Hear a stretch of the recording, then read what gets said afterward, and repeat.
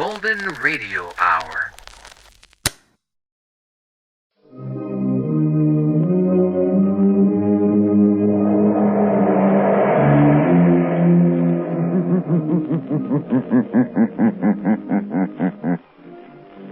The shadow knows.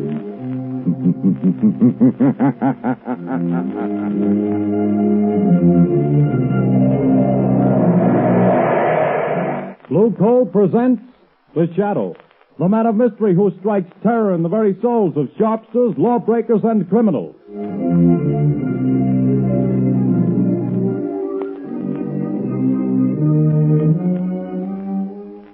Friends, there's no longer any need for you to rely on guesswork when it comes to buying fuel. Now you can get the best fuel for home use, and know it at a glance, too.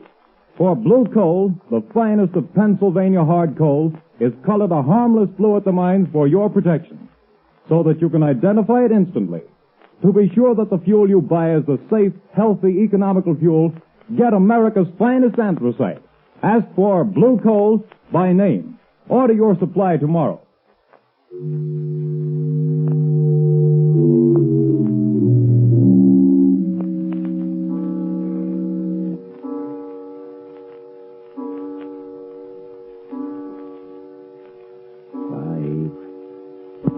Arthur, don't. 7, please.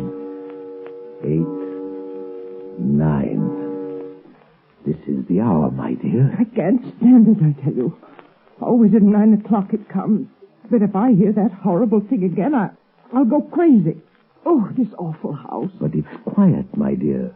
Way out in the country like this, I can install my laboratory here as soon as I get around to it. As for these strange sounds, well, haunted houses have always fascinated me. I've always wanted to meet a ghost, shake hands with him, invite him to tea. Stop talking like that. It's serious. Oh, I've tried to stand it for your sake, Arthur, but I don't know how much longer. My heart isn't strong, and I... Hear it? But that's only the wind, isn't it? No. It always starts like that. You know it does. Don't move. Listen. Arthur, it's coming.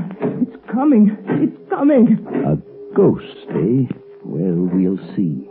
I'll meet him this time. I'll meet him halfway, too. Stop! Stop! Come. We'll both meet him. Give me your hand. No! Carolyn. Carolyn, it stopped. Can't you hear me? Goodness me. Has the shock killed her?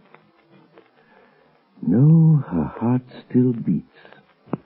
She's only fainted again. Just pass out here.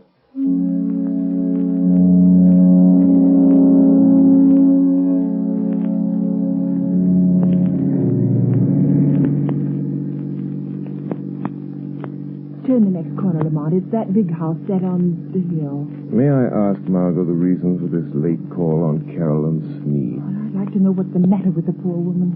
I got an awful shock when I saw her in town last week. She looks positively haggard. I never saw such a change come over a person. Married life may not agree with her.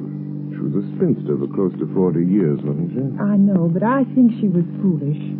Carolyn has nearly $1 million in her own name. She didn't have to marry. Yes, but right now I'm not the shadow. Remember, I'm just your patient chauffeur, darling. Lamont Cranston, in need of a rest from my famous mystery man role. That last adventure took a lot out of me, you know. Well, a marriage problem is hardly as... Seriously, though, nobody knows anything about this man she married. He came into town 6 months ago, met Carolyn in some accidental manner at the county fair, and proceeded to rush her off her feet. I've met him only once, but I don't like his looks. Something sinister, I gather. Hence the shadow idea. Well, who is he anyway? Professor Arthur Sneed, I believe he calls himself.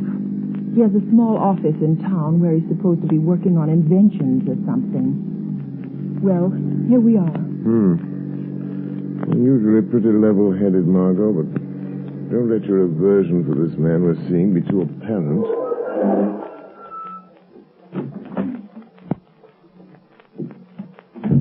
Dreary place, isn't it? I don't see any bell. I guess you're supposed to use the knocker.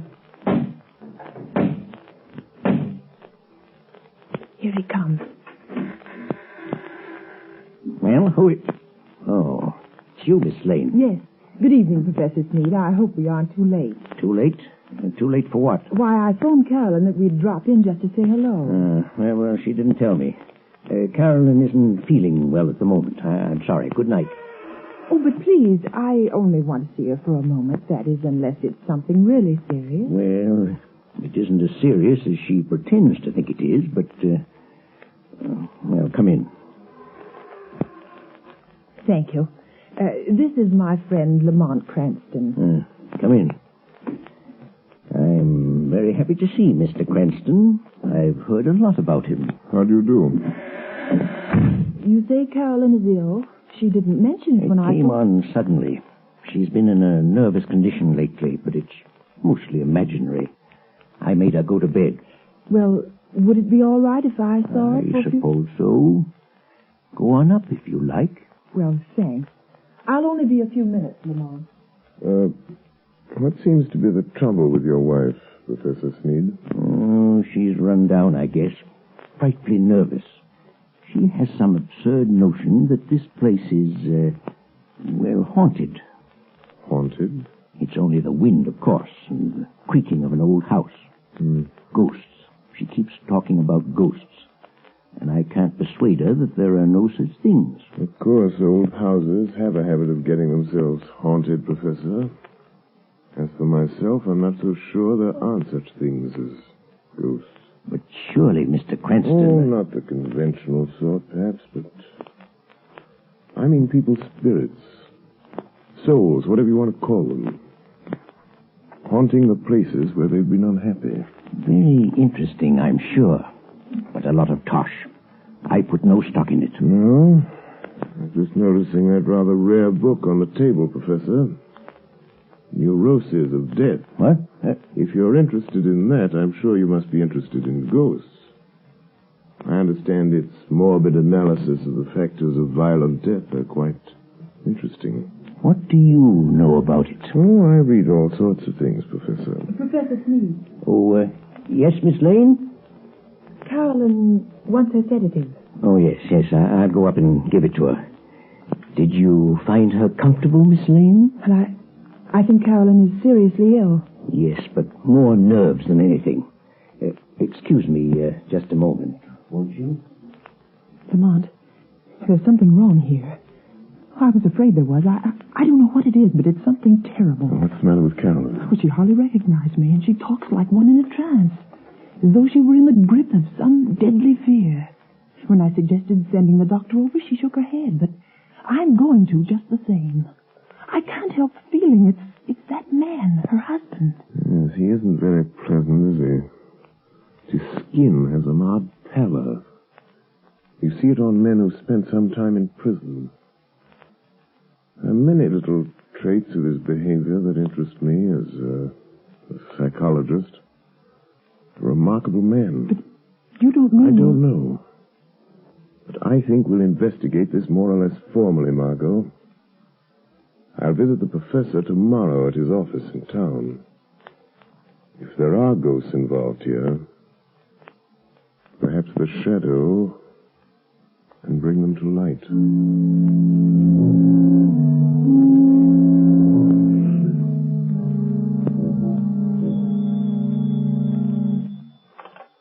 Hello?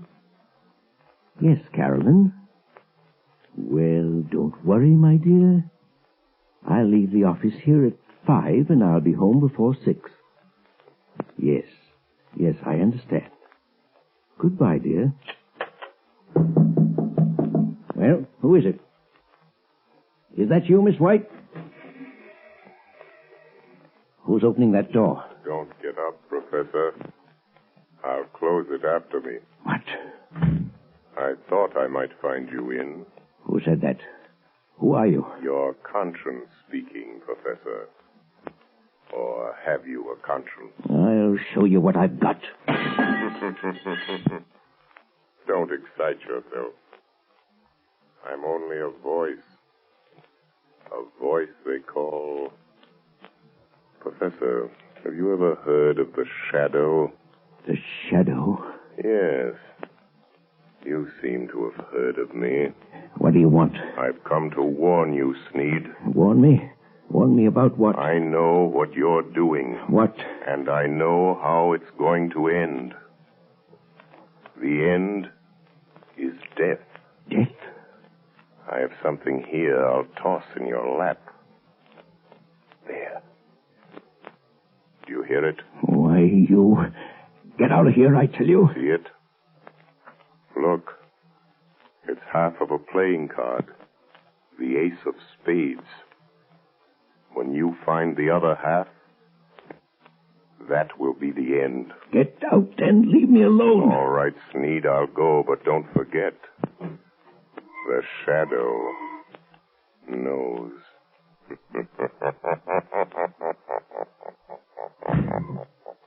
Trying to frighten me with his tricks. Oh, coming back, are you? Oh, it's you, Miss White. There are two gentlemen here to see you, Professor Sneed. Two gentlemen? Well, I'm not expecting... I guess you may remember us, Professor Sneed. Spike. Your old friends, Spike Collins and Mr. Wilson here. Yes, of course. Please take those circulars on your desk, Miss White, and mail them at the post office right away. Yes, sir. Lock that door, right? Okay. And what are you staring at, Sneed? We ain't ghosts. I thought you two were doing a stretch at Leavenworth. Yeah, we were. But we framed a getaway. And now we come to see an old pal. Well, now listen, Spike. I'd help you if I could. Nuts. We've been watching you, and we know your game. We ain't got no time to stall. This old dame you married has got plenty I of... don't know what you're driving at. Well, you'll know if we squawk about that dame you married out in Idaho that croaked without anybody knowing what was the matter with her. Cards on the table, Sneed. Has this one signed our money over to you? Yes. She fixed her will in my favor. Well, what are you doing to get it? Well, she has a weak heart and... I know. Playing ghost and scaring her to death, eh? Well, that's too slow, Sneed. I got a better scheme. We break into the house, stage a burglary, see? In a scuffle, the old dame gets shot, dead. It's quick. No, you can't do that. No, you'll see.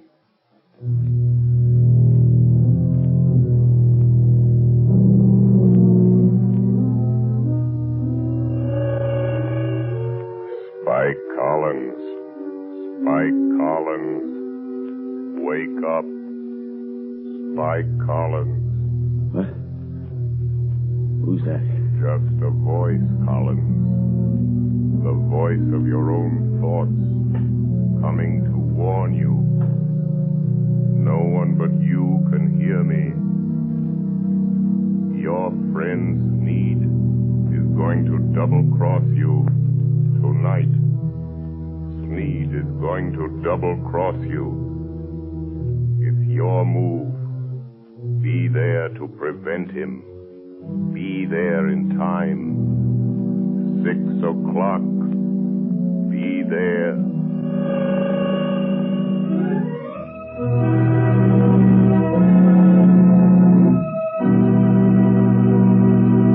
The Shadow will return in just a few moments. While we're waiting, ladies and gentlemen, I want to tell you about the ever-increasing popularity of Blue Coal, America's finest anthracite. Blue Coal is winning new friends every day among New England housewives. They not only like the superior heat of Blue Coal, but they find that it simplifies housekeeping. This is because Blue Coal is so clean. It burns completely and does not send any particles of unburned carbon through the house to be deposited on furniture or woodwork. The drudgery of daily cleaning is reduced to a minimum with this clean fuel. Blue Coal is the largest single brand of solid fuel prepared especially for home use. Each car is laboratory tested at the mines for purity and size before shipment. Blue Coal is Pennsylvania's finest anthracite. So that you can personally identify this excellent fuel, it is actually colored blue at the mines. Order it by name. You will find the name of your nearest Blue Coal dealer listed in the Where to Buy It section of your classified telephone directory under the name Blue Coal.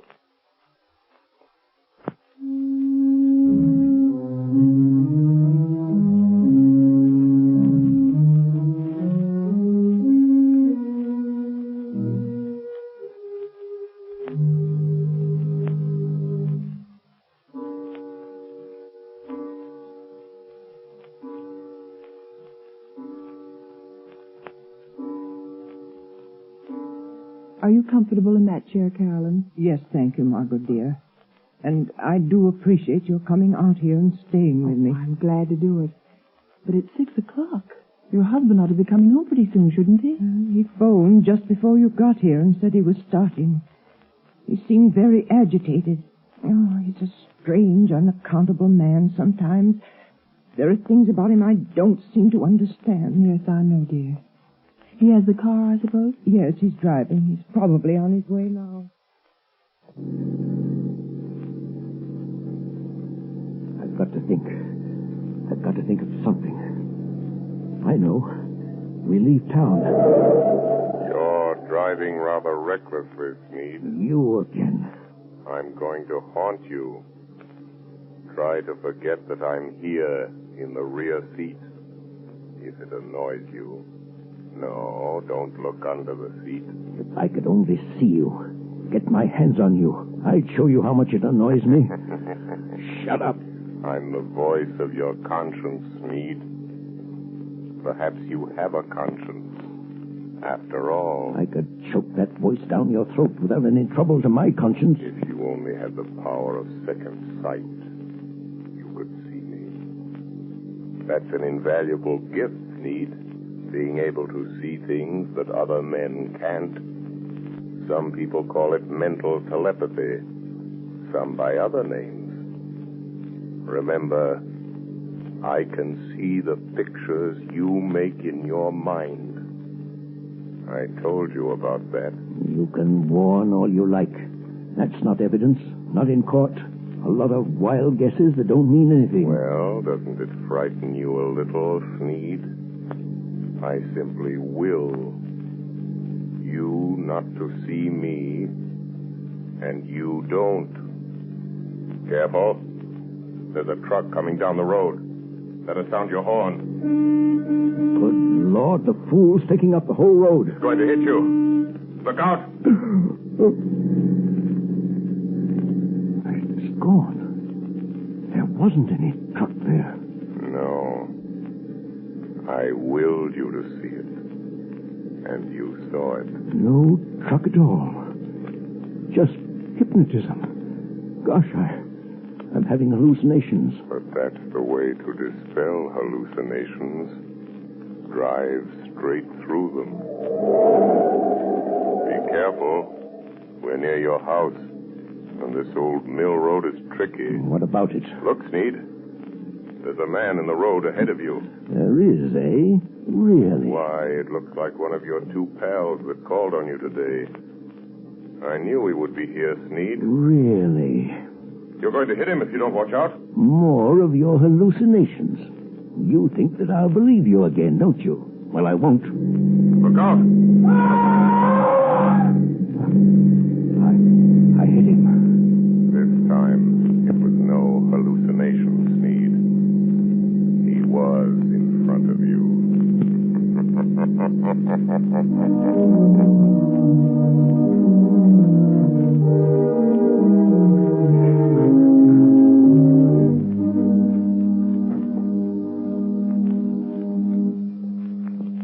Morning papers! Morning papers! It's convict Spike Cullen found dead last night on the old mill road. Spike Cullen, wanted by the police, found dead. Here, son. I'll take one. Here you are, sir. What's it all about, Lamont? Found dead on Old Mill Road.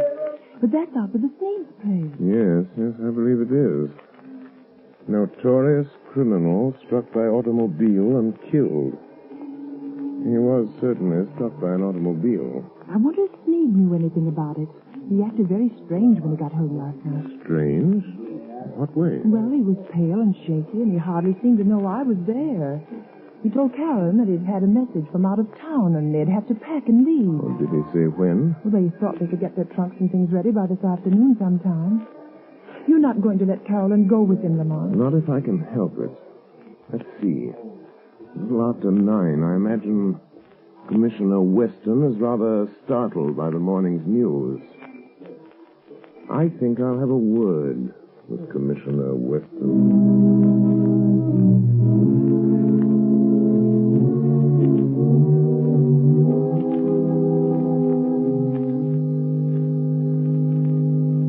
Commissioner Weston, they're sending Collins' body into the morgue. You went out there this morning and checked all details, Captain? Yes, sir, I did. And whoever hit him certainly smashed him up good.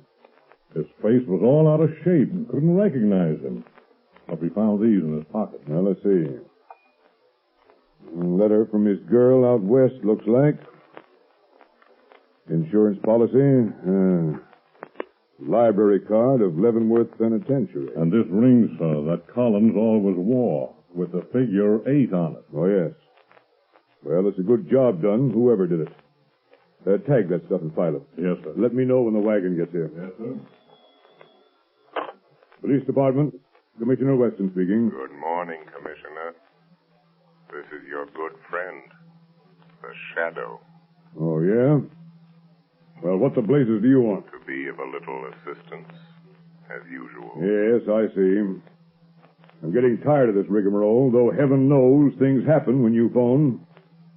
And what's the assistance today? Why didn't you investigate the ghost that haunts Sneed House, Commissioner, on the Old Mill Road? Well, you missed up on that one, Mr. Shadow.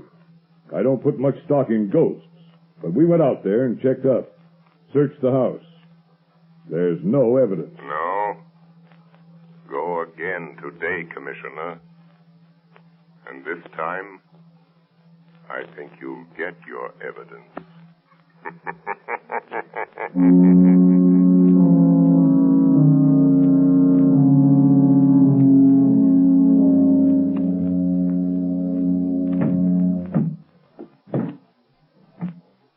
Is that the last trunk, Arthur? Yes. The expressman won't be here until 4. Another hour yet. Why don't you go up and lie down a while, Caroline, Yes, I will. I'll try to sleep a little now that it's daylight. You told the milkman we wanted to pay him. He's coming back before we leave. Good. Well, that must be him now at the back door. Get back. Get back. What's the matter, Sneed? Think you're seeing a ghost? Stop. Don't come near me. Nuts. Snap out of it, will you? This is me, Spike Collins. You? Alive? It wasn't me you hit with your car last night on that back road. Well, I guess you wish it had been, huh? Who was it then? It was Rat Wilson. Fool got half pickled trying to get up his nerve for the job. Staggered out on the road before I could stop him, and wham! It was all over. Wilson, eh? So there was my chance, see? Him and me about the same size, his face and hands all smashed flat. I put my stuff in his pockets, my ring and what was left of his finger. There I was, dead. And all that time you was giving me the double cross. And maybe I am a ghost, but I can still deal with you, Sneed. Who is it, Arthur? Just a minute, Carolyn. Now listen, Spike. There's only one way to see this thing through. You and I have got to stick together. The Shadow is after us both. We've got to get out together, away from this Shadow. Don't kid me anymore about the Shadow. You see this cat? I'm here on business and I'm going through with it. Put the old lady out of her misery. Good Lord. What's the matter? There. On the table. Nothing but a torn playing card. The ace of spades, or half of it. You've got to stop it, Spike. You've got to stop. Arthur, what's the matter? Who's this man? Carolyn, this is a friend of mine. Friend? Sure, a friend. But I don't understand. The pistol, Yeah, that's my way of doing business, lady. Your husband does it different. He's been scaring you to death, ain't he? Making you think the place was haunted. You know how he always does it? Stop it, Spike. He used to be like Twishin, see? He rigs up a sort of electric sound box with a remote control switch. He usually puts the switch over here by the door. Yeah, here it is. What's it all about, Arthur? The ace of spades. The end. Death. When he turns the switch, you hear the ghost dance. All you have to do is turn this knob. That's the way it works, lady. But I hear it. Arthur, I hear it. Turn that thing off, you idiot. What? I haven't turned it on. You haven't. And what's making those sounds? I am. What's that? It's him. He's come. A shadow. I am coming up these cellar stairs. I will enter and stand beside you. Where is he? Stand back or I'll shoot. When I enter, I will touch one of you on the shoulder. Stop him. Stop him. And that one will die. It's the cops. Come here, Steve. It's a plant. You called in the cops. No, don't shoot, Spike. The jig is up. You can have the bullet I was going to give your wife, you double-crossing skunk. Oh, you killed him. Come on, here we are. Go through that side room, boys. Okay. Stick 'em up. I got him. Now stand still around. Break your arm. Now, hand over that gat. All right. I'm through. You win. Spike Collins. Wait. Collins? I thought he was... He's a fool. I thought you... Say, what is this? Who was that guy that got killed over here last night? Come clean, Collins. Whoever it was, I didn't do it. Who's that? Where are you? Don't be alarmed. I am here behind you, in the shadow. Oh. So you're here, Shadow, eh? Maybe you know who got killed here last night. The man killed last night, Commissioner, is a ghost. Oh, yeah? There are now 2 ghosts in this little adventure. Mr. Collins will probably make the 3rd. You really should believe in ghosts now, Commissioner. And in shadows.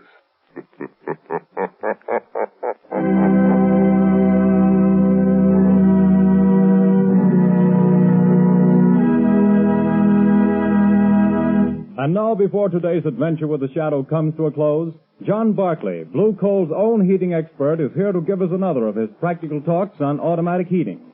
Ladies and gentlemen, Mr. Barclay. Good evening, friends. In former Sunday night talks of mine, I've shown you the importance of having the temperature of the home properly controlled with the Blue Coal automatic heat regulator. That is, in terms of health and convenience.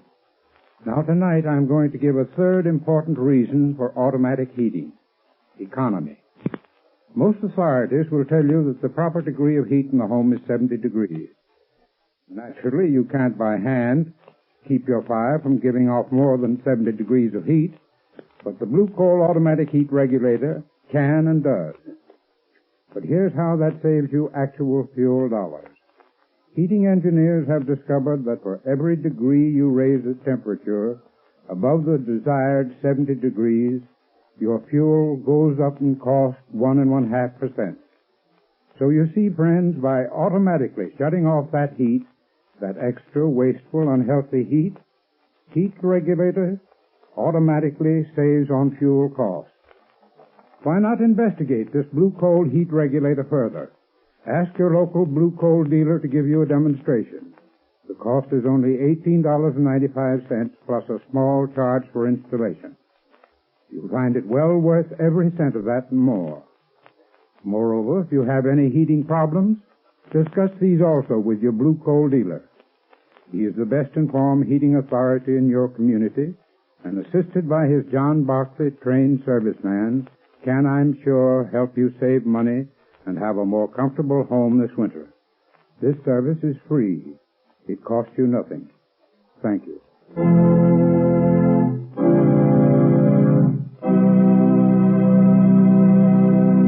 The Shadow adventure you have just heard is copyrighted by the Shadow magazine. The characters in this story are entirely fictitious. Any similarity to persons living or dead is purely coincidental.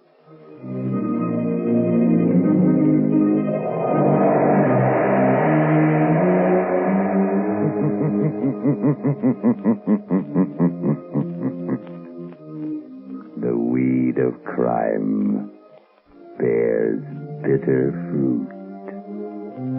Crime does not pay. The Shadow knows.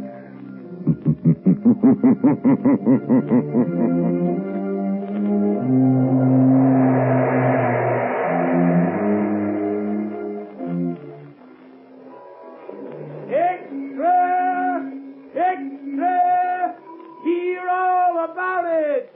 Next week, same time, same station. The Shadow's latest adventure. Extra! Extra!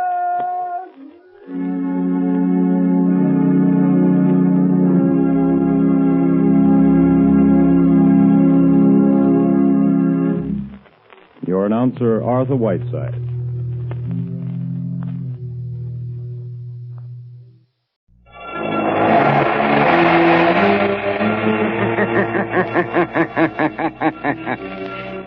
Who knows what evil lurks in the hearts of men? The Shadow knows.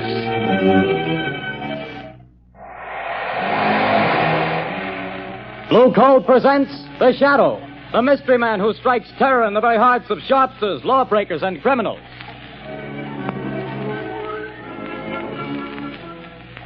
Ladies and gentlemen, when you hear The Shadow's blood-curdling laugh, you can be sure that exciting entertainment will follow. And here's something else that you can be sure of.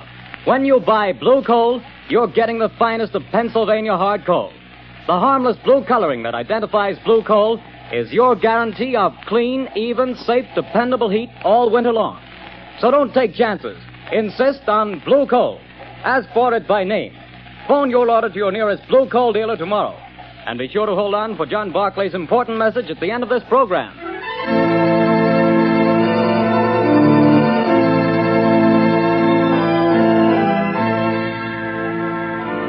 The plot murder announced for today has been postponed. Today, the Circle of Death.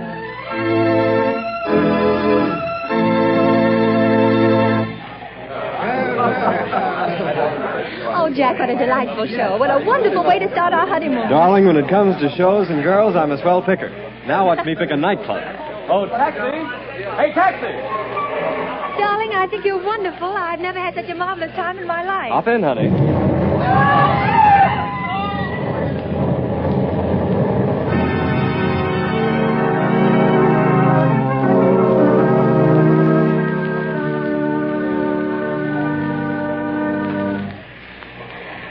Well, things are pretty quiet around the theater district tonight, Bill. Yeah, pretty thin crowd. I don't blame folks for staying away. After those 3 bombings and 15 people being blown to pieces, I wouldn't be here myself if it wasn't the commissioner's orders. Same here. Boy, has this town got the jitters. Commissioner Weston's hopping around like a cat on a hot stove. I hear the Midtown Association is going to ask for his resignation if he don't catch the nut that's scattering bombs around here like confetti on New Year's Eve. The guy that's pulling these jobs sure must have it in for a lot of people. Yeah, he's a real screwball if you ask me. Look at the way he's always sending warnings to the newspapers before he blows another batch of pedestrians to Hades. Yeah, and have you noticed? He always ends his notes by saying, I hate crowds. Yeah. Well, this is the time that crazy goof warned he'd set off another blast. Maybe his watch is slow. Things are going to pop if he pulls another job and kills any more people. Well, maybe all the cops have him scared off. Maybe. Maybe not. Bill, look at that car. Blown to smithereens.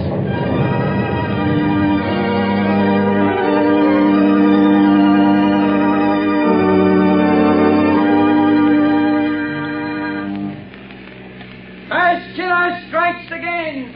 5 more dead. Get your paper here, pay.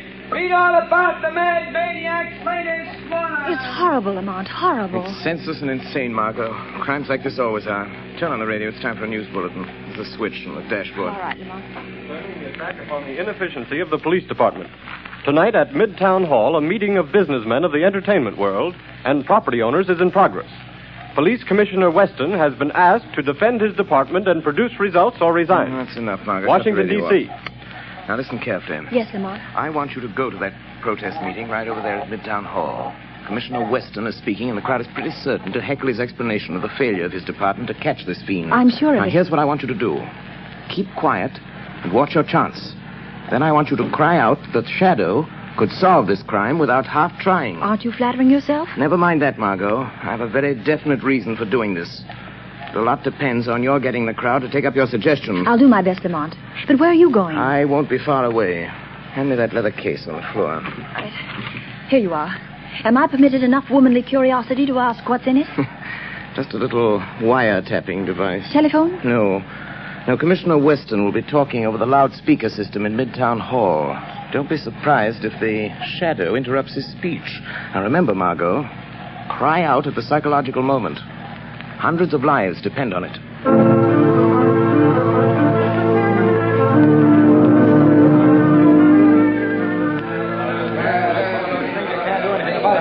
We don't want alibis, Commissioner. We want action, Weston. Crazy man's making a fool of you, Weston. Gentlemen, as I have explained to you, every available resource of the police department has been thrown into catching this fiend. Our bomb squads have combed the city. Every known criminal with psychopathic tendencies has been rounded up and questioned. Not one fragment of a bomb has been found. No buildings have been damaged. No one person has been singled out for death. This is not an ordinary crime. We are not dealing with an ordinary criminal. Alibis! Alibis! We've had enough. 15 people dead. 50 injured, and you talk! Talk! Business is at a standstill. We're being ruined. The whole city's in a panic. Get this killer or resign, Weston. Get out and let the mayor appoint somebody with brains enough to catch this maniac before he strikes again. Yes. The Shadow could solve this crime without half trying. There's an idea. The Shadow. Yes, the Shadow could get him. He's cracked cases for you before, Weston. Why don't you call him in? He wouldn't have to do much to do a better job of it than the police have. Get the Shadow, Weston. What about it, Commissioner? You've done nothing in 2 weeks. You're licked. Wait a minute. Hold on. What makes you think this man who calls himself the Shadow is interested in law and order? He's helped to crack plenty of criminals, hasn't he? Yes, he's tipped us off occasionally, but it may have been to get rid of rivals. We have no assurance he isn't a criminal himself. What of it? A thief can catch a thief. I don't run my department that way. You're not running it at all. That's a matter of opinion. You're not running it. I was asked here to tell you what we've been doing. You seem to think my department works with the Shadow. We don't. We never have. And as for the Shadow, and you reporters can spread it all over the front pages, I challenge him to uncover one single scrap of evidence that my men have overlooked. I challenge the Shadow to find this maniac. Wait a minute. I am the Shadow. I accept that challenge, Commissioner Weston. I am working on the case. Gentlemen of the press, it will not be necessary for you to print the Commissioner's challenge, but you can print this challenge to the arch fiend behind this reign of terror. Print this, gentlemen. The Shadow will trap the mass killer if he dares walk through the Central Arcade during the rush hour between 5 and 6 tomorrow night. Remember, the Central Arcade between 5 and 6 tomorrow night. I dare him to come to walk through the Central Arcade.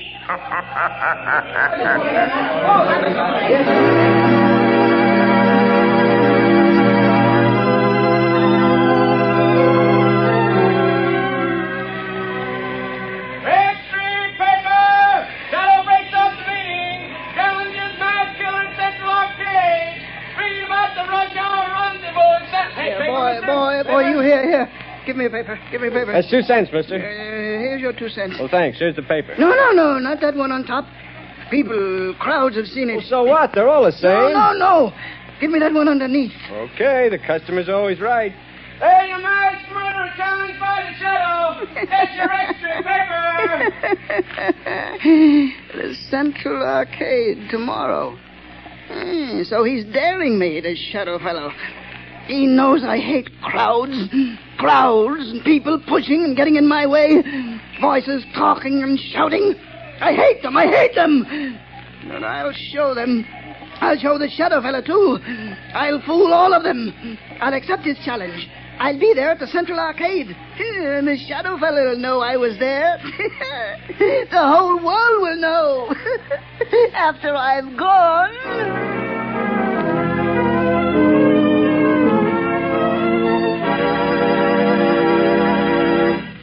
Your orders have been carried out, Commissioner Weston. Good. There'd better not be any slip-ups. 200 patrolmen are stationed in the neighborhood of the Central Arcade. 50 picked men of the plainclothes and bomb squad will be in the crowd. If there is a crowd. There'll be a mob after all the publicity. If I could get my hands on the shadow, I'd wring his neck for this. What time is it? A little after 4, sir. We better get down there pretty soon. Yes, sir. Shall I take that call, sir? No. I've been waiting for this. And if it's who I think it is... Hello. Listen to me, Shadow. No, Commissioner Weston. You listen to me. I'm listening. Quick, Collars, trace this call. Yes, sir. Don't bother, Commissioner. You can't trace this call. I've tapped a line. Just as I tapped the Midtown loudspeaker system last night. So that's how you pulled that crazy stunt. You're a fool, Shadow. Don't you realize you've endangered the lives of thousands of people? Nothing will happen if you do not interfere. I don't take my orders from you, Shadow. You're not running the police department. I'm not giving orders, but I need your help. Just do one thing for me, and you and not the Shadow will get the credit for the capture of the mass killer. Oh, yes? Well, what do you want? Just keep the crowd moving through the narrow arcade. Just keep them moving. Keep them moving. Everything depends on that. What are you trying to do, Shadow? To find a needle in a haystack. A man in a million. You haven't a chance. The maniac won't come. You overlook the fact that a dare is a powerful psychological magnet that no egotistical, crazed mind can resist. Just keep that crowd moving, Commissioner. Keep them moving.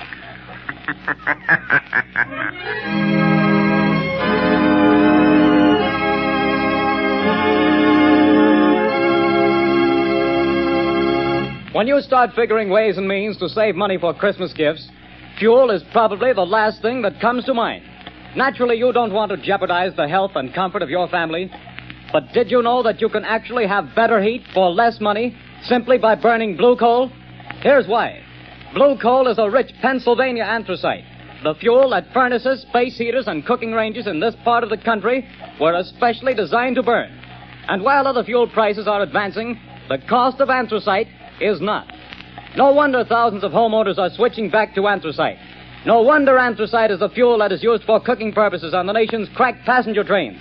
They've tested all kinds of fuel and found that anthracite is far more economical because it burns long, steadily, evenly, with minimum drafts and less attention.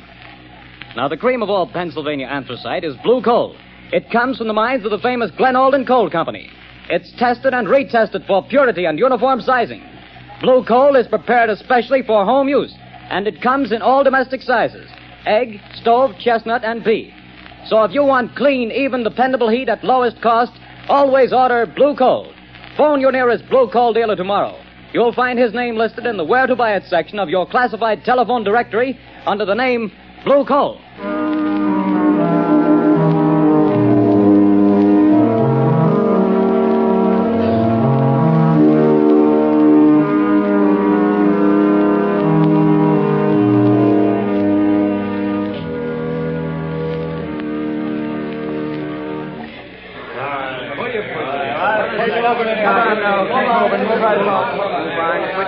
Arcade. Keep moving. Well, the time's almost up, Commissioner Weston. Yes. 2 minutes to 6. Oh, this is the longest hour I've ever spent in my life.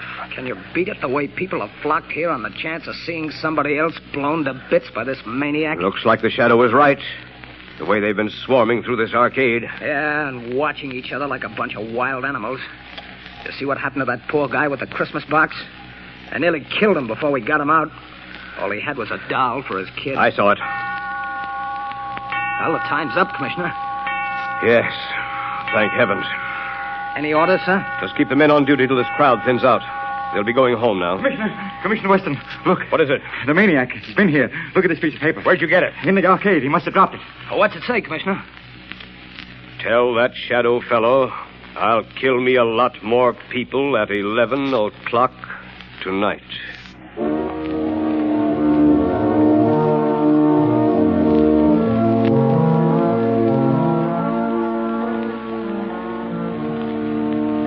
Lamont, I was afraid something had happened to him. Something has. I found the maniac. Thank heavens. Have you notified the police? Margot, this man is a fiend. If I notified the police and they bungle things, he might kill hundreds of people. This is a job that the Shadow must handle alone. But Lamont, he's dangerous. You might fail. He might kill you. The Shadow won't fail, Margot.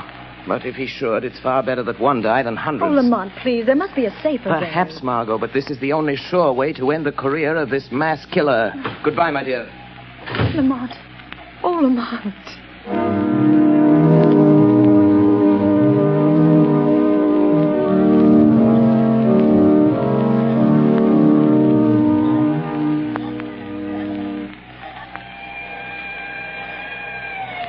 Look lively, Connors. Here comes the headquarters car. Yeah, it's Commissioner Weston's car. He's plenty worried about this maniac threatening to kill another batch of people at 11 tonight. Well, he'll sure have to go out of the theater area to kill him. They won't let anybody in the district here without a police permit. Wait a minute. Here comes a guy. Hey, you. You. Who, me? Yeah, you. Where do you think you're going? Me? I'm going to work. That's where I'm going. Got a permit? Got a badge. See? Says I'm a night watchman. I got to go to work. What do you watch? Where do you work? I watch things in the ground. Down there. Down where? Down under the street. Down under the planks. Oh, I get it, Bill. He's a night watchman down on the new subway they're building. Yes, that's it. I go down them steps. Every night I go down them steps and watch. Well, why did you say so? Get on with you. Get to your watching. Thank you. Joe Tonetti is waiting for me so he can go home.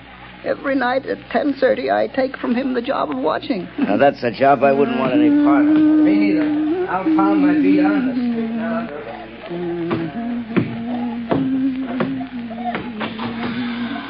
Oh, Joey Tonetti. Joey, you can go home now. I'm here to watch. Hey, what's the matter? You're half a big speakerback fella. You're 5 minutes late. I want to go home. Here's the keys to everything now. You watch out. Don't you go to sleep. The police don't want to let me come to work, but I show them the badge. You can go home now, Joey. I'll watch everything. Okay. See you in the morning. Goodbye. Goodbye.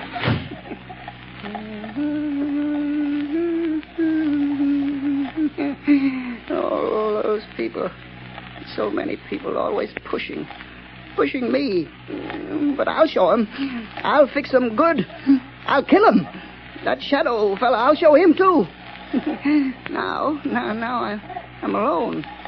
All alone. Not quite, Anton Spivak. You are not quite alone.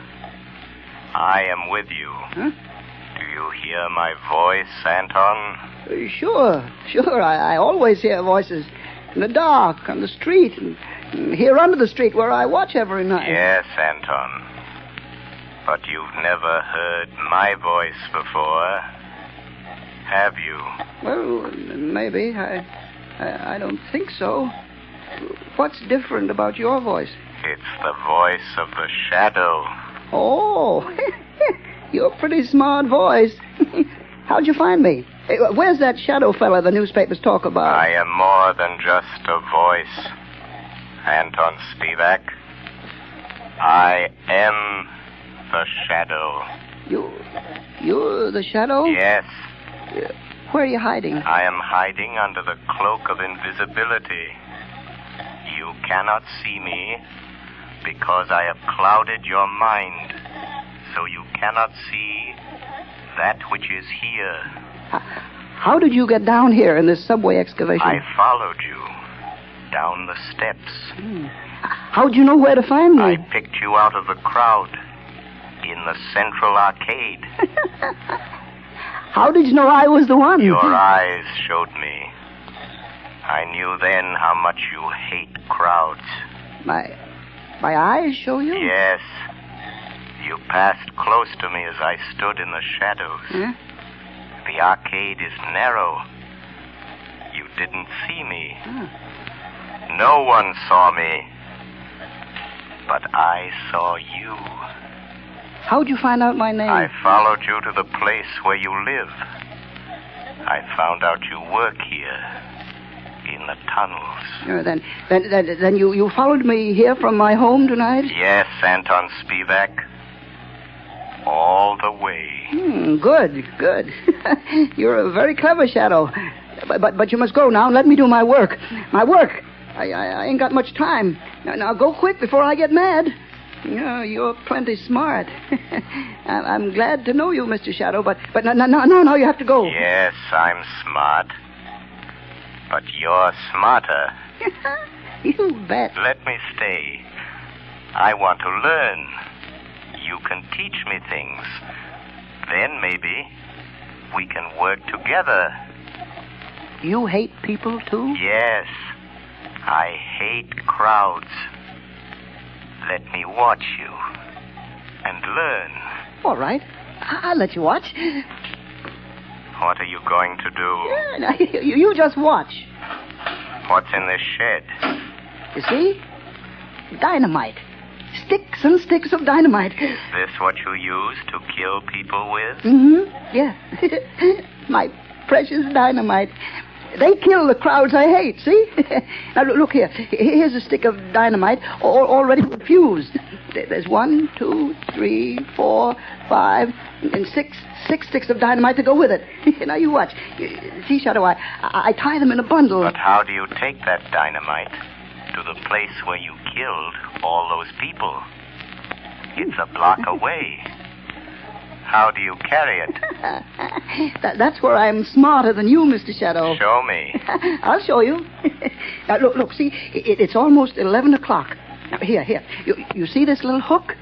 I hooked the dynamite to it. Then what, Anton? Wait, you hear that car overhead on the boards? Yes. Well, if the light is red, it will stop right over our heads. Now listen. There, you see? The light is red. Now I take this crowbar. And I go up this ladder. Come on, you come with me. Yes, I am still here. Although you cannot see me.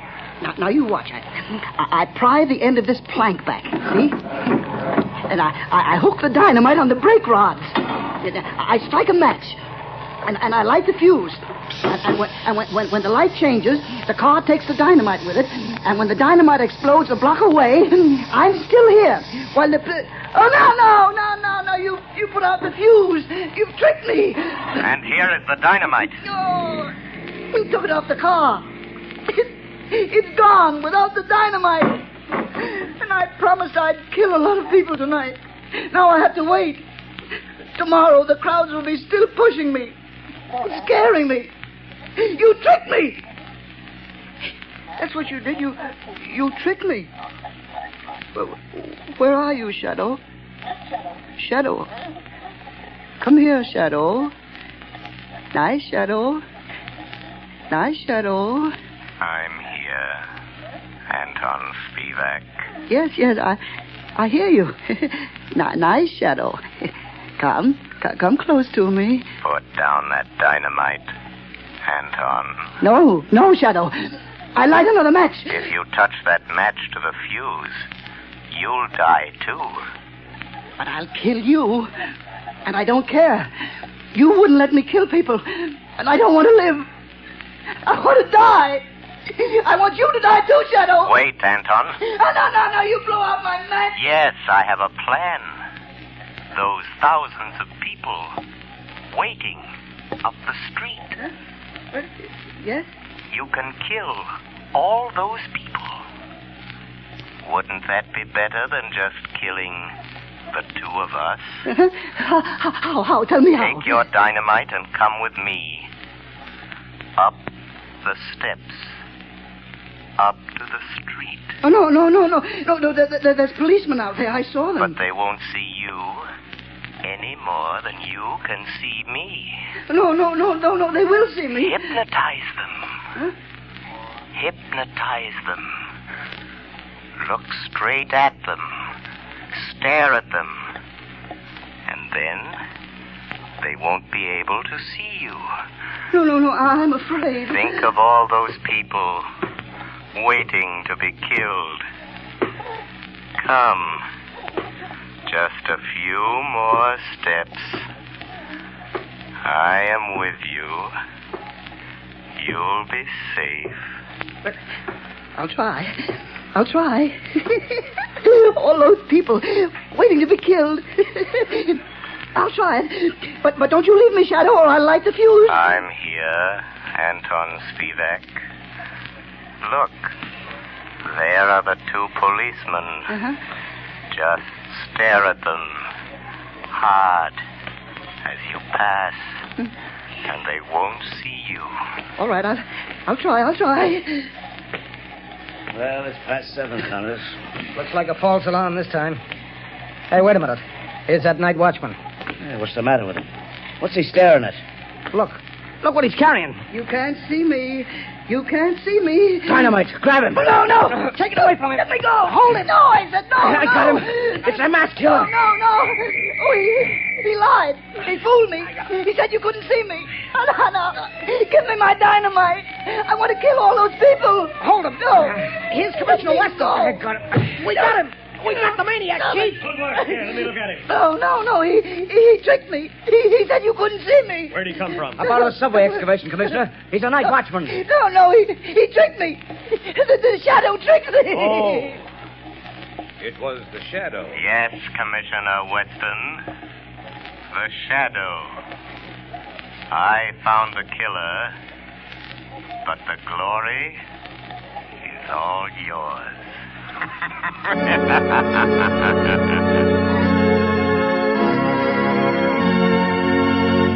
Before we tell you of the Shadow's next exciting adventure, here's John Barclay, Blue Coal's famous heating expert, with an important message I promised you.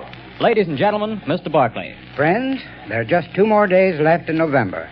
That means that homeowners have only 2 more days in which to phone their Blue Coal dealers and get the full details on how they may have a Blue Coal heat regulator installed in their homes for a free trial period of 2 weeks. To me, this is the most unusual offer ever made. The free use of a Blue Coal heat regulator for 2 whole weeks without any obligation on your part to buy. Believe me, friends, until you've used one of these marvelous thermostats, you don't know what real comfort is. Imagine having your home warm and cozy from morning till night without once having to make a trip down to the furnace. And that's not all.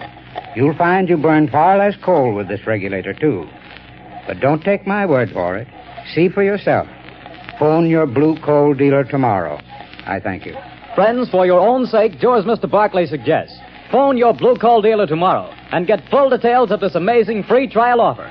Prove to yourself what thousands of satisfied owners already know, that with a Blue Coal heat regulator, you get more uniform heat, more economical heat than the most expensive oil burner can give you. But don't wait. Phone your Blue Coal dealer tomorrow.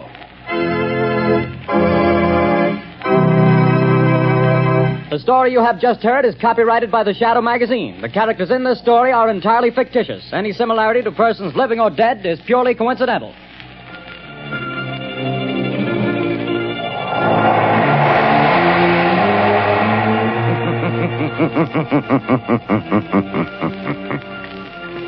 The weed of crime bears bitter fruit. Crime does not pay. The Shadow knows.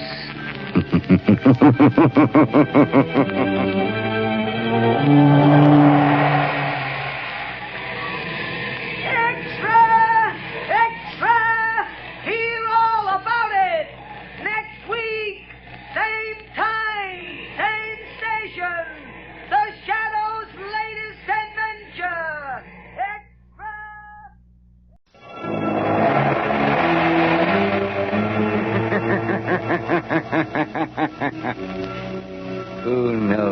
but evil lurks in the hearts of men.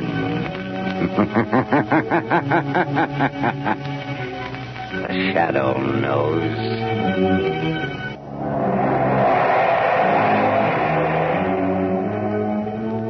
Blue Coal presents The Shadow, the mystery man who strikes terror in the very hearts of sharpsters, lawbreakers, and criminals. Today, the Death Triangle.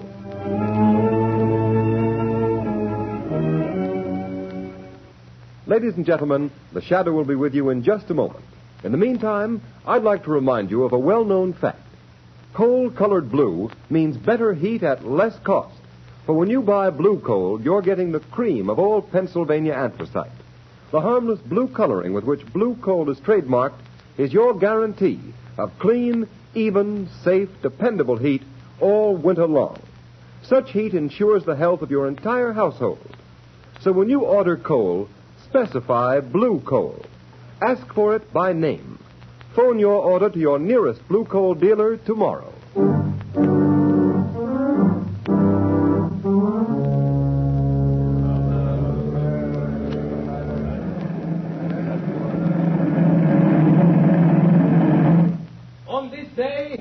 December 22nd, 1913, by order of the authority of Devil's Island, you, Pierre Martin, are hereby sentenced to 100 days in confinement solitaire and 100 lashes in the presence of the assembled prisoners as a warning to all who would attempt to escape.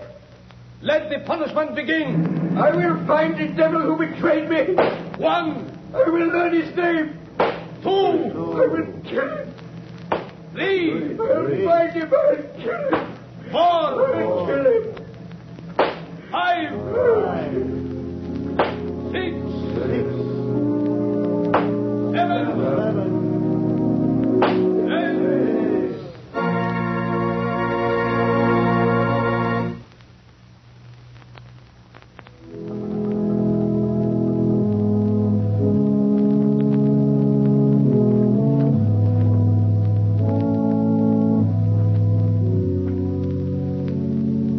Ladies and gentlemen, we interrupt this program of organ music to bring you a special news flash from our affiliated press service. New York, December 12th, 1937. The Shadow has been found. Dr. James Evans, world-famous child surgeon, told reporters this afternoon that a wounded man who claimed to be the Shadow forced his way into Dr. Evans' private clinic and at the point of a gun forced him to remove a bullet. The wounded man then revealed that he was none other than that mysterious character who has waged a one-man war against crime, the Shadow. Before Dr. Evans could report the case to the police, however, the Shadow mysteriously disappeared. The famous surgeon believes the Shadow has little chance of surviving his wounds. Our organ recital now continues.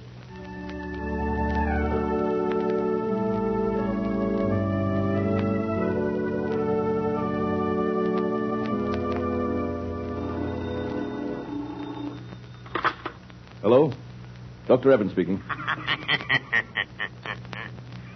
Dr. Evans, the man you claim to have operated upon was a fake. The real Shadow has not been wounded. The Shadow? You are the Shadow? Yes, Dr. Evans. You don't seem surprised. I'm not. I've been hoping you'd get in touch with me. That statement I issued was false. False? Come now, Dr. Evans. A man of your high standing in the medical world does not issue false statements without very grave reasons. There was a very grave reason. I need your help. An old acquaintance of mine, Raymond Dubril, the financier, has received a death threat. Have him notify the police. No, he refuses to do that. Then let him take the consequences. Unless... Dr. Evans, have you also received a death threat? Yes, I have. Before I made this call, I investigated your past, Dr. Evans. My past is a matter of public knowledge. You were once a political prisoner on Devil's Island. You escaped 20 years ago with 3 other men. Raymond Dubril, the banker, and Pierre Martin, the concert pianist. Yes, but our convictions were reversed by a high court a year after we escaped. I know it was proved that you 3 were innocent. But what about the 4th man who escaped with you? A murderer. Jacques Covey. He was caught and sent back to Devil's Island. After the escape, one of you betrayed him to the police. I don't believe that. Why else should he mark you for death?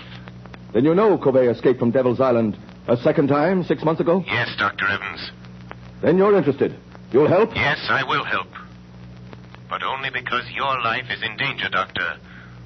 The world can ill afford to lose the skill and genius that has saved the lives of countless children. You overestimate my importance, Shadow. But will you help? Yes. When and where does Covey's warning say he will strike first? At Jubril's Long Island estate tonight. How do you know this warning came from Covey? Jubril received a miniature music box in the shape of a coffin in the mail this morning. A musical coffin? Yes. And when the lid of the coffin is raised, the music box plays a tune. A tune Jubril, Martin, Covey, and myself whistled as a danger signal when we were planning our escape from Devil's Island. Where is Jubril, Dr. Evans? At his Long Island estate. Martin is staying with him, and I am driving out there to spend the night. I had hoped you'd come and help. I will help you, Dr. Evans. Tell Jubril and Martin that the shadow will be there tonight.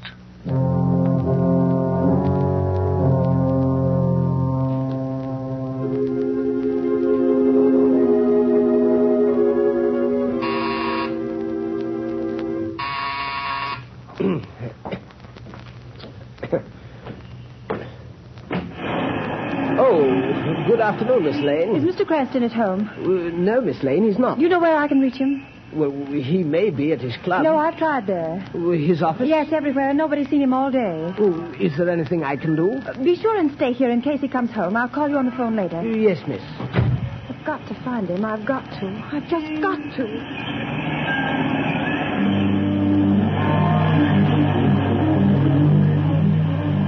I've got to find Lamont. Maybe Dr. Evans knows more than he told the newspapers. His office said he might be at home.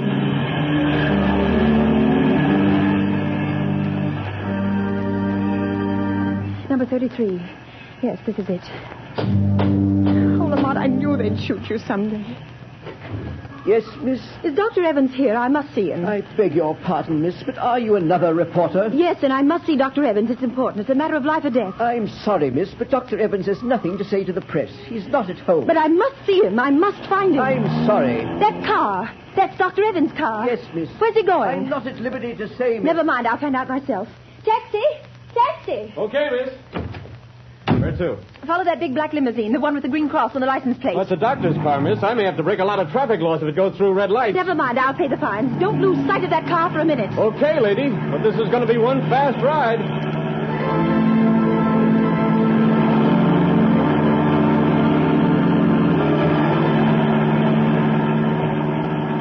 Driver! Driver, slow down. That car's turning in at that estate. What do you want me to do? Go through the gates after? No. Stop here.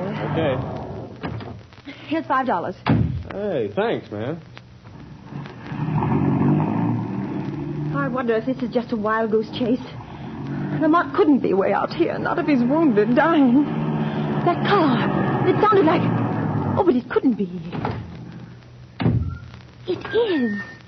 It's Lamont. Lamont! Margot, what in heaven's name are you doing here? Oh, Lamont, then it wasn't true. You weren't shot. Dr. Evans didn't operate on you. Oh, so you heard that news flash, too. The papers are full of it. I tried to find you at the office, at home, at your club, everywhere. I'm sorry, Margot. I should have known you'd worry, but I've had a very busy afternoon. How did you get here? I followed Dr. Evans' car. He just drove through those gates. What's happening, Lamont? Are you trying to find out why he said he operated on the shadow? Is someone impersonating you? No, Dr. Evans did that, knowing I'd get in touch with him. He needs my help in a very special manner. But why?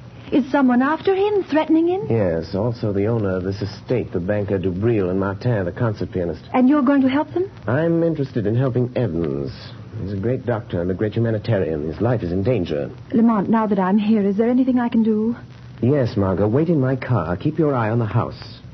If you see a light go on and off twice in one of the windows, drive to the nearest payphone and notify the state police to come to the Jubril estate. I'll watch for the signal. Fine. I suppose there's no use my asking you to be careful. No, Margot, but I'll try. I'll try to avoid really putting Dr. Evans to the trouble of removing a bullet. from the shadow.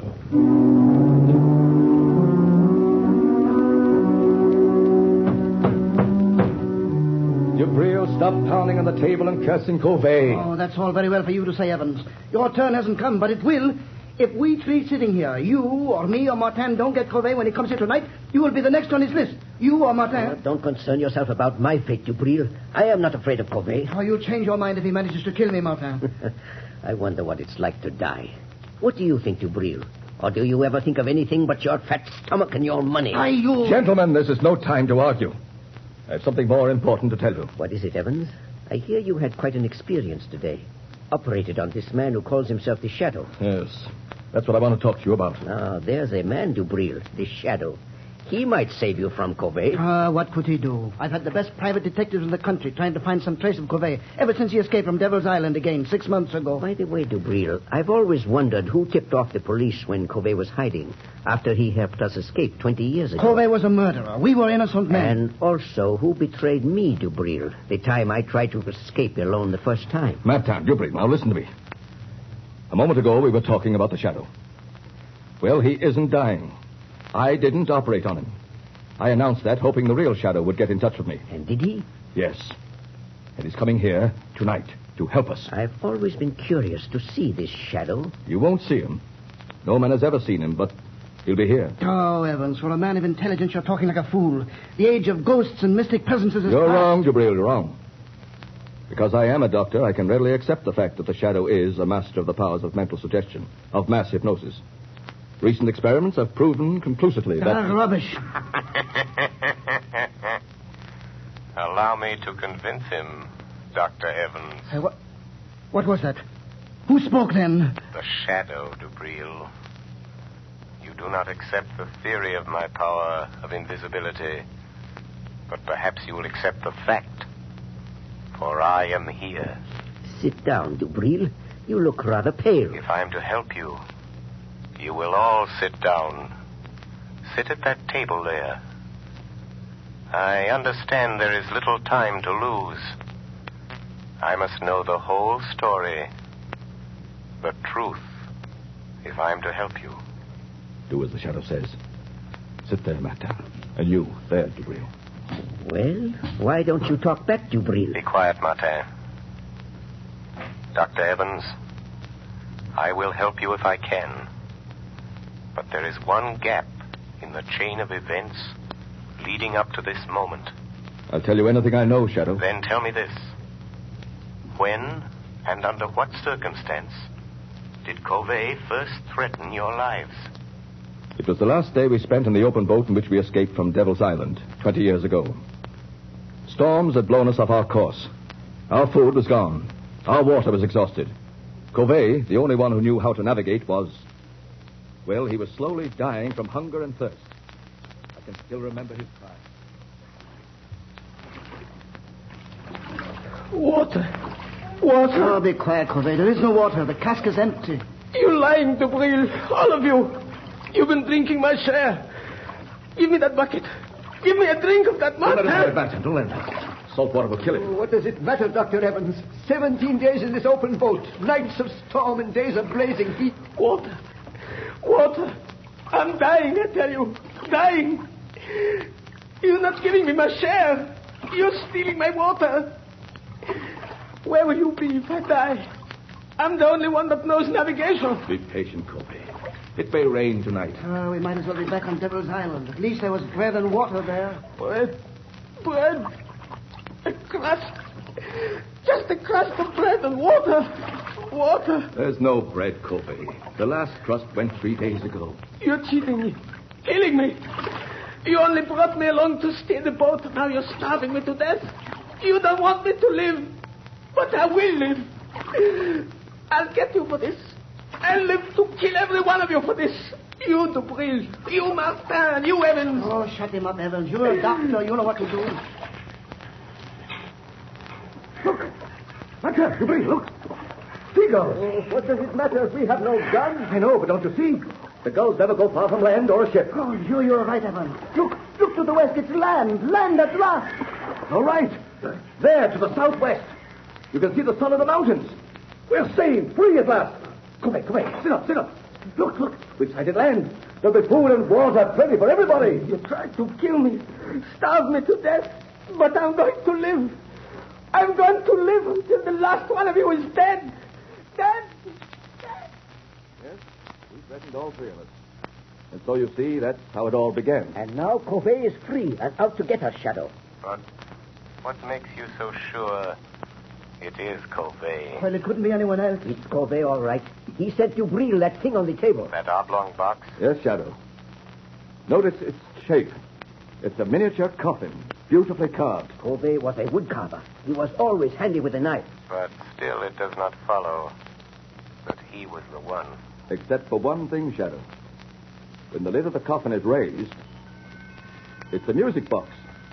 And that tune it's playing was a warning signal we used while planning our escape from Devil's Island. Remember, only the four of us knew it. You, Breel, Covey, Evans, and myself. Oh, stop it, Evans. Stop that cursed thing. Stop it, I tell you. I can't stand it. So you have a conscience, eh, Breel? That danger refrain recalls the past, doesn't it? Stop talking about it. It looks as though Covey meant business, doesn't it? Don't sit there conniving over me. You forget your turn, maybe next, maybe tonight even. I am not forgetting anything, Dubril. You better steady yourself, Dubril. I'll get you a drink. Oh, never mind. Here's the decanter. I'll pour it myself. Oh, that tune! Where is it coming from? I smashed the cover. Good heavens, Dubril! It's the decanter in your hands. Oh, someone changed the decanter. Covey! He did it! He's here! He's been in his house tonight! Dubril, where are you going? To my room! I don't trust anybody! I'll be safe there behind locked doors, alone! And if Covey comes, I'll be ready for him! Wait, Dubril, wait! Let him go, Dr. Evans. But he shouldn't be left alone. Covey may carry out his threat. Are you sure it is, Covey? What do you mean? It must be. It couldn't be anyone else. The coffin, the decanters are his warning. I know. But you said the four of you knew the signal. Are you sure it isn't one of you? Oh, of course not. I thought you said the Shadow was here to help us. I am. But I am content to let events lead themselves to a logical conclusion. You mean you won't use your power to save us from him? I shall use my power at the moment it is required, Dr. Evans. Right now, for instance. Look on the table. Huh? There's a note where the decanter was standing. Good heavens. Covey has been here. Listen to this matter. You are the first. And you will die tonight, Raymond Dubril.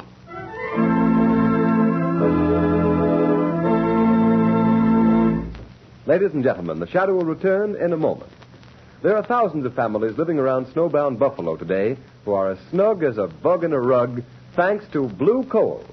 You have read how the whole city of Buffalo has been literally snowed in. In that entire area, business practically came to a standstill for several days. But those families who laid in their supply of Blue Coal kept comfortable. The icy, biting winter blowing outdoors made no difference to them. These storms are reported to be coming eastward, so take a tip and get ready. Put in a supply of Blue Coal tomorrow. It is the most economical fuel that you can use. Furnaces, parlor stoves, and cooking ranges in New England were designed to use anthracite. And Blue Coal is America's finest anthracite. Blue Coal is mined by the Glen Alden Coal Company and is especially prepared for home use. It is available in all domestic sizes: egg, stove, chestnut, and pea. Every carload of Blue Coal is laboratory tested for purity and sizing before shipment from the mine. Blue Coal burns steadily and evenly, sending a full supply of heat to the living quarters of your home, even in the most severe weather. Get set for winter tomorrow by ordering Blue Coal. You will find the name of your nearest Blue Coal dealer in the Where to Buy It section of your classified telephone directory under the name Blue Coal.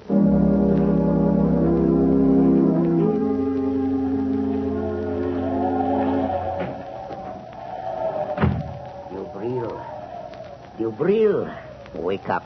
I have come for you. So you've come, Covey. Oh, you poor deluded fool. Do you think I'd let you kill me in my sleep? I've been awake, waiting here in the dark for you to come. A little light helps.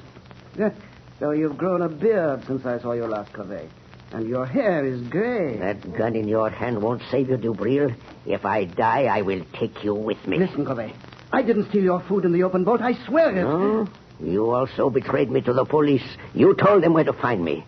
And I am not the only one you betrayed, am I, Dubril? You betrayed Martin the time he tried to escape alone, didn't you, Dubril? Yes, but what do you care, Corvée? He wouldn't take me with him. But I did not betray you. Have you paid Martin for those 100 lashes and those 100 days of bread and water he got because you betrayed him? Oh, he doesn't know. He will never know it was I. Dubril, you remember how we passed the long days in that open boat throwing knives? Don't raise that knife, Corvée. We got so good we seldom missed. I'll shoot if you move. But Martin was the best. You may shoot me, Dubril, but my knife won't miss. Oh, wait a minute, Corvée. I will make a deal with you. Listen, Corvée. You're out to get Evans and Martin, too. If you throw that knife, I'll shoot you and you will never get them. Oh, you would help me kill Evans. I know he's here in the house. Yes. I hate Evans and Martin, too. I will help you get them. So, you would betray Dr. Evans to save yourself, Dubril. The Shadow. Corvée, don't be afraid. He's only a man. By some trick he can make himself invisible, but he's flesh and blood. Quick, lock the door. We'll deal with him first. He won't get out. Now, Shadow. What can you do to stop us? Speak up. I dare you to speak. Listen where his voice comes from, Dubril. Then shoot quickly. No. The shot would bring Evans and Martin. Throw your knife, Corvée. Make him speak. I won't miss. Speak up, Shadow.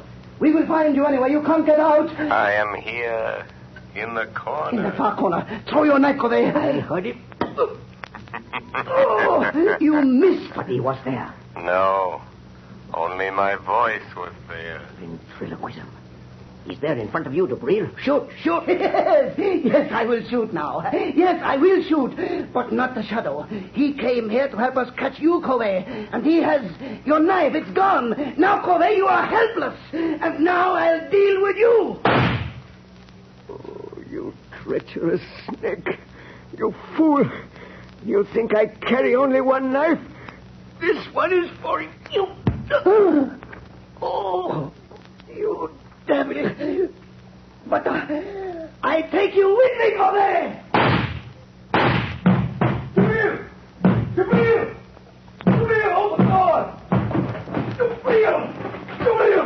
open the door. Dubril is dead, Dr. Evans. Dead? Corvé's kept his word. Where is he? Look there, on the floor by the window. Corvée? That Corvée? Dubril tried to save his life by promising to help that man kill you. Dubril? Dubril offered to help Corvée kill me? Look closely, Dr. Evans. Remove the gray wig and the false beard. Wig? Beard? It's Martin! Yes. Martin, disguised as Corvée. He's still alive, breathing. Get away from me, Evans. Don't touch me. I hate you. I hate you both. Why did you do this, Pierre? Why? I hated Dubril because he betrayed me on Devil's Island. I hated you, Evans, because you have got the things that I always wanted. Success, fame, glory. It was I sent the musical coffin, the warning note. I knew you'd think it was Corvée. I've got Dubril, but Corvée will get you, Evans. He's after you. He will get you. He will kill you. He will... Martin! Stop breathing. He's dead. Yes, Dr. Evans. He is dead. You are quite safe now. You forget Corvée. No, Dr. Evans. I knew, even when I phoned you today, that it was not Corvée who sent the musical coffin. What? I knew it was not Corvée. It had to be Martin or Dubril. Why didn't you stop them? Martin and Dubril were both criminals plotting to kill you. If I'd stopped them, your life would have been in danger as long as they lived, hating you always for having attained the things that life denied them. But you forget, Shadow. Corvée may find me, succeed where Martin failed. Never. I learned the whole history of all of you before I saw you. Yes? Everything, Dr. Evans.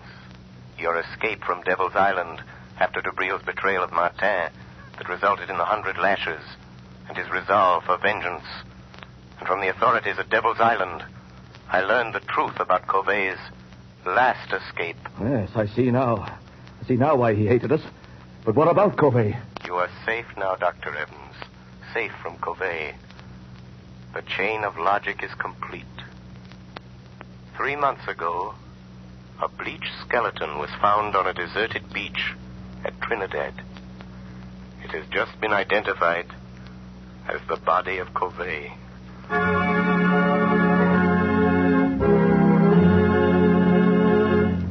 The Before we tell you of the Shadow's next exciting adventure, here's John Barclay, Blue Coal's famous heating expert.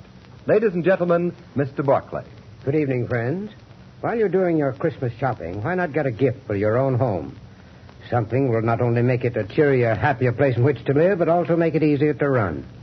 To my mind, the perfect gift for any home is a Blue Coal heat regulator. This marvelous thermostat provides the last word in comfort. For example, there's no running up and down stairs to open and close dampers.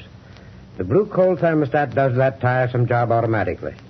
Keeps your home at just the temperature you want from morning till night. It can be attached to any kind of heating equipment. Steam, hot air, hot water, even a parlor heater. And it'll give you more uniform heat, more economical heat than you can get with the most expensive oil burner. In fact, this Blue Coal heat regulator will completely modernize your present heating equipment. And yet it costs only $18.95 plus a small installation charge. You'll be amazed at the amount of fuel it saves you. So this Christmas, give your family the gift of a lifetime, a Blue Coal heat regulator. Your nearest Blue Coal dealer will be glad to give you complete information regarding it. Phone him tomorrow. Thank you, Ken Roberts. Thank you, Mr. Barclay. And friends, take Mr. Barclay's good advice. Make this Christmas a memorable one by having a Blue Coal heat regulator installed in your home. You'll save at small cost time and time again in fuel consumption. And you'll make your home a happier, healthier place in which to live. So don't wait. Phone your nearest Blue Coal dealer tomorrow.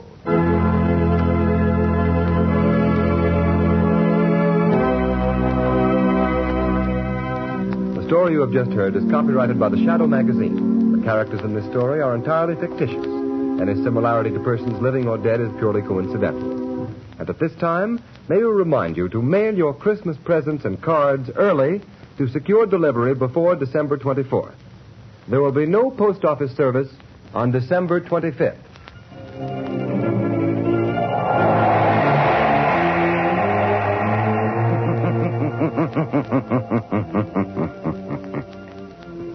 The weed of crime bears bitter fruit. Crime does not pay.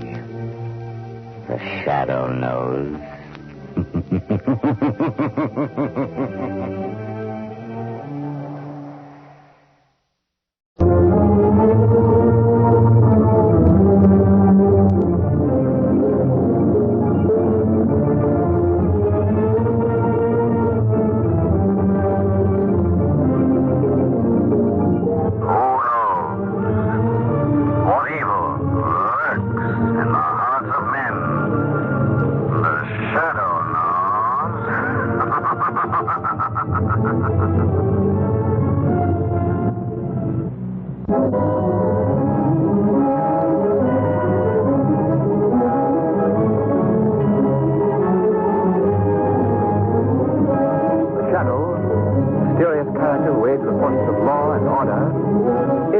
Lamont Cranston, wealthy young man about town. As the Shadow, Cranston is gifted with hypnotic power to cloud men's minds so that they cannot see him.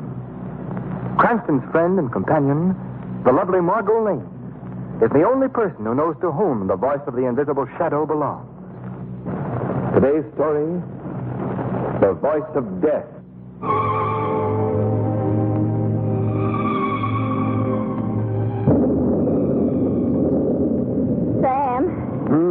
Yes, Annie.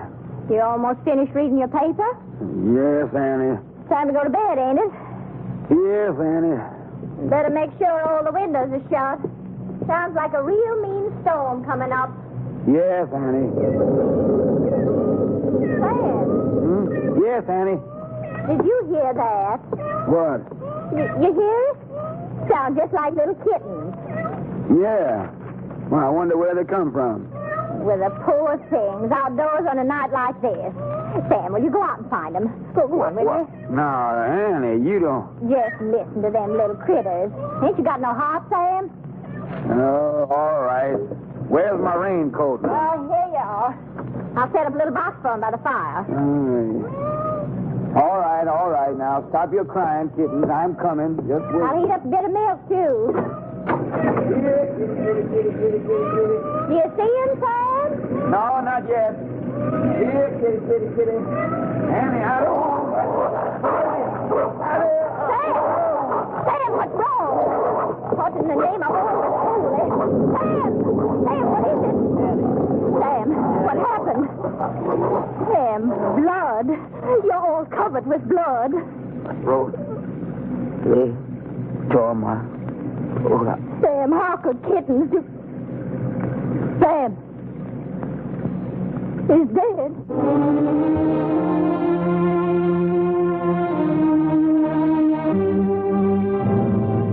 Well, I must say, Lamont, that we picked a fine day to go visiting. You want no secret, Margot? I'm your man. This whole thing is just an effect. Huh? Effect, eh? People always look for a mysterious atmosphere in the Louisiana bayou, so Mother Nature very obligingly provided for them. Oh, I see. Well, I must say that sunshine wouldn't make a great deal of difference. I don't see how it could ever penetrate those moss-laden trees. Much further to go, Lamont? I don't think so. Arthur told me the house was exactly 5 miles from that last bridge. Why in the world would anyone want to live way off like this? Well, the house has been in Arthur Whittington's family for many, many years, and Arthur, being a rather peculiar chap, I don't suppose it bothers him in the least. No. Forgive me for appearing dull, but I don't get it. Well, Margot, it's a long story. It began in college when we took a medical course together. I guess I was the only person in the whole school who really understood him. And why was that? Well, Arthur was a brilliant student, but he was also a highly sensitive lad. Always imagining that people were making fun of him, laughing at him behind his back. Was there any reason for that? Well, yes, there was. It was his voice. He had the harshest sounding voice I'd ever heard. It cracked, it rasped, it did everything that a voice shouldn't do. Really? In fact, it was his voice that made him leave medical school. I don't follow you, Lamont. Well, it all happened one day in class. Arthur had prepared a paper, an excellent paper that he had to read aloud to the student body. Gentlemen, please. You may proceed, Mr. Whittington. Mr. Whittington, where are you going? Wait, why are you leaving the classroom? Well, he threw down his paper and walked right out of the room.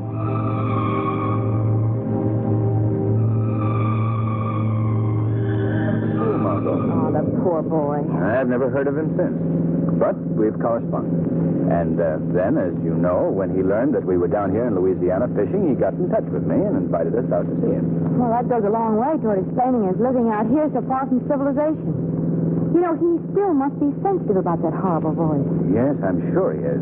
But remember, we mustn't do anything to call attention to it. Oh, heavens, no, I wouldn't. Lamont, there's something right ahead on the road. Yes, Margaret, yes, I see it.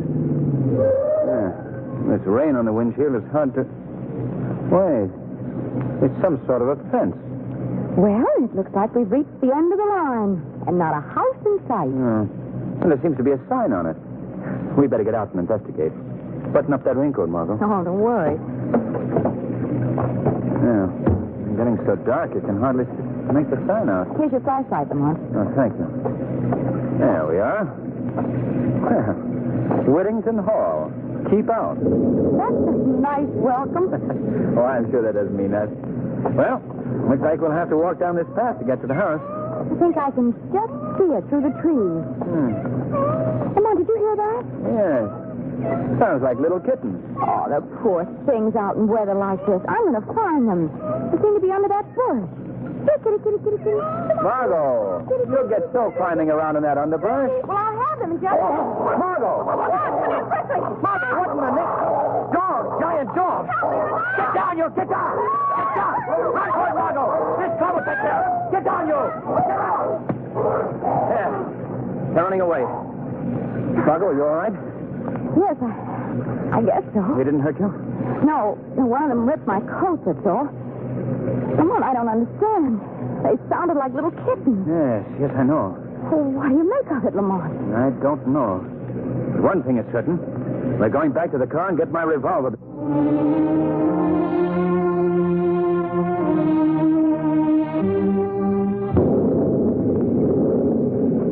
Lamont, I've never seen such an eerie-looking house in my life. The broken shutters and the crumbled stairs, those unpainted walls. Don't tell me that this is the Whittington mansion. I guess it is, Margot. We wish we were back in New Orleans. Well, if you'd rather we Oh, could... no, we've come this far. Go ahead and knock at the door. I promise you, if a ghost answers, I won't be surprised. No. Frankly, nor will I. You going to tell Mr. Whittington about the dogs? Of course. Why not? Well, it may sound a bit strange in the telling. Dogs that sound like little kittens. Well, he may know who's... What do you want? Oh, good evening. We'd like to see Mr. Whittington, please. What is it about? He's expecting. There are no guests expected here tonight. Well, if you'll say that Miss Lane and Mr. Cranston are I here... tell you that Mr. Whittington is not seeing anyone tonight. Jasper, what is it? People here, Mr. Arthur. Oh, Arthur. It's Lamont Cranston. Lamont, come in. Come in. Jasper, you old fool. I told you we were expecting Mr. Cranston. Sorry, Mr. Arthur. Come in, sir, please. Well, Lamont, I'm glad you were able to come. It's good seeing you again. Well, thank you, Arthur. I'd like you to meet a friend of mine, Miss Lane. This is Arthur Whittington, Margot. How do you do, Miss How do you Lane? do, Mr. Whittington? Well, come, take off those wet coats. Yes, we're more or less swimming in these. Jasper, show Miss Lane and Mr. Cranston into the living room. There's a fire there, Lamont. You can dry off. All the comforts of home. Yes. Now, if you'll excuse me for a moment, I'll go and arrange for dinner. Oh, yes, of course. You will come this way, please. Thank you. Lamont, this place is just as scary inside as it was outdoors. Yes, I see what you mean.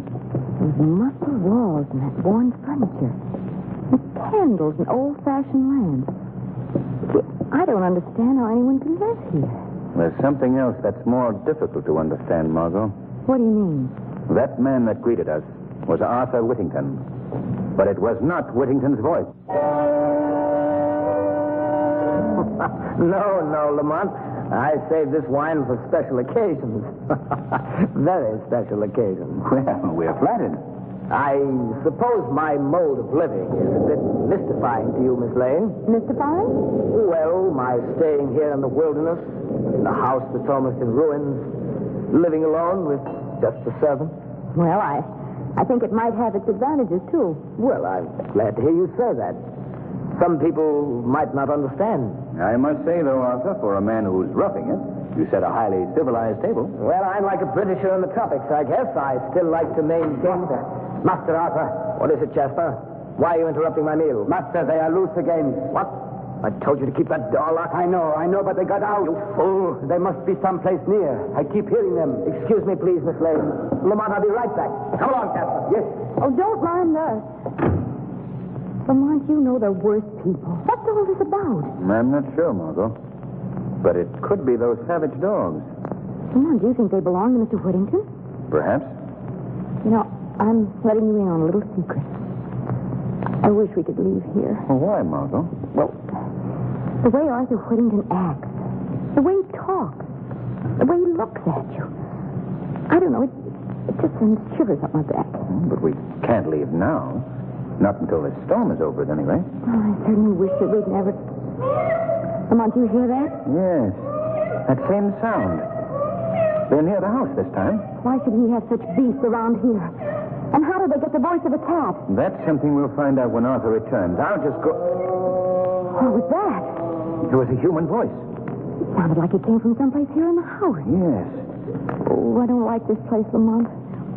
When he comes back, I think you should ask for an explanation. I think we should know about those dogs and that mining, too. Yes, when Arthur returns... I have returned, Lamont. I didn't hear you come in. What was that about, my returning, Lamont?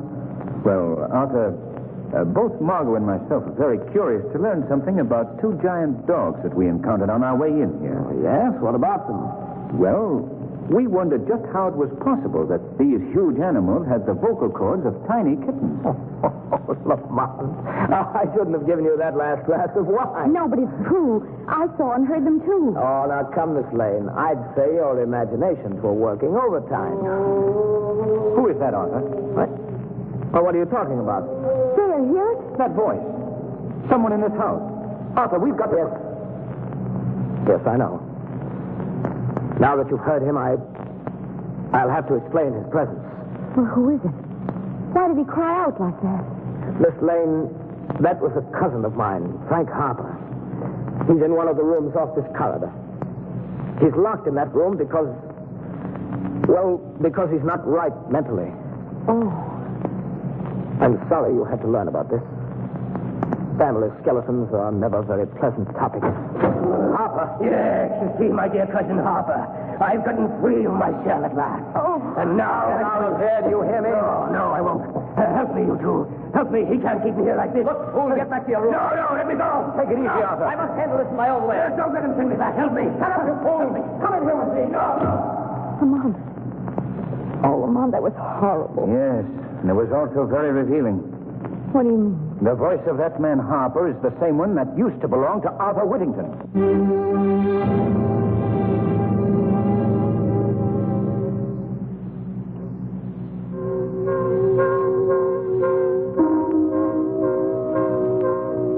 Lamont, what does all this mean? I don't know yet, Margot.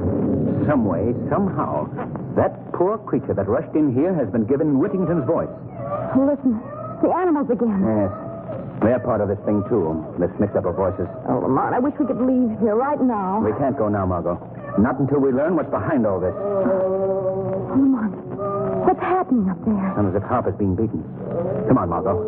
We're going to that room. What are you going to do? I want to talk to that boy. Quietly, Margot. We must get down the hall without Whittington hearing us. Oh, what is he doing to him? Quiet. The room is right down here.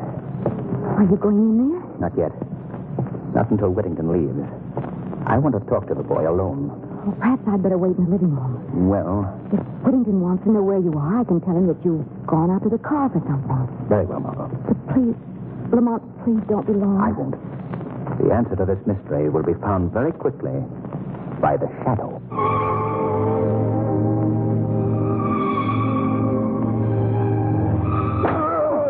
That'll teach you not to go running around this house.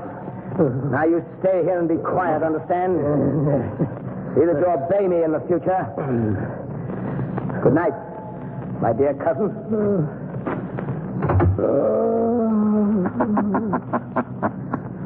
Harper. What was that? I've come here to help you, Mr. Harper. Hearing things. I'm hearing things again. No, you're not. Who speaks to me? I am called the Shadow. I see no one. I'm standing right here beside you. But you can't see me because I've used my hypnotic power to cloud your vision. I don't understand. Listen to me, Harper. I'm here to help you get out. But first, I must learn something from you. You'll help me? Yes. But tell me, why are you here? Why has your cousin kept you locked in this room? He's jealous of me. He always has been. How did he get you into this house? I came to visit. Just like that couple I saw in the dining room tonight. But I never got out. They never will either. Why do you say that? He will use them just as he used me. For his devilish work. Why was your cousin jealous of you? My voice. Yes? What about your voice? I used to have the voice that Arthur has now. I knew it. What did he do? How did he accomplish this transference? Came to my house one night. Had dinner. Then I felt drowsy. I'd been drugged. Yes, then what happened? Well, when I came to, I was in his laboratory. He has a laboratory here in the house? Yes. I was strapped to a table. I fought to get loose, but it wasn't any use. Then he clamped an ether cone on my face. I passed out. And when you came to? When I came to, it must have been days later. I had his voice, this horrible voice of his, and he had mine. And you've been kept prisoner here ever since? Yes, always in this cell. In this same cell. Even the dogs get out, those savage dogs that he gave the voices of little kittens. Oh, I see. That accounts for the dogs. Well, I promise you this, Mr. Harper. You shall be free to leave this cell of yours after tonight.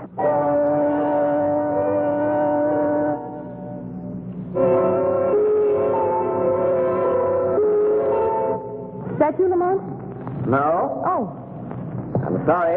Oh, Mr. Whittington. Where is Lamont? Well, he went out to the car for something. He should be right back. I see. Well, perhaps you'd like me to show you your room while we're waiting. Oh, no, thanks. That's all right. I'll wait for him. I'd rather you'd come with me now, if you will. I have several chores to perform, and I'd just like you to know where your room is. Oh, very well. Just down this hall, Miss Lane. Thank you. I think you'll be very interested in what I have to show you. This will be your room. Won't you step inside? All right. Is there a light that I can... What are you doing? I'm just making sure that no one will disturb us, Miss Lane. Why did you lock that door? You'll see. Now we'll put on this lamp. There. What's wrong? What is this place? This is my laboratory, Miss Lane. My workshop, where I conduct my experiments. Let me out of here and unlock that door at once. I'm sorry, but you're staying here. If you don't let me out, I'll call for help. Lamont will hear me. Why don't you call? Lamont! Lamont! Before you continue, Miss Lane, you might be interested to learn that these walls are completely soundproof. Why are you doing this? Why have you got me here? You're going to help me, Miss Lane. Help you? Yes. You're going to be a party to an experiment of mine. My greatest experiment.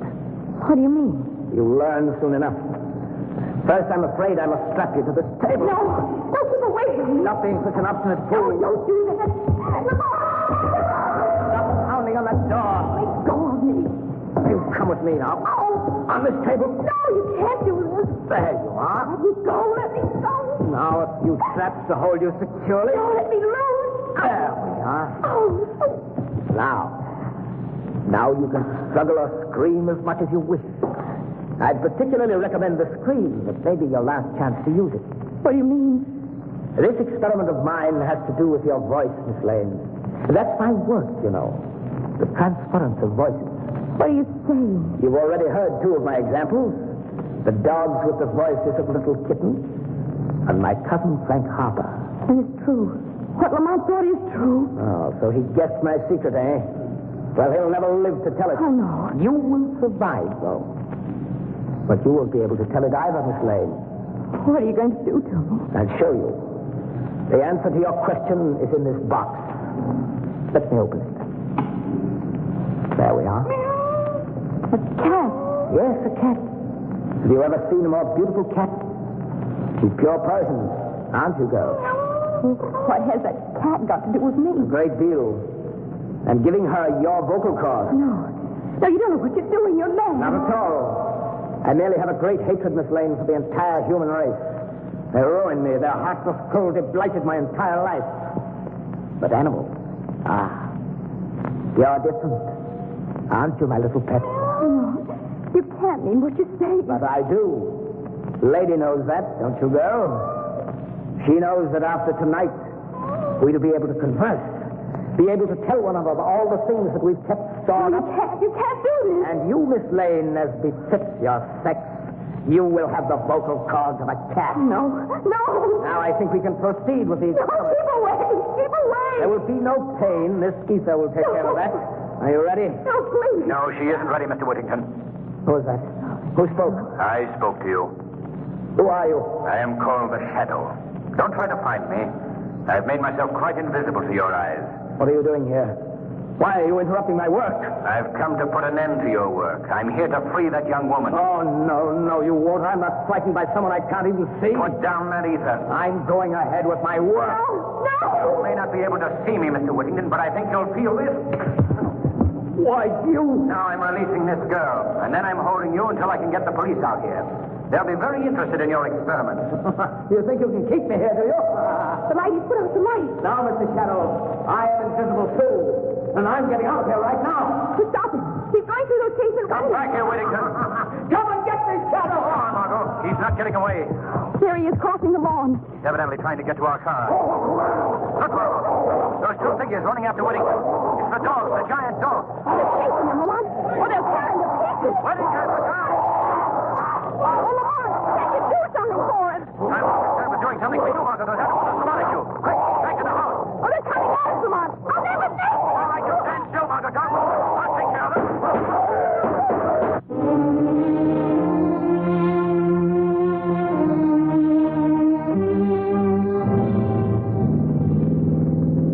Well, now that we see that Mr. Hawley's in good hands, I don't mind saying I'm certainly glad to be leaving that place, Lamont. You do know such interesting people. Well, you can't say they're dull. No. Did you tell the police about the dogs?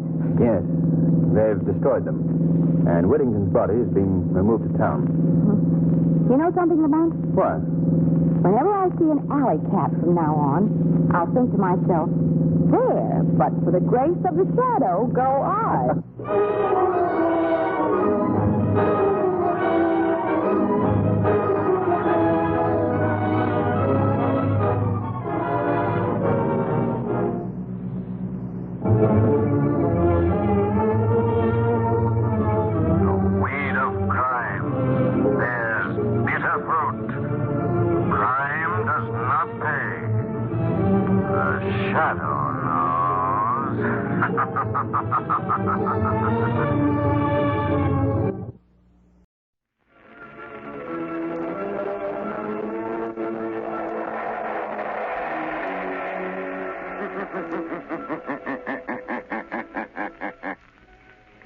The shadow knows.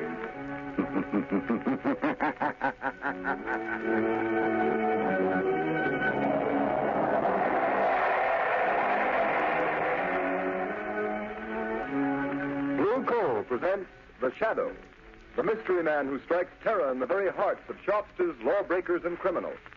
Today, the League of Terror.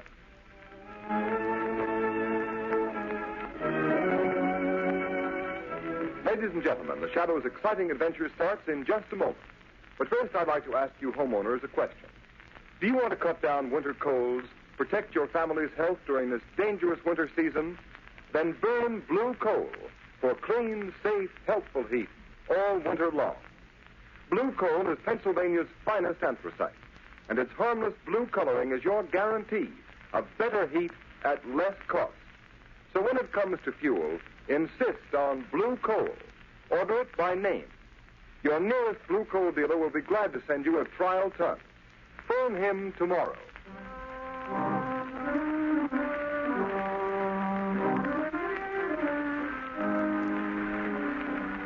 With the court's permission, I'll rephrase that question. Mr. Sullivan, do you know how these counterfeit $1 and $5 bills came to be in the cash register of your grocery store? I got them from customers, I guess. Michael Sullivan, you're a witness in a federal trial, under oath to tell the truth and nothing but the truth. Do you know you can be sent to prison for perjury? Yes, I know it well enough. Before this trial began, you testified that the defendants in this case, Slater and Marino, entered your store, that they forced you to buy counterfeit $5 and $10 bills to be passed out and changed to your unsuspecting customers. Why have you changed your testimony? Why? I was mistaken, that's all. You're lying, Michael Sullivan, lie. Order in the court. Mr. Prosecutor? Yes, Your Honor. It is quite apparent that your witness has received a threat, either to himself or his family, if he testified against the defendants in this case. Since he will not repeat his sworn testimony against these defendants, I have no alternative but to dismiss the charges. Case dismissed.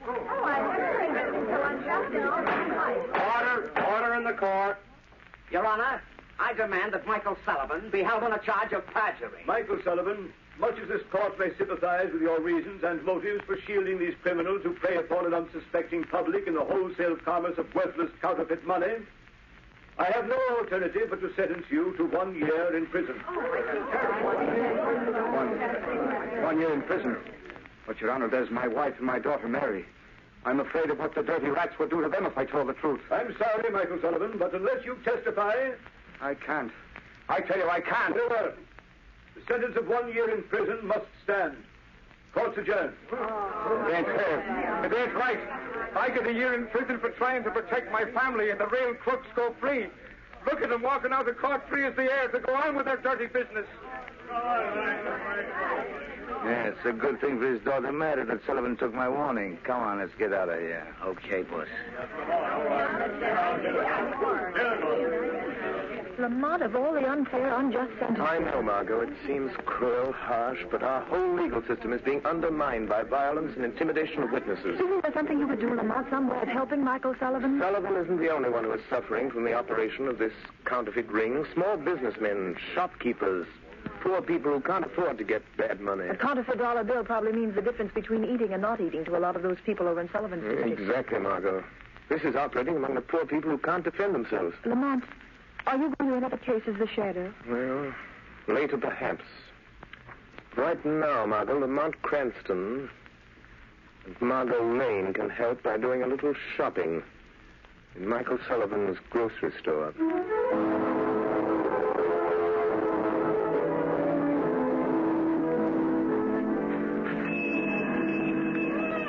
Oh, good evening, Mrs. Giovanni. Good evening, Miss Sullivan. How's little Maria? Oh, she's sick.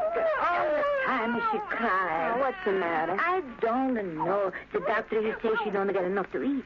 I don't know. I'm sorry. Oh, it can't be helped, Miss Sullivan.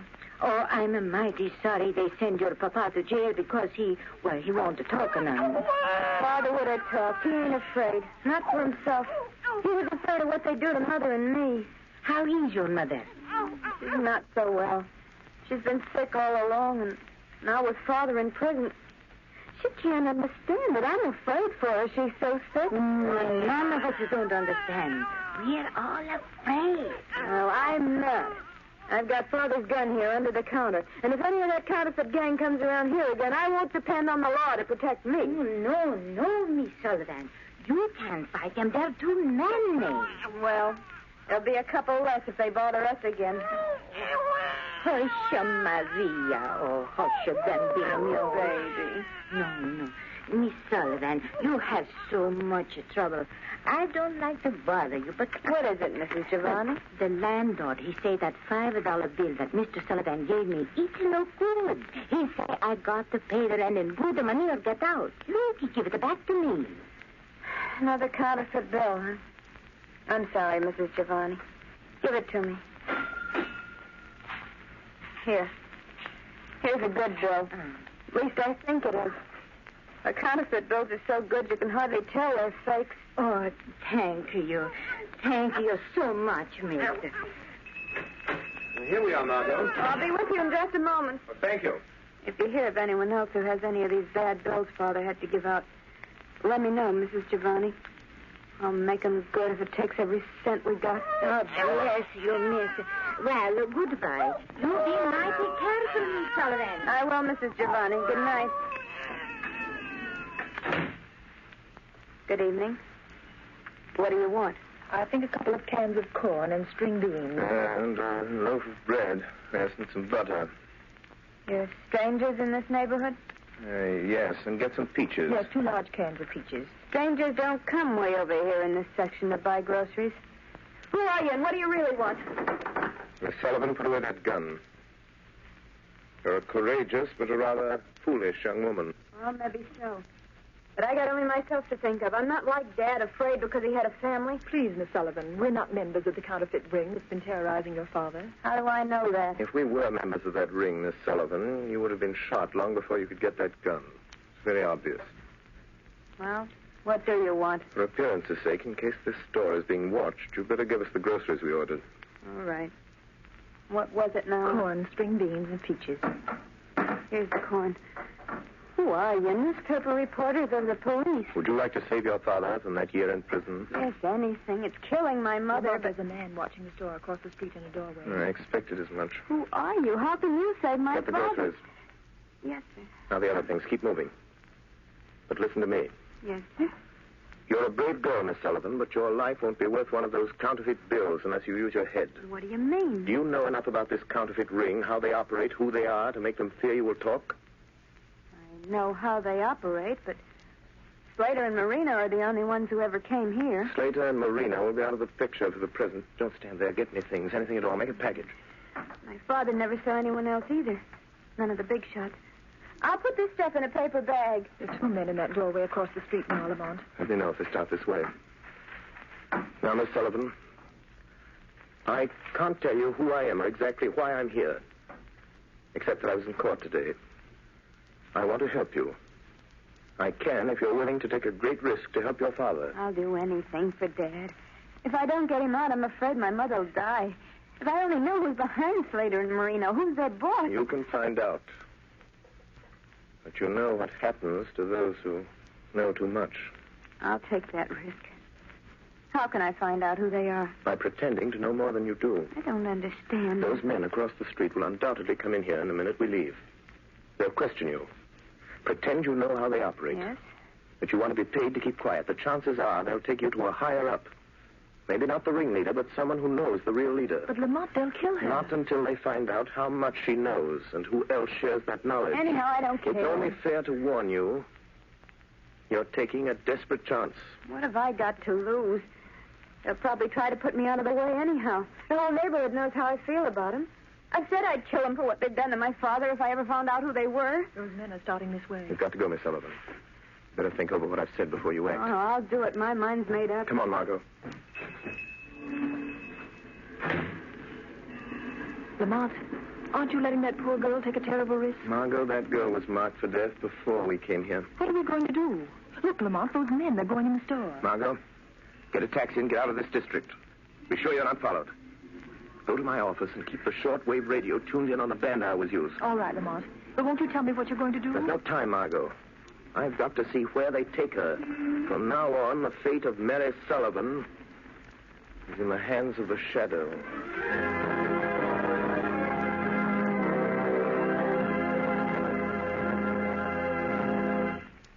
Ladies and gentlemen, the Shadow will be back with you in just a moment. In the meantime, I'd like to tell you some interesting facts. In the Dominion of Canada, where there is a temperature range of almost 200 degrees, from warm summer days to frigid Arctic nights, the selection of fuel is a serious problem.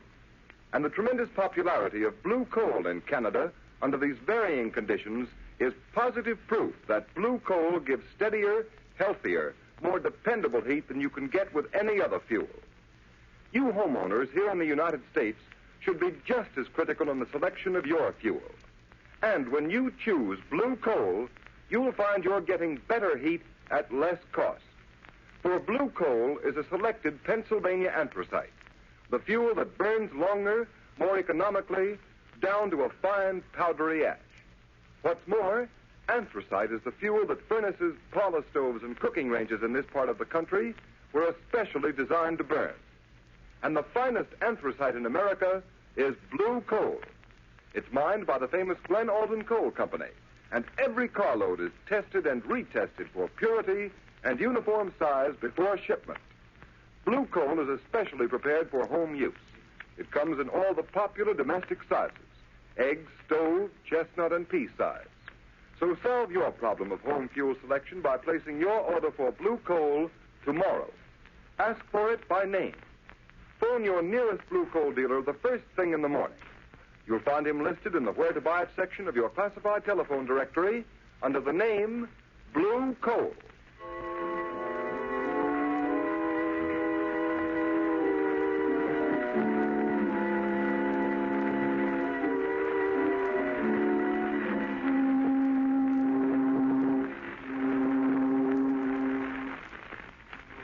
Where are you taking me? Shut up. Get in, kid. Sit down and keep quiet. Oh! Come on, get up, sister. Here, I'll take the blindfold off your eyes. Why'd you bring me down to the waterfront? I do as I'm told. You better learn the same thing. Where are you taking me? Maybe this is the end of the line for you, Mary Sullivan. You wouldn't. Wouldn't we, though? But not without orders from the big boss. What do you know about the big boss? Plenty. Then your number is up, all right, kid. Them that know plenty about the big boss don't live long. You're still alive? Yeah, sure. Because I don't even know who the big boss is, and I don't want to know. It ain't healthy. Trigger. Who's that? It's me, Rankin. You got the Sullivan thing? Yeah. Here she is. Yeah. So I see. She's a nice looker. Listen, Rankin, she says she knows plenty about the big boss. I'll say I do. You're a liar, Mary Sullivan. But you do know too much about the rest of us. You better get in touch with the big boss before you do anything to me. We don't bother him with all the details of this counterfeit racket. Well, you better bother him about this. Hey, you know, Rankin, I think she knows something. Shut up, Trigger. I'll do the thinking around here. But maybe she does at that. I know plenty. And I'm not the only one. Say, what happened to that fellow in dame that was in the Sullivan grocery just before we snatched her? The guy got clean away somehow. Yeah, what about the dame? Yeah, she took a cab. Smitty trailed her, but she gave him the slip. Switched cabs in traffic somewhere. Maybe you better take this kid to the big boss. Not till I find out how much she knows. Come on, Trig, make her talk. You know how. All right, kid. Do you spill what you know, or do we have to get it out of you the hard way? Let go of my arm. I won't talk to anybody but the big boss. And he'll pay me plenty to keep quiet. You can't scare me like you did my father. She wants Doe to keep quiet. Shut up, Trigger. Twist her around. Give her a sample of what's coming to her if she don't talk, and talk fast. All right, kid. You asked for it. No, I won't. Hey, you dope. She's fainted. I guess I twisted her arm too hard. Hey, Rankin, did you hear that? Yeah, I heard it. What was it? It's a trap. The cops must have followed us here. Come on, let's take it on the lamp. No. Wait, we can't leave that dame here. You take the Sullivan kid. I'll shoot out the light. Don't draw your gun, Trigger. Don't move, Rankin. He knows who we are. Trig, there's something screwy about this. That voice, it's right here, but there ain't nobody with it. You're mistaken, Rankin. There is someone here. What kind of gag is this, Rankin? I don't see nothing, but Jerry, I'm getting out of here. Wait, Trigger. Trigger. Do you remember Lefty Sims? Sure. The best finger man in the East, but... He tried to shoot it out with a voice. The police got him. But when he went to the chair, there was only one name on his lips. Remember? The Shadow, Rankin. That's what it is. It ain't the police or the feds. It's the guy nobody's ever seen. The Shadow. They say he throws a sort of spell over a guy's mind so you can't see him. Shut up, you're crazy. Yeah. It's just somebody throwing his voice. I've seen him do it in vaudeville. Come on, you pop that light and let's break for it. Wait. I'm not going to stop you. But before you go, take this message to your leader. You better listen to him, Rankin. You can't outsmart that guy. Nobody ever has, not for long. Tell the man who controls this counterfeit ring that preys on the poor and helpless. Tell him that if anything should happen to Mary Sullivan, he will answer to the Shadow. Drake, he's right in front of us somewhere. Take a couple of pot shots. Maybe you can get him. No, not me. Can't you see the Shadow set the shakedown the big boss? If you won't shoot, I will. I'll get him even if I can't see him. A gun won't help you, Rankin. Oh, no? We'll see about that. Yes, you got him. Talk about luck. Yeah. Well, let's get going while our luck's still good. I don't know if I killed him or not, but I must have winged him. Come on, grab that Sullivan dame and let's get back to the big boss and tell him what's happened. Yeah, how? Where are we going? I got a speedboat waiting under the wharf. Come on, we're heading down the bay.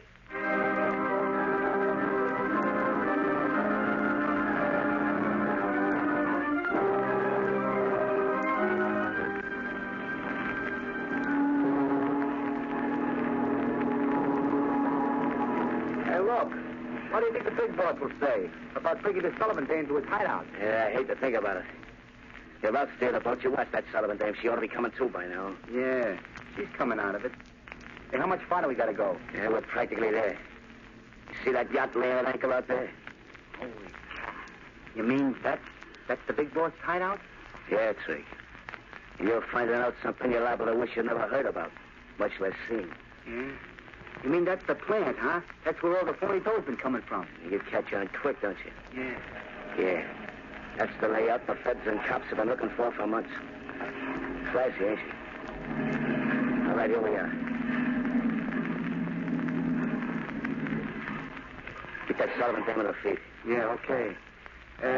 But how about me staying in the speedboat? Nothing doing. You're coming aboard and tell the big boss what you know about this Shadow. Nobody knows much about it. You better spill what you do know and spill it fast, Trig. The big boss is the head of this racket because he can think faster than you can shoot. He gets the idea you're in the shakedown, you're as good as dead.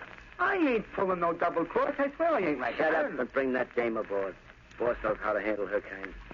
Watch your step or you'll get what's coming to her. Okay. Come on, sister, come on. Before the night's over, I got a hunch you and me are going to wish we'd never seen this ritzy tub.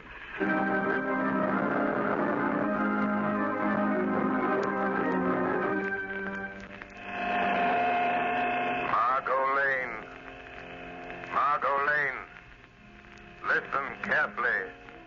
Act quickly. The life of the Sullivan girl depends upon it. Telephone Police Commissioner Weston. Have him notify the harbor patrol boats that they will find the leader of the counterfeit ring on board the large yacht anchored off Diamond Point. Hurry.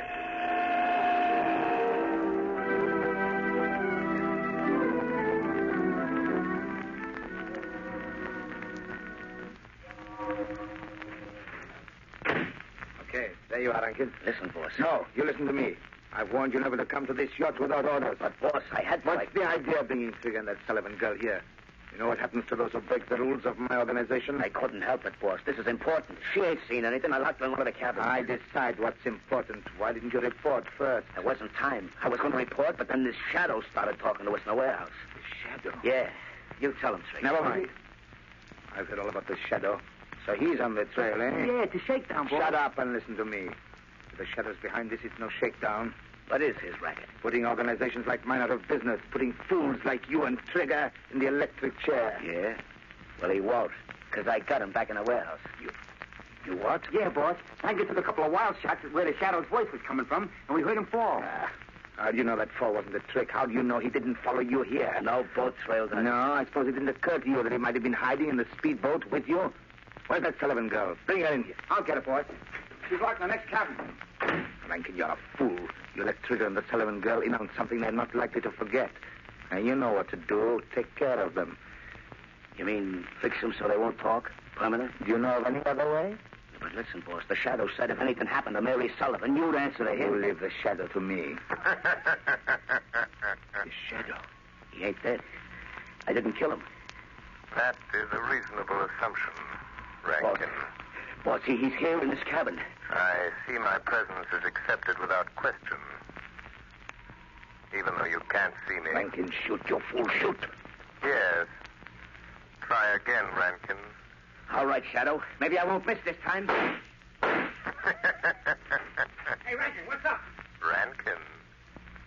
Try again. The door. He's getting out. First Trigger, shoot. Rankin, shoot. Get out of the way, Trigger. Rankin, you rat. You double-crossed rat. Fill me full of lead, will you? Rub me out because I think too much, will you? Talk, Trigger. Put down that gun. I wasn't shooting at you. It was the Shadow. He was here just a minute ago. I don't care about the Shadow. All I know is I got a load of lead in me. Your lead, and I'm going to... Don't shoot. Too bad, Rankin. Too bad. Couldn't have polished me off like I did him. Quick and easy. Trigger. Shadow. Trigger. That man there, the big boss, ordered Rankin to kill you. Trigger, he is your real enemy. Yeah. I had a notion he might try it. Don't raise that gun, Trigger. I know that one. If I do, you'll kill me. You can't kill a guy with as much lead in him as I'm carrying. You can't kill a guy that's already dead. Perhaps not, but I can't avoid the risk that you have strength enough left to raise that gun. You're a better shot than Rankin. Big shot. Better shot, big shot. Not bad. Not a bad gag. And now, we are alone. Yes, quite alone. And now, I'm going to deal with you, Shadow. Your hand is shaking. Is that the way for a mastermind to act? You devil. If I could only see you. But you won't get away. And neither will you. I've notified the police. Their boats are coming. Listen. So that's it, eh? Yes. That's it. They're coming to get the leader of a counterfeit ring. But they will find a murderer. A cold-blooded killer. Locked in this cabin with his victim. That's what you think, but you're mistaken. Why are you putting down your guns? Are you giving up so easily? Listen, Shadow, I've heard a lot about you. You're clever. Well, I'm clever, too. Clever enough to know when the game is up. I've anticipated just such an eventuality. I suppose you can see this little switch on my desk. My hand's resting on it. Yes, I see it. You know what will happen if I close this switch, and I will if the police set foot on this yacht. I think I can guess. Well, I'll tell you. This switch will set off a charge of high explosive down in the hold that will blow you and me and the police to kingdom come. I see. If you touch me, try to stop me, I'll throw the switch. What do you expect me to do? You call the police, and you can send them away. What makes you think I will? If you don't get rid of them, I'll throw this switch. What have I got to lose? Well, there they are. What about it? Think fast. Will you send them away? So you think I'm bluffing, eh, Shadow? No. No, you're not bluffing. I have no doubt there is high explosive in the hold of this ship. But I wonder if you have nerve enough to throw that switch. I wonder. Right, Shadow, you had your chance and you wouldn't take it. Now I'll show you. I'll throw the switch. It didn't work. It didn't explode. No. No, it didn't explode. The switch doesn't work because I've cut the wires. See where they run along the wall. You devil. I'll get you. They may get me now, but I'll get you. You'll never take me alive. Get him out of here. Go on, get him out. I guess it's the man we're after, Commissioner. All right, you, come on, get going. Yes, Commissioner Weston, that is your man. That is the leader of the counterfeit ring you've hunted so long. You win, Shadow. The Shadow. I might have known. I had a hunch it was you again when the mysterious call came through. Commissioner Weston, there's a girl in the next cabin. She says she isn't a member of the gang. She is Mary Sullivan, daughter of Michael Sullivan, convicted of perjury in the counterfeit trial. Sullivan's daughter? Yes. She risked her life to find these men. Reward her by getting her father out of prison. He'll be freed in the morning. You have my word on that. It looks like you're due a reward for this night's work, Shadow. My reward, like yours, Commissioner, is in protecting the defenseless from those who have not learned that crime does not pay.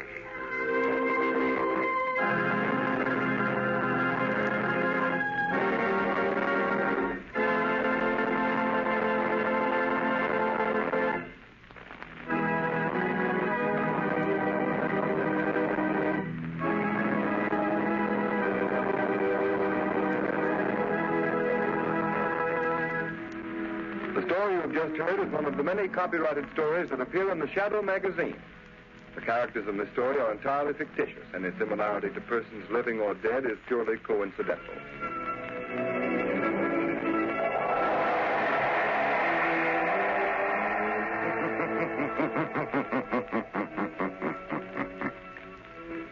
The weed of crime bears bitter fruit. Crime does not pay. The Shadow knows.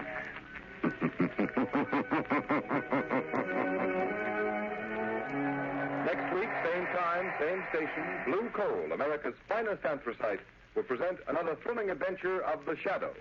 Be sure to listen and be sure to burn Blue Coal, the solid fuel for solid comfort.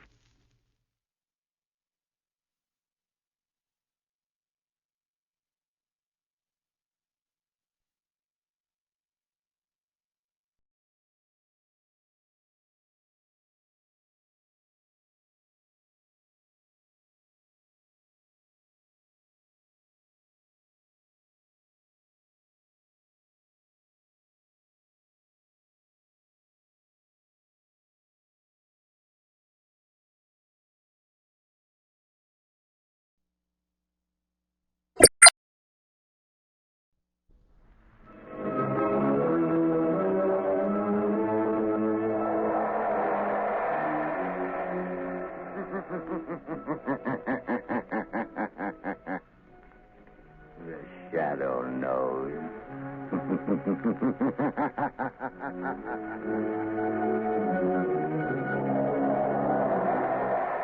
Blue Coal presents The Shadow, the mystery man who strikes terror into the very hearts of shopsters, lawbreakers, and criminals. Today's story, Sabotage. Today's exciting adventure with The Shadow starts in just a moment. But first, I'd like to say a few words about health. Over 50% of all family colds can be traced to uneven heat or overheating in the home. So protect your family's health by burning Blue Coal, America's finest anthracite. Then you'll be sure of steady, lasting, healthful heat at less cost. The next time you order fuel, ask for Blue Coal by name. You don't have to get a full supply. Your nearest Blue Coal dealer will be glad to send you a trial ton. Phone him tomorrow.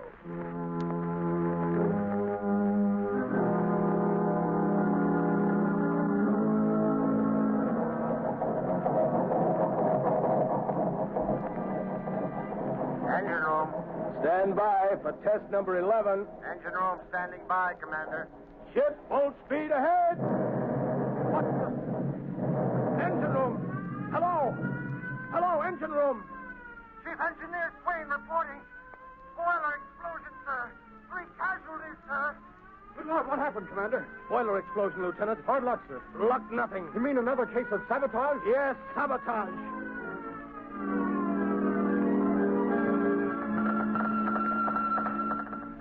Submarine L-21 calling submarine base. Submarine L-21 calling submarine base. Submarine base answering L-21. Go ahead, L-21. Submarine L-21 in distress. Submarine L-21 down off Diamond Head. Cannot rise. Emergency. Emergency. Pump damage. Looks like sabotage. Looks like sabotage.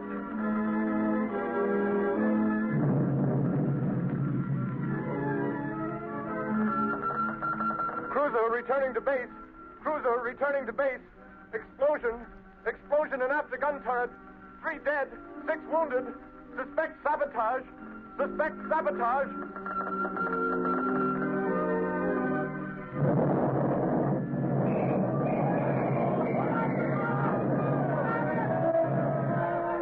Lord. Hello. Hello. Hello. Sentry post number 4 reporting. Explosion and fire. Explosion and fire in destroyer dry dock. Sag Island Shipyard. Sag Island Shipyard.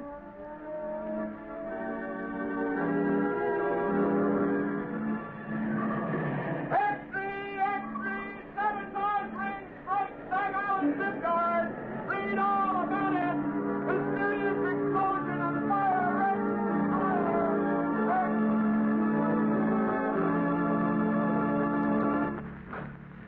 Hey, fellas, here's Admiral Keeley now. Well, what are the findings of the board, Admiral? Yeah, Admiral, what's the dope on this sabotage ring? Gentlemen, the board has authorized me to make this statement to the press. Let's have it, Admiral. Yeah, let's have the lowdown, Admiral. Our inquiry indicates that all ships affected by recent acts of sabotage have all been built, reconditioned, or repaired in the Sag Island yard. Sag Island, eh? Yes.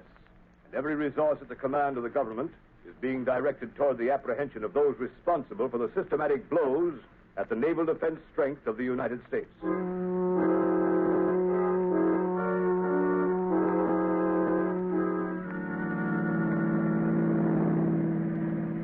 Lamont Cranston, would you mind telling me where you've been for the past 5 days? I was nearly frantic until I got your call asking me to meet you. And why those old clothes, and why haven't you shaved? I'm sorry, Margot. I've been at Sag Island. Sag Island? You mean where they're having all the trouble in the shipyard? Yes, it seemed to be a case where the Shadow might be of some use to his country. You've uncovered something. Is that why you sent for me, Lamont? I'm not sure, but I stumbled on something last night. It's been a process of elimination. Where are we going? Back to Sag Island? Yes, we're almost there now. Lamont, have you anything definite to work on? It seems so hopeless. You forget, Margot, that I, as the Shadow, have a certain gift. You mean what the underworld call the power of invisibility? Yes, and the ability to read other men's minds, particularly the mind of a man who has something to hide. But you've got to find that man first, Lamont. I know. Do you mean that out of the 3,000 men in the Sag Island shipyard, you found the one man who has eluded the Secret Service, the police, and everyone for weeks? I think I have, Margot. I'll know for sure tonight. What do you want me to do, Lamont? We're coming into Sag Island now. I want you to go to the Sag Island Hotel, take a room, and set up the shortwave radio outfit. You brought it, didn't you? Yes, it's in the baggage compartment. Good. Now listen, Margot. Tune in the wave I use as the Shadow and wait. Wait all night if necessary. Stop the car here, Margot. Yes. Lamont, I know you don't believe in woman's intuition. At least you pretend not On the to. contrary, I have a healthy respect for intuition. Now be careful. I have a premonition myself. Lamont, can't you tell me anything more? I can only tell you I'm going into that bar down the street. If this man is the one I think he is, we will have a very interesting visit in that bar.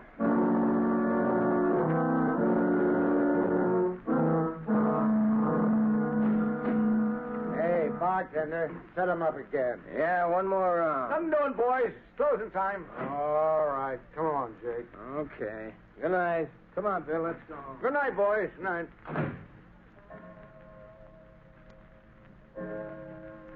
Holy mackerel. 2 o'clock already.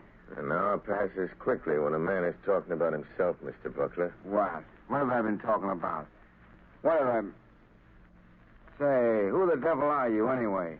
If you're one of them Secret Service guys trying to pump me, you're barking up the wrong tree. I'm not a Secret Service man. And then what's your game? What's yours? You're not looking for a job. You're a phony. I have a good notion to turn you over to the cops. They're rounding up guys like you. Sit down, Buckler. Listen to me, or you get us both in trouble. Who sent you here? Who told you to look me up? Would it help if I told you what you're thinking, Buckler? Quit stalling. Who sent you? It's running through your mind over and over again. I see it like a picture on a slate. You're thinking, did Arnheim send him? Did Arnheim send him? You're a liar. I never mentioned Arnheim's name. Never heard of him. Then why are you thinking of a name you never heard? Don't be a fool, Buckler. I know. What do you know? What did he send you for? What's wrong? Why didn't he... Yes. Nothing. Quit staring at me like that, or I... You were going to say, why didn't Arnheim tell me himself? Suppose we go ask him. No, he don't want anybody to know. If you're in on this, you ought to know that. Listen, you. I don't know how much you know or how much... Hey, you two, it's past closing time. Come on, I'll clear out. Tomorrow's another day. My friend and I were just leaving. Yeah? Well, you'll have to go out to the alley. I locked up the front door, and I ain't unlocking it again. Come along, Buckler. We can finish our talk on the way. On the way to where? Come along. I'll show you. All right. We can cut through the alley. We can talk on the way. Yes, we can talk. After you, Buckler. Okay. Come on. Hey, come on. What's the idea? We're going down the dark alley, ain't we? Hey, you. Cut the comedy and come on. Your companion has left you, Mr. Buckler. He saw your hand slip into that pocket where you carry a blackjack. He saw the picture in your mind. And knowing you meant to crush his skull, he asked me to take his place. What is this, a frame-up? Who was that guy? Who are you? Steve Buckler, you're a traitor. You're selling your birthright, your honor, your country's safety for money you'll never live to collect. How do you know all that? Who are you, anyway? This is your first excursion in crime, isn't it, Buckler? What difference does that make? Who are you? What do you want? If you had any contact with the underworld, you wouldn't have to ask who I am. Have you ever heard of the Shadow, Steve Buckler? The Shadow. So that's it. That's who you are. The man who can hide anywhere that no one has ever seen. Yes, Buckler. The man no one has ever seen. Don't move. Shall I tell you what you're thinking? I see the picture inside your head. You're thinking you'd kill me if you could only see me. You're like that other guy. You can tell what I'm thinking. All right, you got me dead to rights. What do you want me to do? Stop taking orders from Arnheim. Is that all? You mean you're not going to turn me over to the Secret Service? No. No, I'm going to give you one more chance, Steve Buckler. One last chance.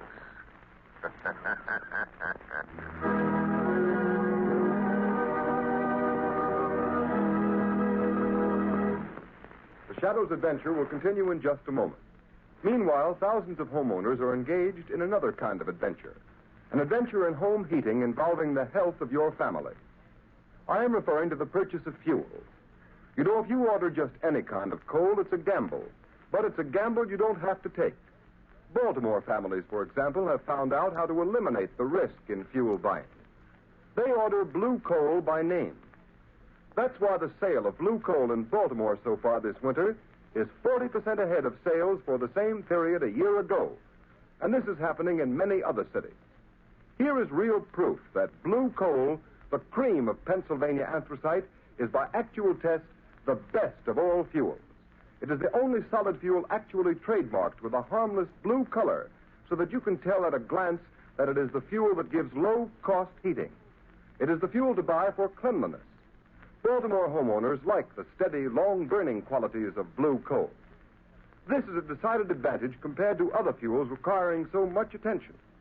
The Glen Alden Coal Company prepared blue coal especially for home use in 4 home sizes: egg, stove, chestnut, or peat.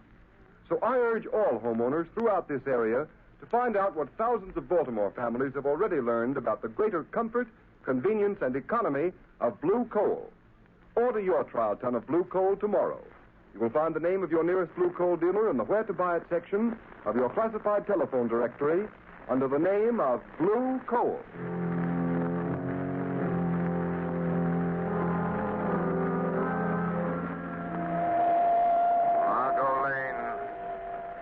Margot Lane. Stand by. Stand by. I have found our man. He is meeting someone. The shadow will be with them. Stand by.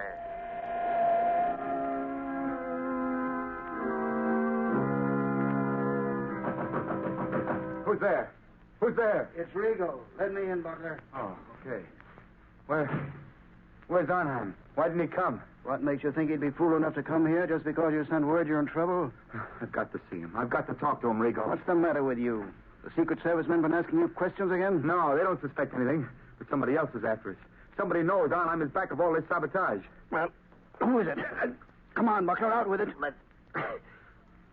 Let go of me, I'll tell you. It's the Shadow. The Shadow. Don't give me that. It's the truth. That's why I phoned Arnheim. I got to have the money he promised me. I got to get away from here. Listen, you fool. How did the Shadow get wise to you? How much does he know? I'm not sure. How did he find out unless you told him? I didn't tell him. But he can read your mind. Listen, you got to take me to Arnheim. I got to get away. How did you get away from the Shadow? He let me go. Said he was giving me one last chance. You're lying, Buckler. People don't get away from the Shadow. He doesn't let them go unless they're working for him.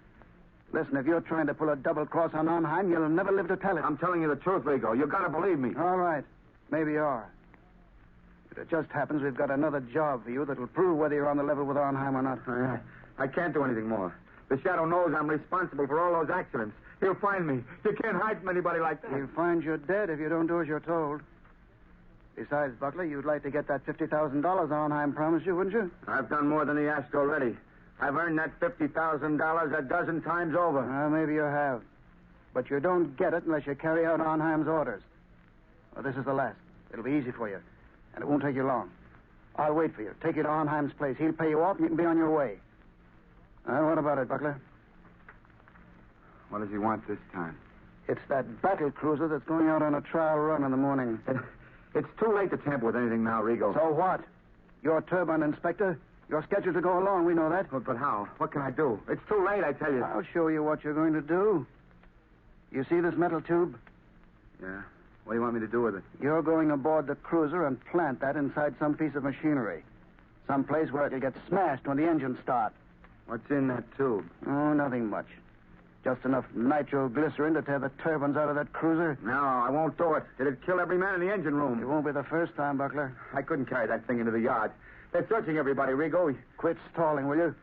We know they don't search inspectors. That's why you've been so useful. All right. Suppose I can get it in the machinery. Get off the ship before she sails. How do I know Arnheim will keep his word? Pay me off and let me get away. I didn't come here to bargain with you, Buckler. All I know is Arnheim told me to bring you back after you'd carried out his orders. All right. I'll do it. But this is the last time. Give me that tube. Now you're talking. But look out for that stuff. It's touchy. Well, come on. What are you waiting for? You better go first. Nothing doing. I'm making sure you get to the yard. That cruiser sails with the flood tide. And don't try anything because I'll be waiting for you in my car when you come out. Well, come on.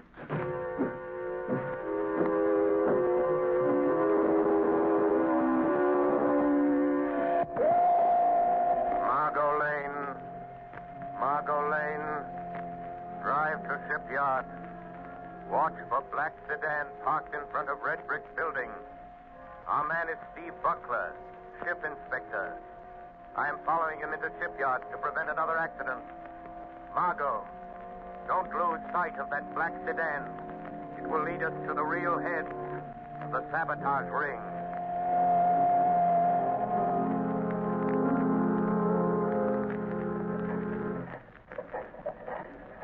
Morning, Mr. Buckler. Oh, morning, Lieutenant. Giving the turbines a bit of final inspection before we start on the trial run? Yeah, I thought I'd have a look around. Go right ahead.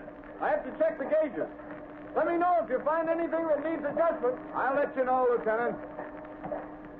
I'll show Arnheim. I'll show him I'm not afraid to go through with this. There, now. Just wait till those turbines start spinning.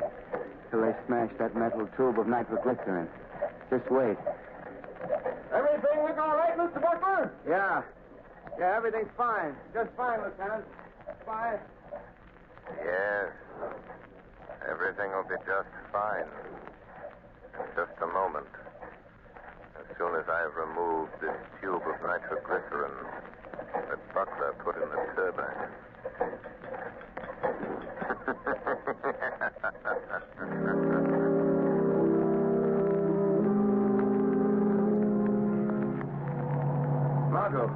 Margot, wait a minute. Oh, Lamont, thank heavens you're here. There goes that rat sedan. Buckler and a man named Rigo. Follow them and don't get too close. What happened in the shipyard? Buckler tried to carry out another sabotage job for a man named Arnheim. He's the man we want. Did you stop Buckler? Yes, but he doesn't know it. Don't have an accident, Margot. We'll be scattered all over the landscape. Careful, Margot. What do you mean? Just that this metal tube I'm carrying contains enough nitroglycerin to blow us to Kingdom Come if it's jolted hard enough. Where'd you get it, Lamont? From Buckler? Yes, he left it in a gearbox at the battle cruiser. Oh, so that's why you followed him into the shipyard. Slow down, Margot. You're getting too close to that car. Yes. I had to stop that murderous scheme, even if it meant losing track of Buckler and Rigo. But do you think they'll lead us to this man who seems to be behind all this, Arnheim? I'm sure of it. Look, Lamont, they're turning in that big estate. Quick, Margot. Pull up the road and stop. Yes. Lamont, look at the sign. Redland Sanitarium. This doesn't look like a place where Arnheim would have his headquarters. That's probably why he selected it. Well, Margot, this is it. Lamont, you're not going in there alone. Yes, the Shadow is going to return this little metal instrument of death to Dr. Arnheim in person. Doctor? Yes, just look at that sign, Margot. Redland Sanitarium, Dr. Felix Arnheim, resident physician. Oh, please don't go in there alone, Lamont. Let's notify the state police. We can. I have the radio transmitter in the car. Good, and I want you to call the state police on the regular wavelength 5 minutes after I've gone in the house. Well, why not call them now? Margot, we're not dealing with amateurs. They're undoubtedly prepared against police raids. If the police blunder in there, they'll only find an empty house. I've got to go in there alone. Don't take that nitroglycerin with you, Lamont. Well, Margot, I must. This tube of concentrated death is an important part of my plan to hold those men in that house until the police break in. Oh, don't, Lamont. You said you had a premonition, remember? Don't, Margot, worry. Call the police, and in 5 minutes, which is in the lap of the gods. And in the hands of the shadows.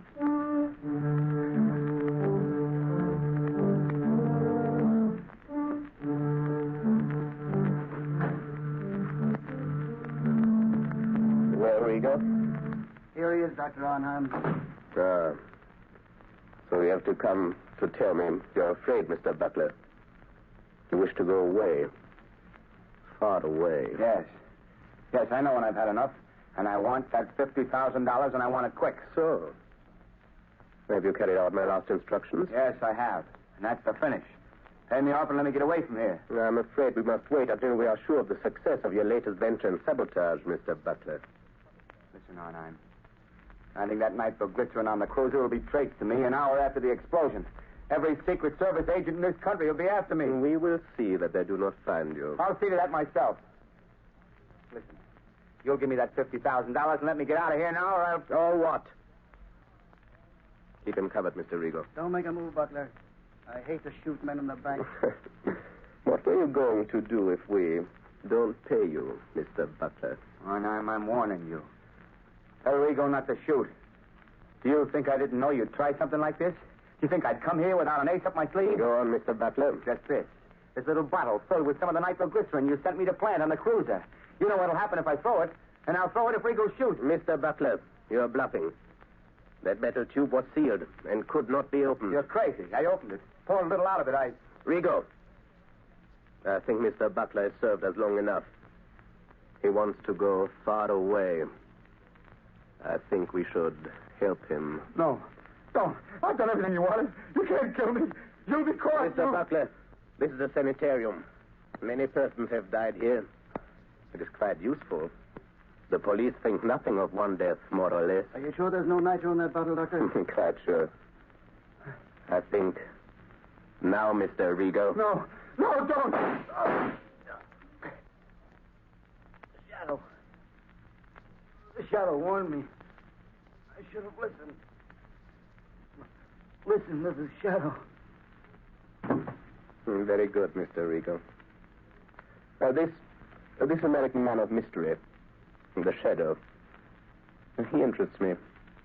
You told me something over the telephone. Yes, he got to Buckler last night. Makes himself invisible. As I told you over the phone, I think we'd better get out of the country for a while. Because of this Shadow? He's just a man using hypnotic forces that affect men's minds. Well, maybe, but once he gets on your trail, there's no shaking him off. But I know something about such forces. He can appear in a room without being seen. How does he do it? Some call it the powers of angels or devils. But it's the art of mesmerism. Hypnotic suggestion is very old. And certain men of modern science have developed it amazingly. Well, no matter how he does it, I don't want to meet this shadow. In that case, Mr. Rigo, will you be so kind as to remove that body? I dislike the presence of the dead.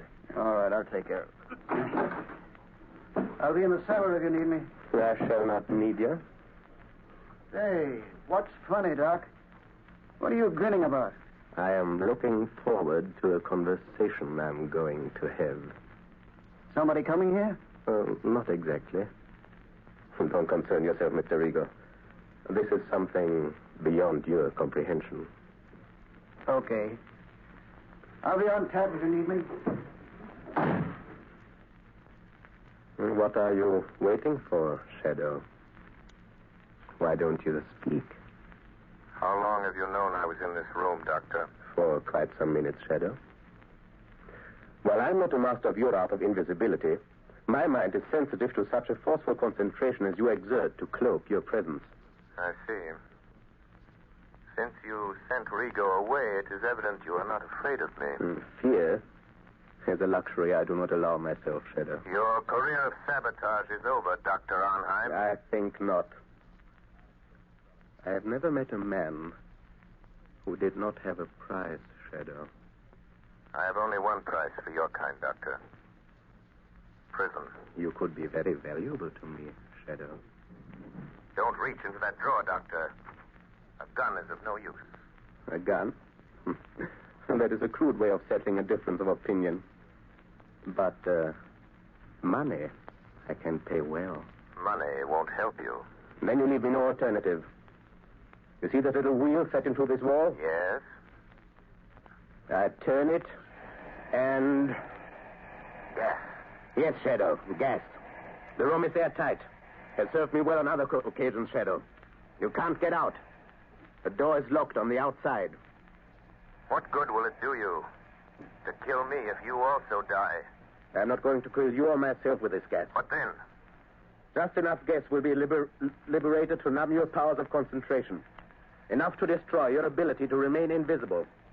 You can't resist it, Shadow. And just the moment you will weaken, become visible, and the moment I see you, the moment I catch the faintest glimpse of a shadowy form, I shoot. The air's becoming quite heavy, Shadow. Yes, but...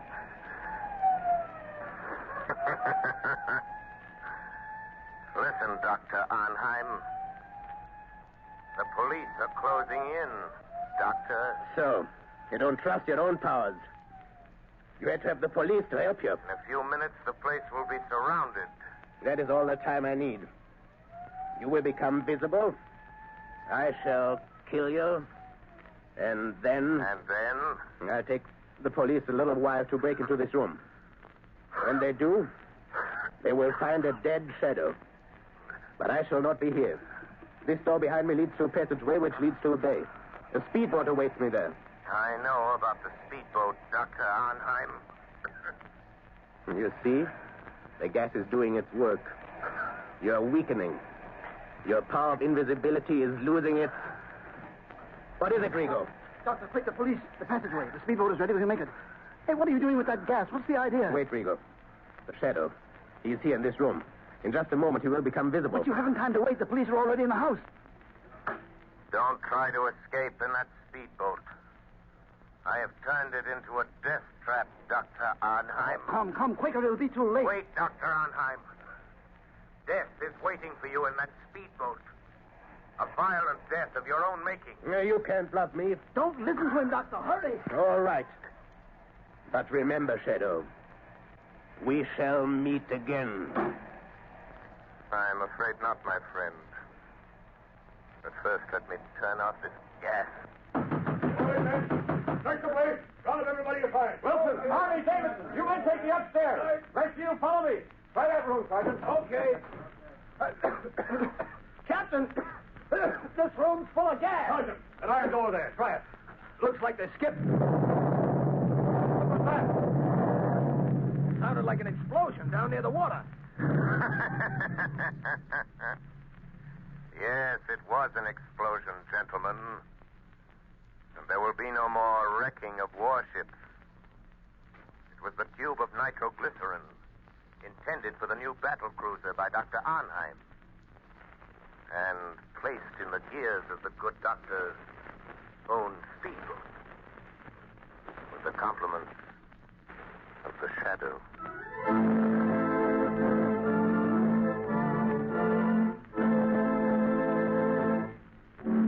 You have just heard a dramatized version of one of the many copyrighted stories which appear in the Shadow magazine. Any similarity to persons living or dead is purely coincidental.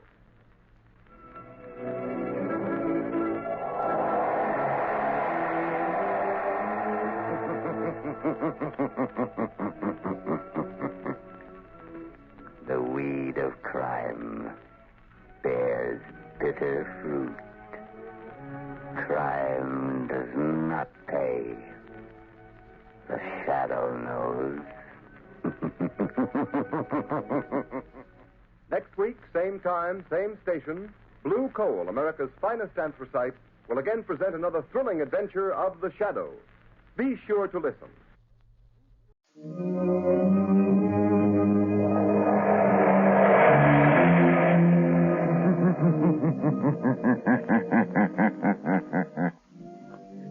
The Shadow knows.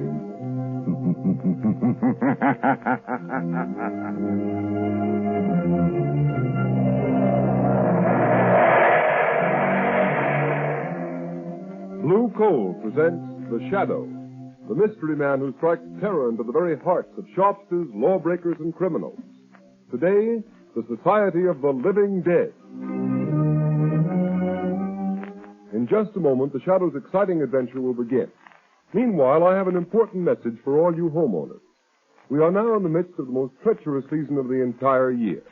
But you can protect your family's health during this danger period by burning blue coal.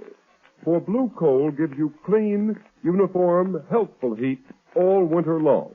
And its harmless blue coloring is your guarantee of better heat at less cost.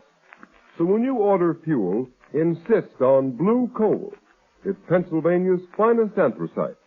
Your nearest blue coal dealer will be glad to send you a trial ton. Phone him tomorrow.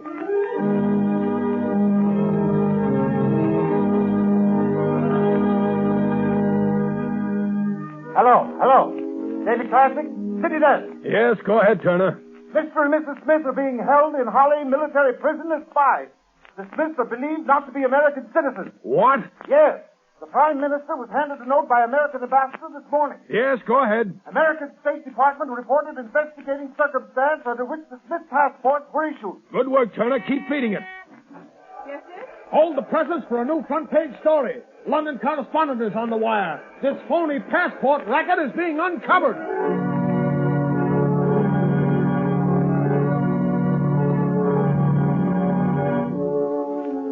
New York, New York. More news on the Smith case. Mr. and Mrs. Smith are not citizens. A fake passport and identification ring is suspected. The name Schwartz was taken from tombstones to secure passports. More startling disclosures are promised by federal agents and local authorities who suspect widespread plot. Will you turn that radio off? All right, Margot.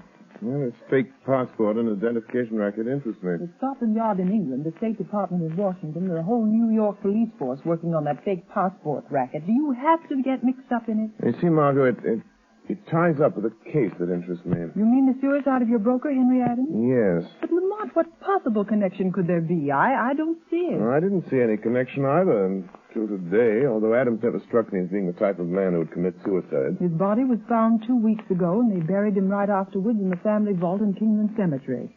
Seems to me that's what you might call a closed case. I don't agree, Margot. I noticed in one of the gossip columns the other day a remark that interested me very much. What is that? An item that said that Irene Adams, the orphan daughter of Henry Adams, was being courted by Ray Kelvin. Oh, Ray Kelvin was Henry Adams' partner, wasn't he? Yes, he was. But what interested me even more was another item which said that Ray Kelvin was very friendly with a man named Berger. who, according to all reports, is a very questionable character. I don't see the connection, Lamont. But much of the evidence points to Burgo being mixed up in this business. Oh, you mean that fake passport and identification ring that we just heard about on the radio? Yes. Margot, I want you to call on Adams's orphaned daughter. Her name is Irene. Pose as a reporter. Ask her about the rumors of her coming marriage with Kelvin and find out if she actually saw the face of her father at any time after his death. All right, Lamont. Where will you be when I get back? I'll phone you at my office. Are you going to visit Berger as Lamont Cranston? No, Margot. I rather think Berger will be more impressed if I visit him as a shadow.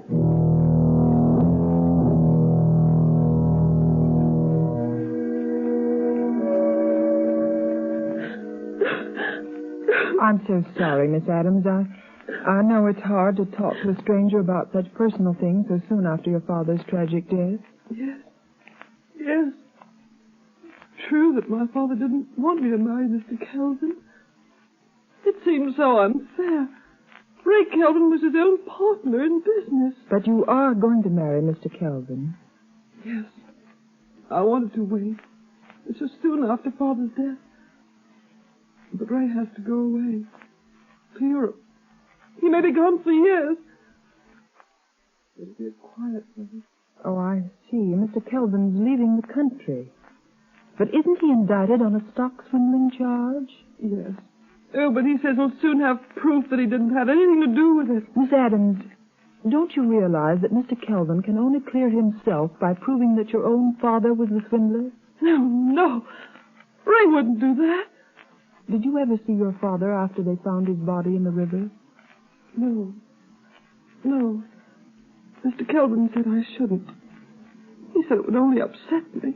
Do you believe your father committed suicide, Miss Adams? No. I can't bring myself to believe that of Dad. What does Ray Kelvin think about your father's death? Ray said it was suicide. But Dad was worried over what would happen when they tried him on that stock swindle charge. But don't you see, Miss Adams, Kelvin, your fiancé, has been implying all along that your father is a swindler. That he's going to clear himself by pinning the guilt on your father. No, I can't believe that. That's why your father opposed your marriage to Kelvin. No. Why are you saying these things? You have no right. Please go. Yes, I am going, Miss Adams. I'm so sorry if I've hurt you, but I believe you're going to thank me for keeping you from marrying a treacherous thief. Perhaps even a murderer. What do you mean? Who are you talking about? Your dead father's partner. Your fiancé, Ray Kelvin.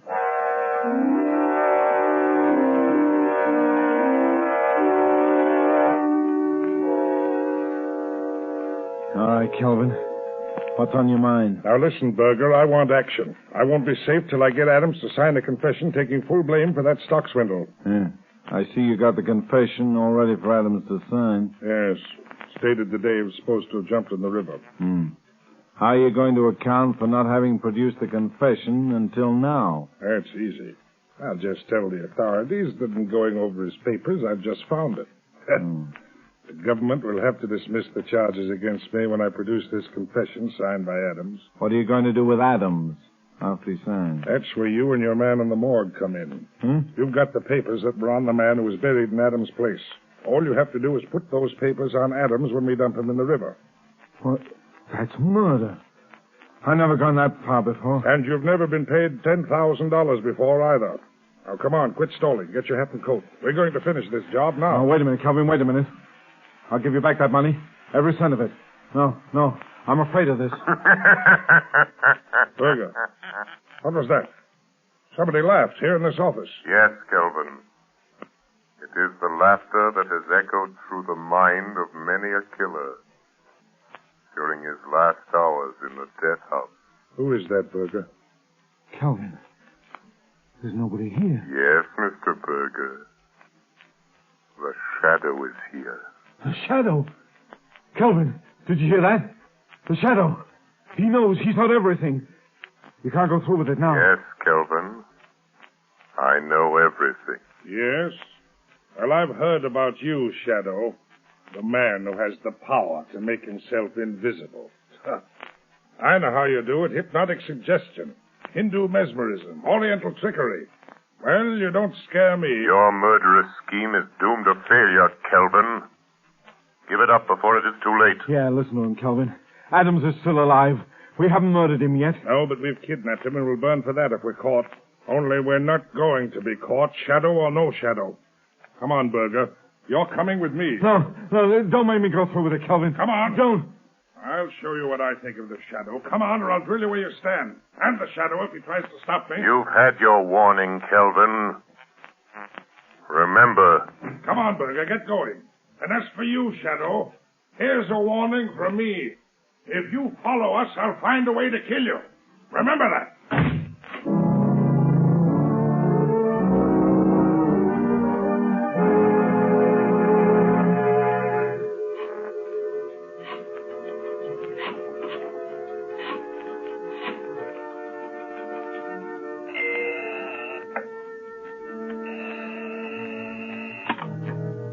Hello, Lamont Cranston's office. Hello, Margot Lane. Lamont, I talked to Irene Adams.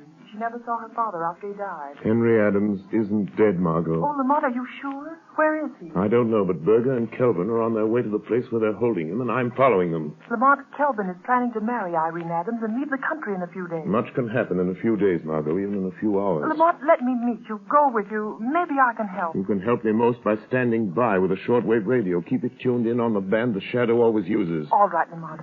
But now you've discovered that Mr. Adams is alive, why don't you let the police handle it? As far as the police are concerned, Henry Adams is dead. Buried, a closed case. I guess you're right, but what about Berger and Kelvin? Do they know the Shadow is on their trail? Yes, and Kelvin has dared the Shadow to follow him. Lamont, it may be a trap, a trick to get you someplace where all your powers won't save you, where you'll be helpless. Lamont, please don't go. Please. Margot, I must follow Berger and Kelvin. If they lead me to Adams, I may need help. Stand by, Margot. Stand by until you hear from the Shadow.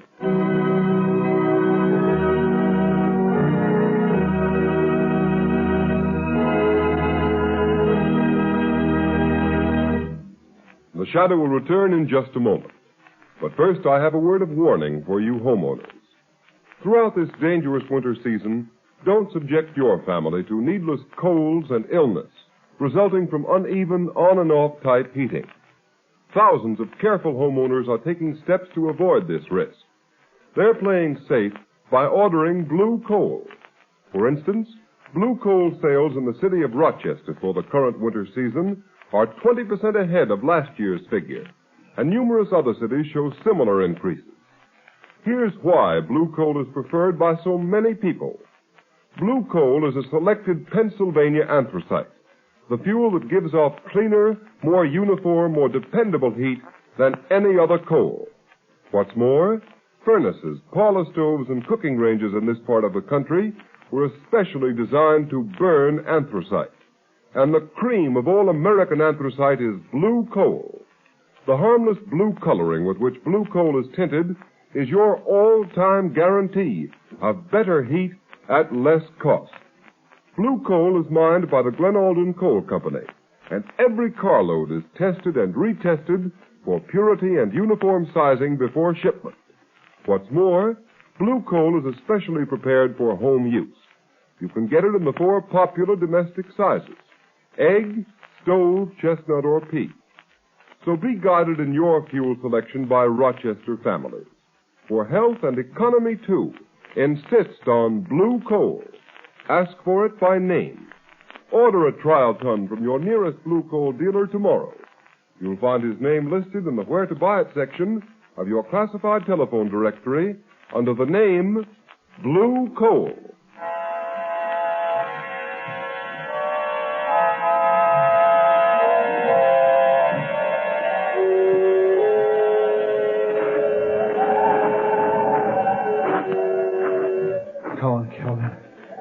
Let's get this over with. What's the matter with you, Berger? You're jumpy as a cat. I know. It's the Shadow. I'm scared. If you had any sense, you'd be scared, too. Oh, forget the Shadow. Yeah? But suppose he's trailed us. Here. To Kingland Cemetery. Now, listen to me, Berger. Your job is to make Adams sign that confession. The Shadow has developed superstitious fear in the underworld by means of his magician's tricks. He's dealing now with intelligent people who don't believe in hocus pocus. Why, there isn't one chance in 1,000 the Shadow's been able to follow us here. What'll you do if he has? Huh? What can you do? You leave the Shadow to me. I'll deal with him if he comes. It's the Adams grave wall just ahead, isn't it? Yeah. It's that underground vault on the left. You got the keys to the vault? Yeah, right here. Well, get the vault door open. Yeah. Give me a hand with this door. Oh, it weighs a ton. Now be careful Adams doesn't get out. Where's your flashlight? Right here. There's Adams on the floor in the corner. What'd I tell you? I bet he's so weak he can't crawl, much less run. Berger, he looks like he's dead. If he is, the whole scheme's ruined. I warned you to be careful. He ain't dead. I know a dead one when I see one. He's just sleeping, that's all. Wake him up, and we'll see if he's ready to listen to reason. He'll listen. Come on, Adams. Come on. Wake up. Hey, snap out of it. What? Who are you? Never mind who I am. Come on. Sit up. Are you going to take me out of this tomb? Are you? Yeah, you're going to get out. All you have to do is sign your name to a piece of paper. Huh? Water. Give me a drink. All I've had for days is the moisture on the stones. And nothing to eat. Nothing. Here. I got something better than water. It's like this brandy will set you up. Oh, thanks. Thank you. How did you find out they'd locked me up in this grave vault? I thought they were going to leave me here till I died. And then put me in that coffin there in place of that corpse that's supposed to be me. Never mind about that now. You're going to have a chance to get out of this grave alive if you do as you're told. Listen, Berger, quit wasting time. Here's the confession and a pen. Make him sign it. Kelvin, you... I couldn't see you with a flashlight in my eyes. You, my own trusted partner. You're behind this. You've done this to me. You stole those securities. Framed me. Sure I did. You're innocent. But if you want to get out of this family vault of yours, you'll take the blame. Sign this confession. I won't. I'll never sign it. Oh, yes, you will. Cut it out. Put it out, Kelvin. You can't stand much of that in the shape he's in. Do you want to kill him? I won't sign it. I won't.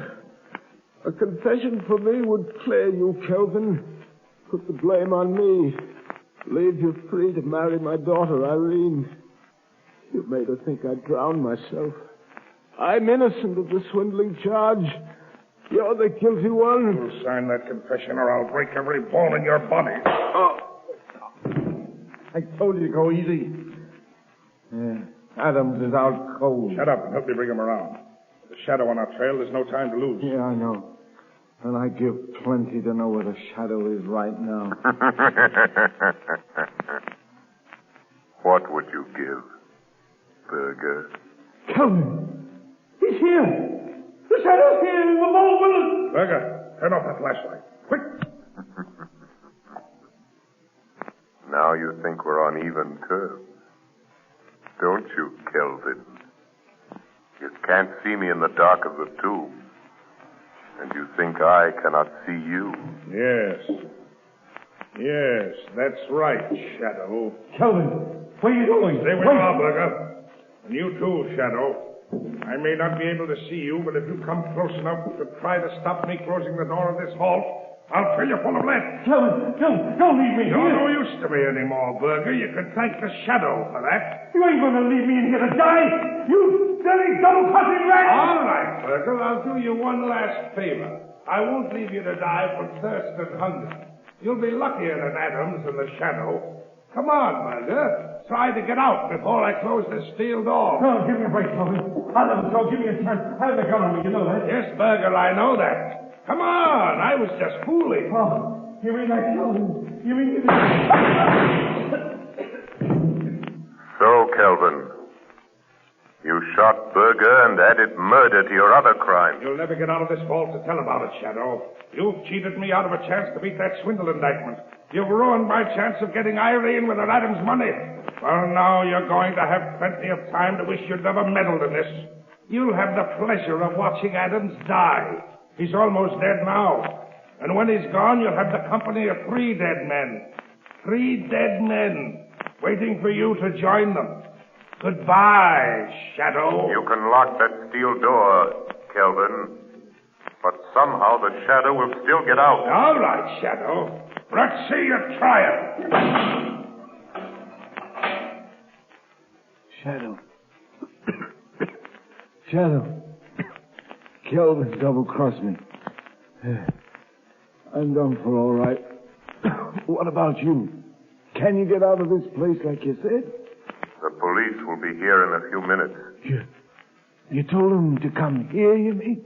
No, but I'm going to. Right now. Margot Lane. Margot Lane. Notify Commissioner Weston to pick up Ray Kelvin. Have him send a squad of men to Kingman Cemetery. Have them open the grave vault of Henry Adams. Adams is alive, but in the critical condition. Margot, don't come into the cemetery yourself. Kelvin is at large. Notify Police Commissioner Weston at once. So, Shadow, you're calling the cops. Shadow, it's Kelvin. He's at that air vent at the top of the vault. He heard you calling the cops. Yes, I heard you, Shadow. And if you think the police are going to get here in time to save you, you're mistaken. Every minute you waste in gloating brings you nearer the electric chair, Kelvin. Don't waste your sympathy on me, Shadow. I wonder what you'll look like when the cops find you with Berger and Adams. All of you drowned like rats in a trap. Because that's what's going to happen to you. You're going to drown like rats in a trap. Listen. Water! He's going to fill the boat full of water, Shadow! Yes, right up to the top. And it won't take long. Too bad for you I found a fire hose in the groundkeeper's shed. Now let the police come. They're welcome to anything they can get out of any of you when they get here. So long, Shadow. Let's see you get out of that spot. Shadow. He's gone. Water. Water. Here's water. Water. Shadow. The water's an inch deep on the floor already. Yes, and it's rising every minute. Our only hope is that the police will get here in time. Use that radio of yours. Tell them what's happened. Tell them to hurry. The radio transmitter is wet, useless. Just a last appeal for help. Help me, Shadow. Help me. You deserve no help, Berger. You left Adams here to die. Oh, Calvin made me do it. I never did anything like this before. I ran a fake passport and identification racket, that's all. I never killed anybody. I swear to Shadow. The water is getting deeper. Deeper. Water. Water. There's only one high place in this tomb. One high place. On top of the casket. The casket of the man you buried and made the world believe was Henry Adams. Oh, lift me up there. I was drowned here on the floor. Irene. No, Berger, no. Help me. I won't lift you up. Adams is too weak to stand. There's only room for one on top of that coffin. And if anyone is to have a few extra minutes of life, Adams will get it. Oh, what are you going to do? Put Adams on top of the coffin. His life is worth a dozen like yours. Irene. Irene. Forgive me. I was afraid you were going to marry Kelvin. I knew he was treacherous. A thief. Coward. Shadow. In God's name, help me up. Help me on my feet. Lay me against the wall. Oh, do that much for me. Yes, Berger. I'll do that much for you. It's all I can do. Thanks. Thanks, Shadow. Here I am, trying to save myself from drowning, so that I can die of bullet wounds. Here I am, being lifted by a man whose hands I can feel on my arms, but I can't see.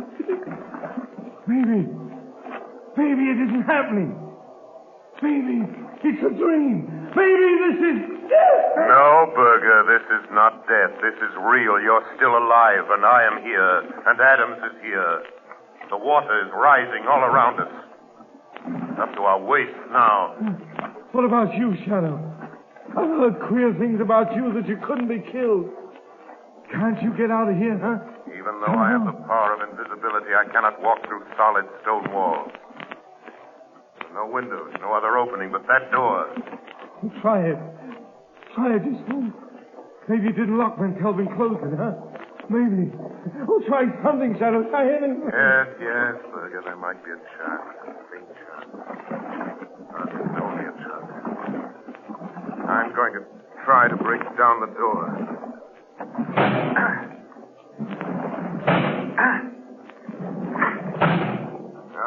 Useless, Berger. You mean you can't even save yourself? No, I can't even save myself. Help doesn't come soon as this vault fills to the roof. The Shadow will die as quickly as you, Berger. No. Not quite as quick. I'm finished, Shadow. Thanks to Kelvin's bullets. I won't drown. No? And perhaps you were lucky after all, Berger.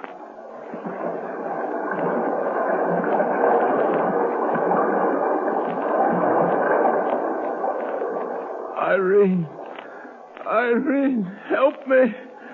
Help me. Listen to me. Listen to me, Henry Adams. Listen. Help is coming. But it will be too late unless you help yourself. Kelvin is filling this tomb with water. It's up to the top of the coffin you're lying on. Listen to me, Henry Adams. You must get up. Hold on to me or you will drown. I can't. My strength is gone. You must. For Irene's sake. Who are you? What are you doing here? I am the Shadow. I came here to save you, but I'm afraid I failed. Shadow? A shadow? It doesn't matter who or what I am.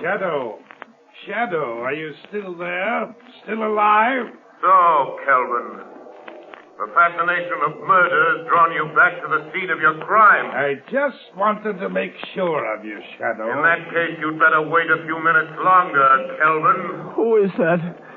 Who is that talking? It sounds like Kelvin. Irene, don't do it. Don't marry Kelvin. She'll marry me. With you and Berger and the Shadow out of the way, she'll never know, Adams. She'll never know. Kelvin, do you hear that? You hear that, Kelvin? It's the police. Run for your life, Kelvin, or better still, fight them off.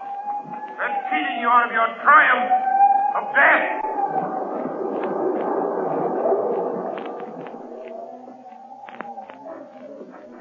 They're going to drown like rats. The police won't get me. They won't get you out of there in time. You'll drown! Drown like rats! You will! Get that man! Stop him! Stop! You or I'll shoot! Let him have it! You win, Shadow. I got him. Okay, come on. Come on, men. Get the door of that vault open, see what's going on here. Here are the keys I got from the watchman at the cemetery gate, Commissioner. All right. Get that door open. Right. Commissioner, there's water spurting out around the sides and bottom of the door. Good heavens. The vault's been flooded. Commissioner, there's a street flushing hose attached to the hydrant that's pouring water into that vault. Shut it off, quick. Okay. Sergeant, open that door. Yes, sir. Look out, Sergeant. Good heavens. The vault must have been filled with the roof. Quick. Throw your flashlight on the vault. Yes, sir. Commissioner, there's a man lying on top of that chest. Come on, that man isn't dead. He's trying to get up. Here. Come on, here. Give me a hand with him. Right. Come on. This must be Adams. It is. Adams. Henry Adams. Commissioner Weston. Shadow. It's the Shadow again. Yes, Commissioner, it's the Shadow. You were just in time. So I see. What's back of all this?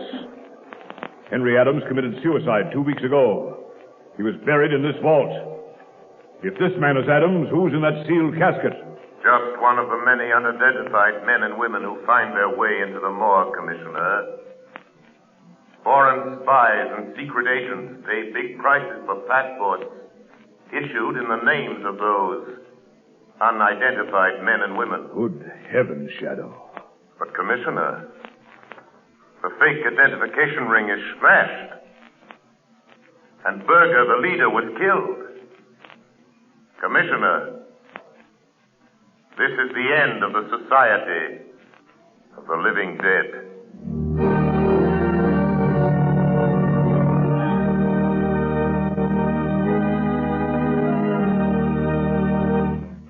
Ladies and gentlemen, before the Shadow leaves you, here's John Barclay, Blue Coal's heating expert.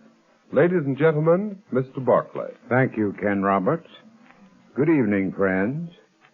Tonight I have some news for all you homeowners. When you buy Blue Coal, you're entitled to the free John Barclay service. At your request, a John Barclay serviceman will be sent to inspect your heating plant. No matter what your problem may be, he can solve it for you. And his valuable advice is yours, free of charge. Thousands of families are profiting by the John Barclay heating service. For instance, a woman in Roxbury, Massachusetts writes, I'm truly grateful for the valuable information given me by your John Barclay serviceman. I've learned more about saving coal and looking after my furnace this year than ever before. And friends, that's only one of the many expressions of satisfaction I receive every day. So for the very best results, I earnestly recommend that you burn Blue Coal in your heating plant and take advantage of the free John Barclay heating service. Phone your nearest Blue Coal dealer tomorrow. And here's another suggestion for you homeowners. Either write me in care of this station or send to Blue Coal, 120 Broadway, New York City, for my valuable free booklet, How to Reduce the Cost of Heating Your Home. Thank you. Thank you, Mr. Barclay. And friends, write to John Barclay or Blue Coal, 120 Broadway, New York City, and get your free copy of How to Reduce the Cost of Heating Your Home. You have just heard a dramatized version of one of the many copyrighted stories which appear in the Shadow magazine. All the characters and all the places named are fictitious. Any similarity to persons living or dead is purely coincidental.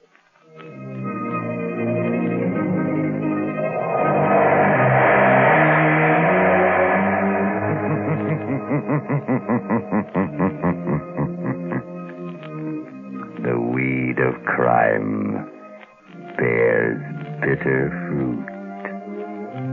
Crime does not pay. Next week, same time, same station, Blue Coal, America's finest anthracite, will again present another thrilling adventure of The Shadow. Be sure to listen, and be sure to burn Blue Coal, the solid fuel for solid comfort.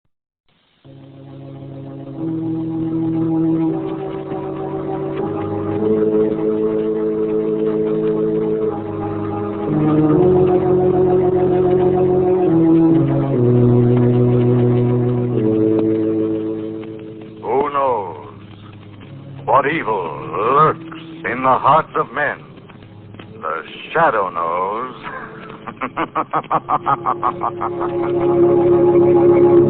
Blue Coal presents The Shadow, the mystery man who strikes terror into the very hearts of shopsters, lawbreakers, and criminals. Today, the Poison Death. Today's exciting adventure with The Shadow will start in just a moment. But first, I have an unusual free offer of great interest to all listeners. John Barclay, Blue Coal's heating expert, has written a book, How to Reduce the Cost of Heating Your Home. And you can obtain a copy of this attractively illustrated 24-page book absolutely without charge. Just address Blue Coal, 120 Broadway, New York City, or write to Blue Coal in care of the station to which you are listening. Drop a postcard in the mail tonight for your free copy of How to Reduce the Cost of Heating Your Home.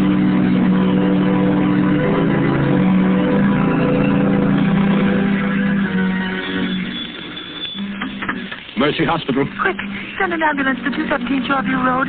My children, they're poisoned, dying. Oh, hurry. Hurry, please. Hurry.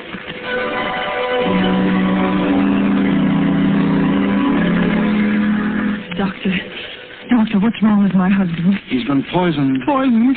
Isn't there something you can do? Some way of saving him? No, I'm sorry, my dear. It's too late. Your husband is dead.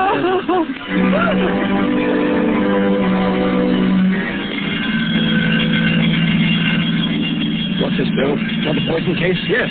The calls are coming in faster than we can answer them. Well, this one will have to go to General. The emergency ward is full. Not a cot left. The same thing in every hospital in town. They're swamped, all poison cases. And nobody knows how they're getting it or what it is.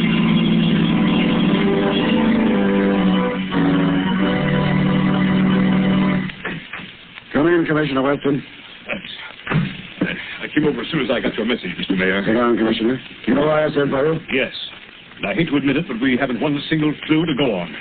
I've had the entire police force working on this poison epidemic for 3 days, and we're right where we started. When the first ransom note was sent to newspapers demanding $1 million ransom, or this city of over 1 million souls will be wiped out, poisoned, I thought it was a hoax. Mayor, it's a wild scheme of a crazed mind. It can't be anything else. I don't agree with you. The ransom note was signed The Shadow. This same Shadow you claimed has helped you solve so many crimes. But it was never asked for reward or credit. I don't believe the Shadow sent that note, Mayor. No? Then look at this photostatic copy of the original pamphlet and threat. Listen to the way it's worded. For years, the Shadow has smashed rackets, wiped out criminal syndicates, trapped murderers without reward. And now the time has come for a settlement. The Shadow has saved the city millions. Now the city will pay the Shadow $1 million, or the hospitals will be filled with the dying, and the morgues will be filled with the dead. I'm still convinced that it isn't the real Shadow who's guilty. You say that because the Shadow has helped you so much in the past. I resent that, Mr. Mayor. All right, resent it. But it's up to you to get busy and find out who's responsible. The fact remains that no clues have been found. Well, I've got to have action. I'm doing everything I can. Maybe you are, but you ought to do better. Look at this report. The hospitals are filled with the dying. The morgue is filled with the dead. Hundreds of innocent people stricken by a poison the health department can't identify. A poison for which there seems to be no antidote. What is it? How is it being fed to the people? Find out or we'll get another police commissioner. Just a minute, there's a phone. Hello? This is Clyde Burke of the Classic, Your Honor. What is it, Burke? We just received another note signed by the Shadow. What this time? Listen to this. I can strike at random, but I can also single out any one of you for death. To prove it, I am going to poison Dan Brinkley, Commissioner of Sanitation. When you get this through the mail, Brinkley will be dead.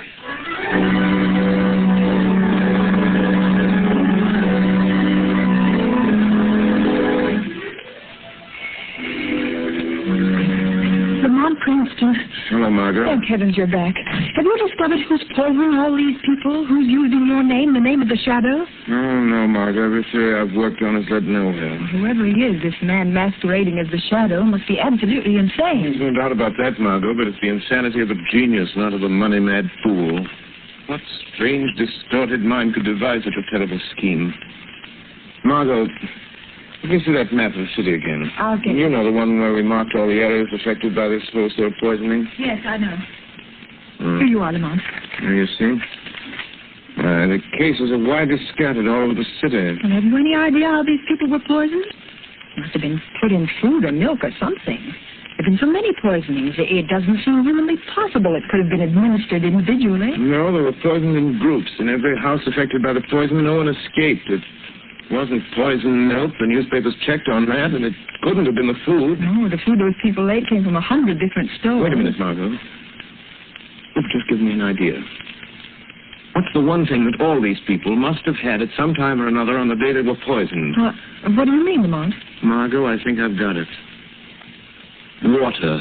Yes, water, that's it. How could that be? I don't know, Margot, but that's the answer. I'm sure of it. That explains the grouping of the poison cases. But how? Could have been done at the water meter introduced into the main pipe in the basement somewhere. So many different places without somebody Yes, noticing? and Margot, who could tamper with the water pipes from the basements of any building in the city and not arouse suspicion? Why, only someone from the water company is the man who reads the meter. Exactly, or someone posing as a representative of the water company. Oh, sir. Margot, come on, let's open the window. Something else has happened. Oh, Lamont, it's like a nightmare. What's he saying? Daniel Brinkley, Commissioner of Sanitation, found poison after water. Read all about it. Oh, close the window, Margot. Lamont, why do you suppose Commissioner Brinkley was singled out? Margot, a distorted mind, especially that of a brilliant man, will very often move along a straight line from cause to effect. This case follows a line so simple and so straight that the police do not even suspect who he is, Margot. But in killing Brinkley, he deviated from his original purpose long enough to settle a grudge. This is that one mistake the greatest of criminals make. You mean it's somebody whom Commissioner Brinkley wronged? Yes. But Brinkley may never have wronged anybody. To a man with a warped mind like this, an imagined wrong can inspire revenge just the same. Maybe it's someone who worked under Brinkley, someone in the Department of Sanitation. Margot, the pieces of this crazy puzzle are beginning to fit together. Where's yesterday's paper, the one with the photostatic copy of the ransom note sent by the man masquerading under the name of the Shadow? Oh, here it is, Lamont. I kept it along with all the other clippings. Let's see. For years, the Shadow has smashed rackets, wiped out criminal syndicates, trapped murderers without reward. Margot, look at this. The letter E, it appears 6, 7, 8 times, and every time it appears out of line. And look. Look here, the letter A is blurred. Margot, it's like ABC, the obvious clue. We could only find that typewriter. Lamont, out of all the typewriters in the city, it would be like looking for a needle in a haystack. Don't you suppose the police have considered that angle, tried to find that machine? Well, perhaps they have, but without first logically working out the problem as to the one place where that machine might be, they're wasting their time. The one place is the Department of Sanitation. It's so logical as to be incredible. Come on, Margot. Get your hat and coat. We've got work to do, and there's no time to lose. But, Lamont, you're not going to the Department of Sanitation at this hour of the night. Why not? Well, suppose you were caught. Don't worry, Margot. The real Shadow won't be caught. I need your help if we're going to try out all the typewriters in those offices.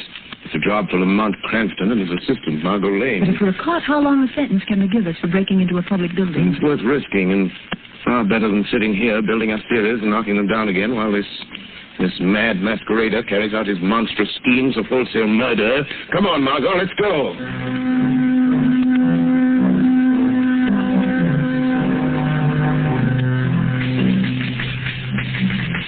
No, Margot. No, this isn't the machine. No, it's the last one in here. Let's try the next office.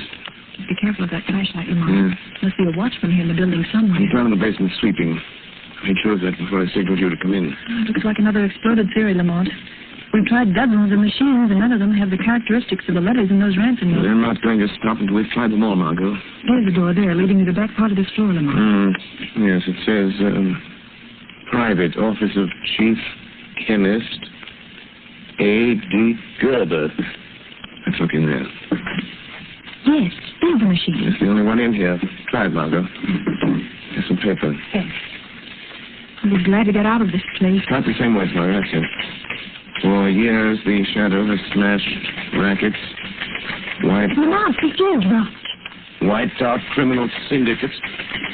Margot, the A blurred.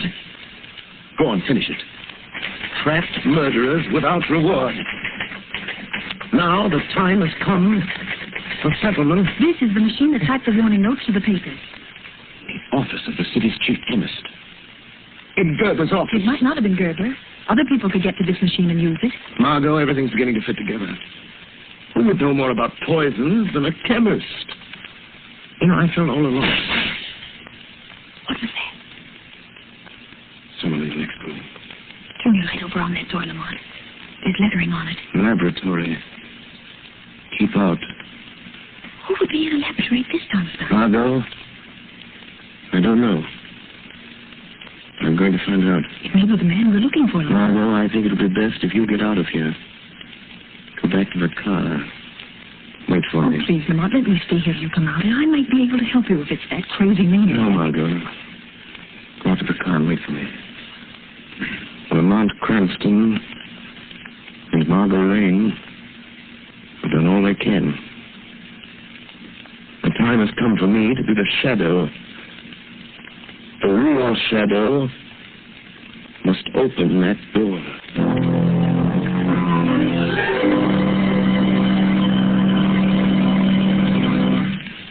The second part of the Shadow's adventure will continue in just a moment.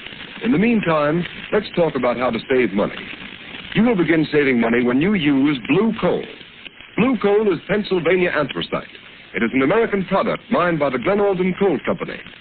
Unlike many other fuels, blue coal is especially prepared for use in American homes whose heating plants were designed to use anthracite. And to be sure of getting the best anthracite, order blue coal. Its blue color identifies it at a glance. Blue coal is a long-burning fuel that sends a steady, continuous flow of uniform heat into the living quarters of the home. There is no waste because blue coal burns completely to a fine, powdery ash, and it is such a clean fuel to use. These are just a few of the reasons why sales of blue coal in Stroudsburg, Pennsylvania this winter are 22% greater than last winter. Stroudsburg families have been using blue coal in increasing quantities. These are the families that not only enjoy more comfortable homes, but now save money on fuel bills as well. So I urge all families who have not yet tried blue coal to order a trial ton tomorrow. Find out for yourself how much better this specially prepared home fuel is than any other solid fuel. Order blue coal by name in any one of 4 popular sizes: egg, stove, chestnut, or peat. The name of your nearest blue coal dealer can be found in the Where to Buy It section of your classified telephone directory under the name Blue Coal.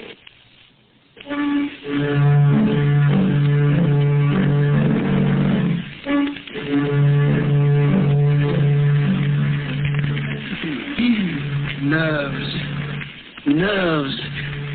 Why should I be nervous? No one knows. I'm here all alone. Who would suspect me, Gerber, the city chemist? I'll never tell them. They'll never know that Brinkley is dead.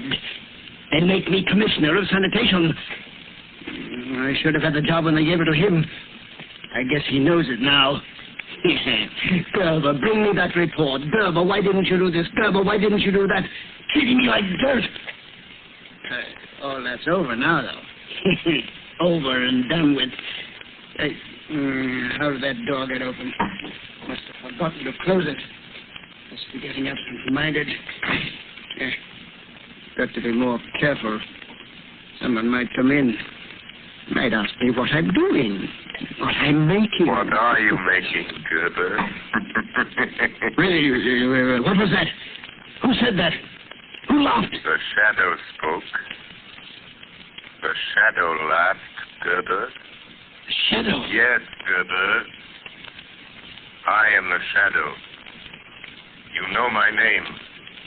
You've been using it as a cloak to cover your excursions into the realm of murder. Oh, you can make yourself invisible, Shadow.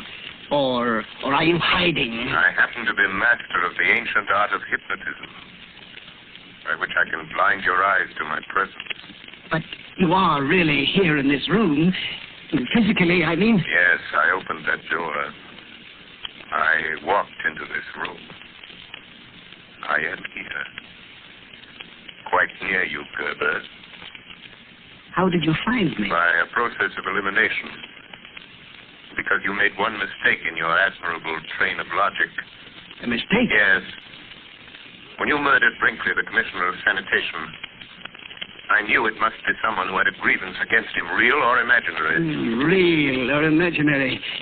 Oh, I see. You think I am insane, Shadow? The sanity of a brilliant mind is not measured by ordinary standards, Gerber. Yes, that's it. My co-workers know I'm brilliant. They don't think I'm eccentric because when anybody's around, I'm on my guard. What were you doing when I came in, Gerber? Filling this bottle. What is in that bottle, Gerber? What is that crimson-colored fluid? That is the poison, Shadow. I'm supposed to be analyzing the blood taken from my first batch of poison victims, but instead I've been making more poison. You see? It's all ready now.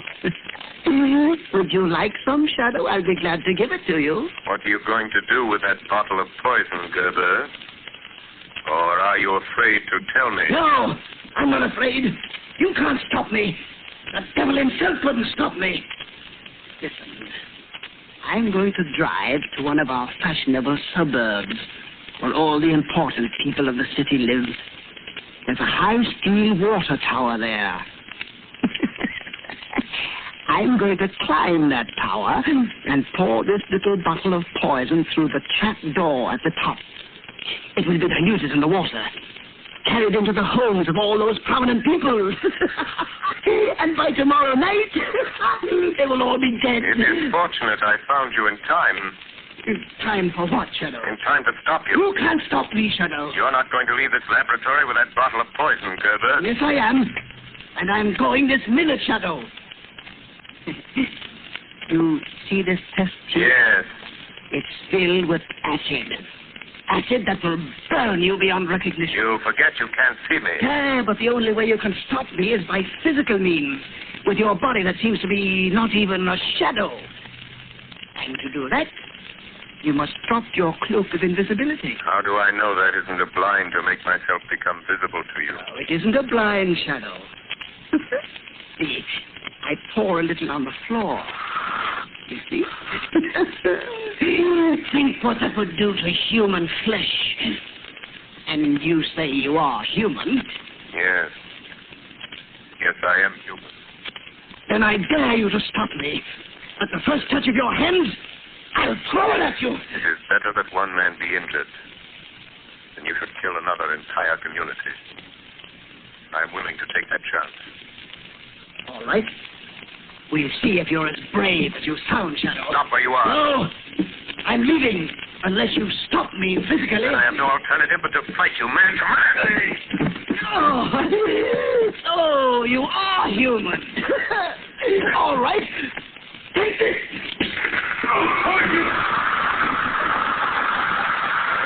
I warned you, Shadow. You will be burned beyond recognition. That acid will eat into you to the very bone. Goodbye, Shadow. At last you've met someone who is your match. Now there's no one to stop me putting the poison in that water tower.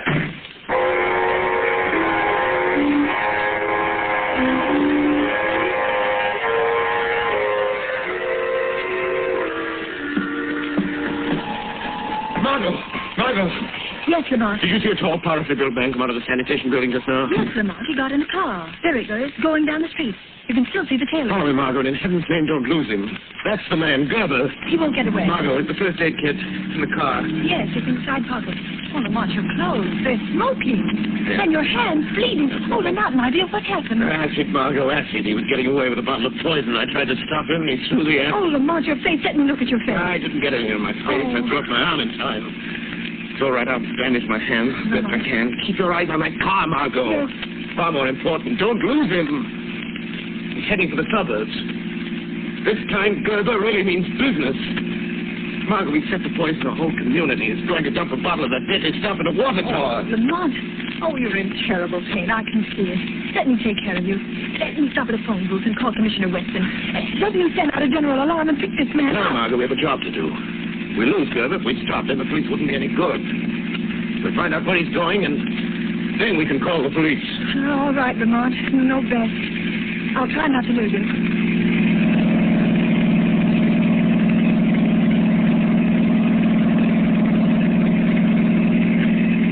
Oh, Lamont, is the pain any easier?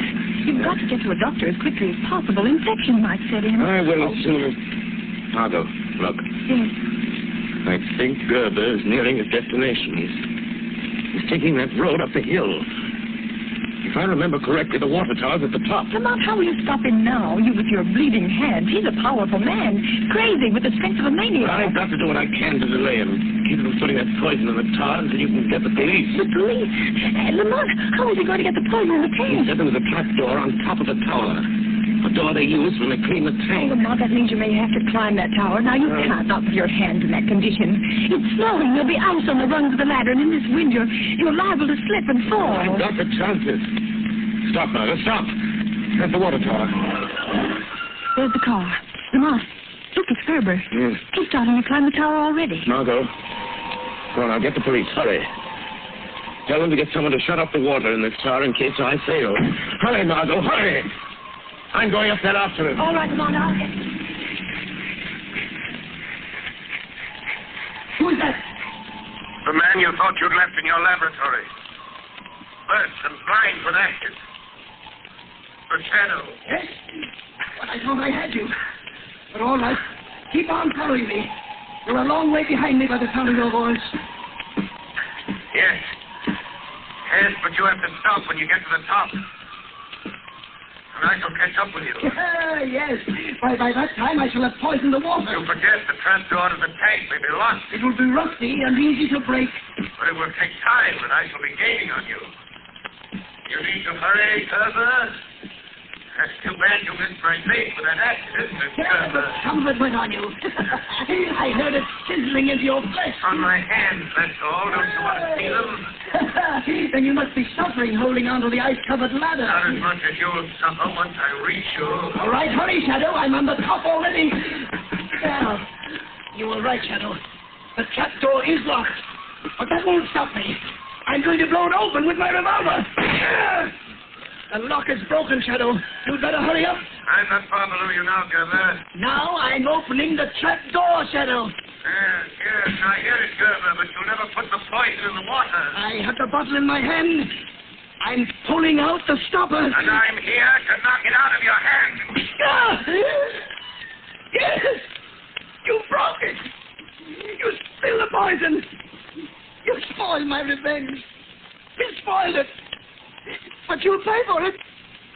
You're leaving blood marks on the snow with your hands.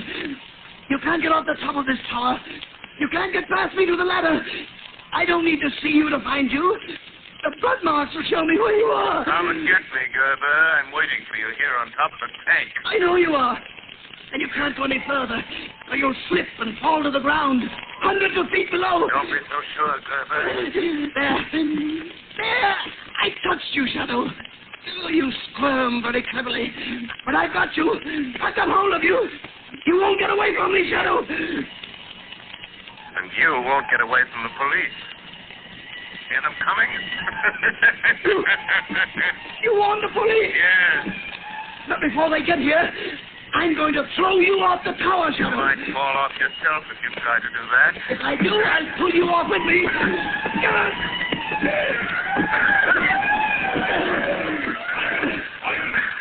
Somebody on top of that water tower. And Commissioner Weston. He's come to take you himself, Gerber. You should feel honored. He'll never get me. He'll never take me alive.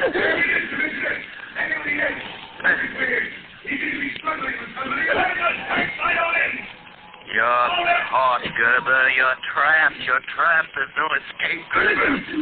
Listen to me, Commissioner Weston. You'll never get me. Never. I did it. I killed all those people. I made you think it was the Shadow. Commissioner. He's trying to get down. You'll be killed, Gerber. I'm not afraid. I'm not afraid. Because you're coming with me, Shadow. Come on, Shadow. Come with me. Come with me. He did it. He jumped. Throw your light over there to the foot of the tower. See who it is. That's our man, the poisoner. There's the body. Then he must be dead as a tornado. Yes. No man could fall that distance and live. Turn him over. Let's see his face. He's dead, all right. Neck's broken. Why, it's Gerber. Gerber. The chief chemist of the sanitation department. Who would ever have thought a man in his position? He was struggling with someone up there on the top of the tower. Where's the other man? Look around the base of the tower. See if you can find another body. Look in the bushes. I suppose we could on this thing, but I don't see Can't see a thing in these snow flurries. Swing the searchlight around. Anything over there, Sergeant? No sign. Nope. Nothing over here, Sergeant. Nobody over here. Nothing over on this side. Listen.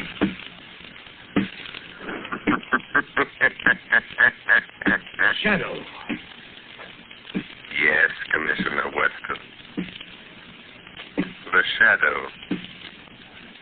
I am walking down. And, Commissioner, don't bother to search anymore.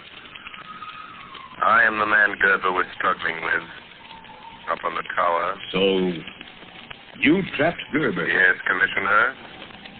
I trapped him. Gerber's your man. The man who tried to poison the people of this city into paying him $500,000. Well, he won't poison any more by the looks of him. And now, would you do something for me, Commissioner? By all means. If you don't mind, Commissioner, I'd like to publicly take the credit for solving this mystery. Gerber committed his crimes in the name of the Shadow. And I rather think the real Shadow deserves to be vindicated. Don't you?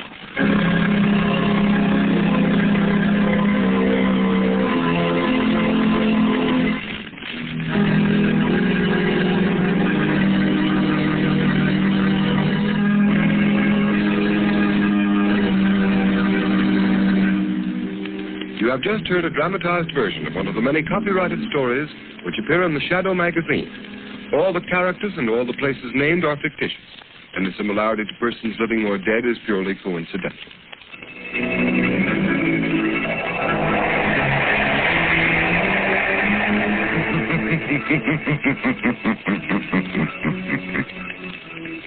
The weed of crime bears bitter fruit.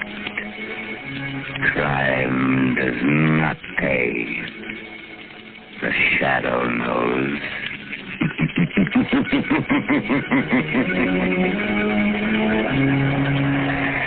Next week, same time, same station, Blue Coal, America's finest anthracite, will again present another thrilling adventure of the Shadow. Be sure to listen, and be sure to burn Blue Coal, the solid fuel for solid comfort.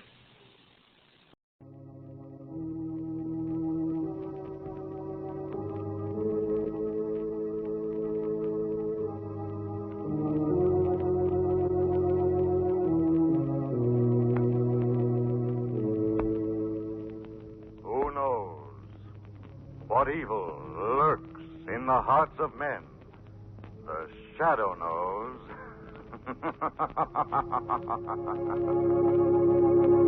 Blue Coal presents one of radio's most famous features, The Shadow. The story of the mystery man who strikes terror into the very hearts of shopsters, lawbreakers, and criminals. Today we present The Shadow in one of his most remarkable adventures. A modern mystery of science and crime, The Phantom Voice.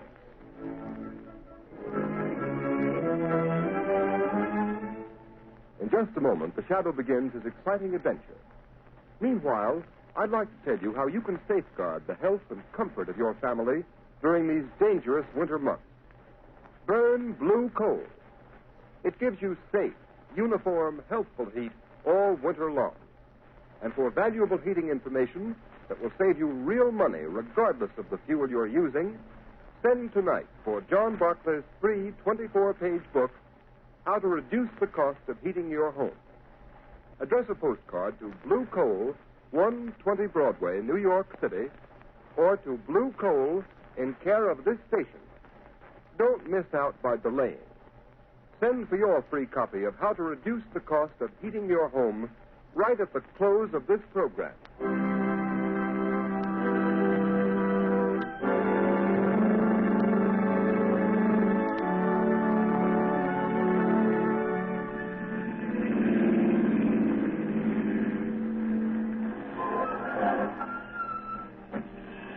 Here we are.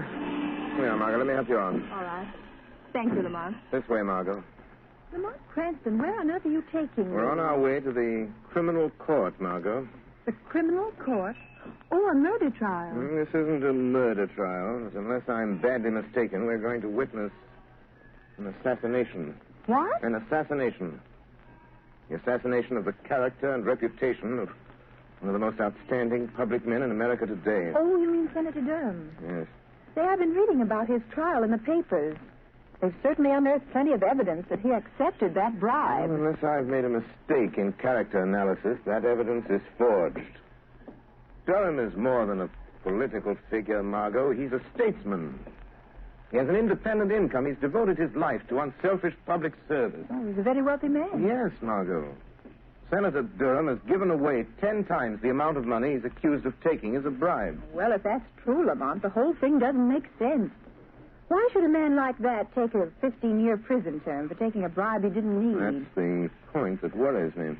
Incidentally, didn't I see that the prosecution expect to spring a surprise bit of evidence today? Exactly. That's why we're here. Come along, Margot. Court's already in session.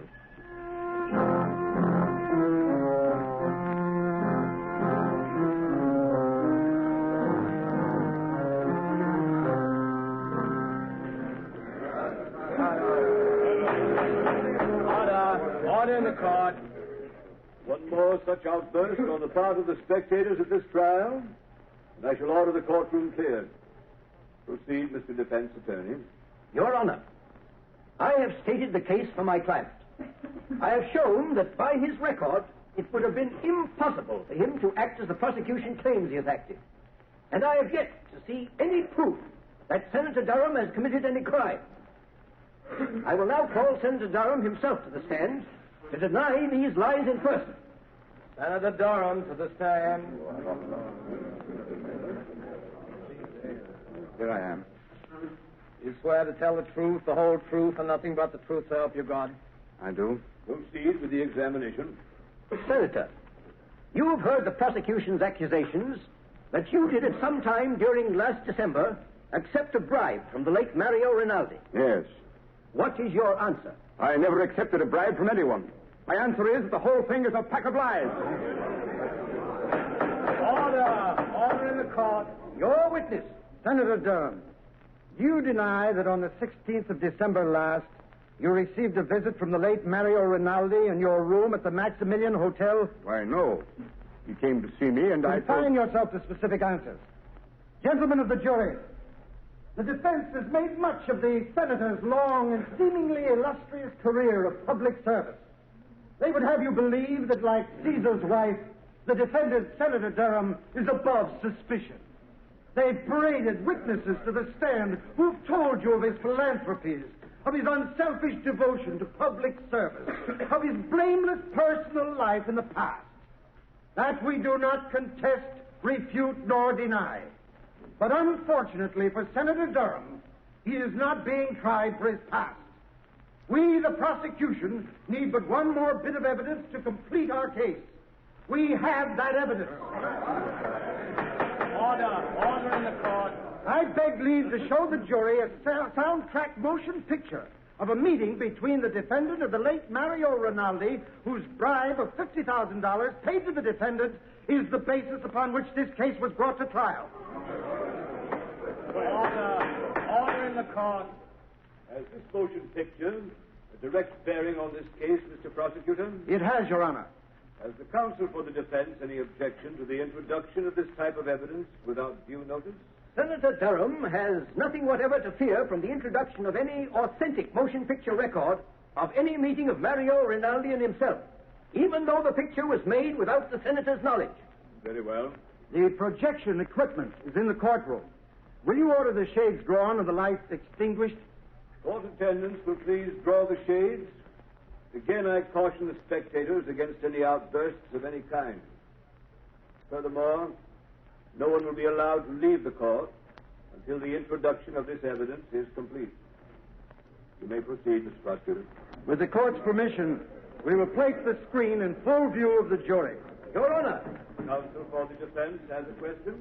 For the sake of the record, will the prosecution state at whose request this motion picture was made? It was made at the request of Anthony Vogel, an attorney of this city. For what reason? As a citizen interested in public welfare. Ready to roll a film, Mr. Prosecutor. Very well. Now, if the attendant will turn out the light. Certainly, Your Honor. Order. Silence in the court. The prosecution will submit affidavits to prove that this is an authentic film record of a meeting between Senator Durham and Mario Rinaldi on the evening of December 16th. You may turn on the machine. Yes, sir. Yes? Come in. Oh, hello, Rinaldi. I've been expecting you. Look here, Senator Durham. Why haven't I got the contract award on that Leicester Street building? The money's been appropriated. You said you'd use your influence if we fixed you up. Of course, Rinaldi. I told you you'd get that contract. For consideration. If you didn't send me my present of $50,000 for swinging it your way, so naturally Oh, so that's it. You want to be paid off first, huh? Yes. And in cash. No checks. Okay. You'll get your 50 grand. Get me that contract. I'll be back in an hour with the money. Order in the court. Order in the court. That's the end of the film, gentlemen. It's a lie. A lie. I tell you, I never said that. Order in the court. Your Honor, I object. My client never had such a conversation with Mario Rinaldi. That picture is a fake. One moment. Attendants will please turn on the lights. Your Honor, allow me to remind the counsel for the defense that pictures do not lie. Your Honor, we do not deny that the meeting between Senator Durham and Mario Rinaldi did take place in the manner shown in this film, but we deny that any such conversation took place. Have you any proof of that? There are only two people who could know what went on in that room. Senator Durham and Rinaldi. And Rinaldi is dead. Do you deny the voice was the voice of the defendant? My client admits that it sounds like his voice, but it cannot be, since he never asked or received a bribe from the late Mario Rinaldi for any reason or purpose whatever. Your Honor, I ask a recess of this trial in order that the defense may have an opportunity to study this film and soundtrack. I object. I do not see how the due process of law will be impaired by a 24-hour delay. Objection overruled.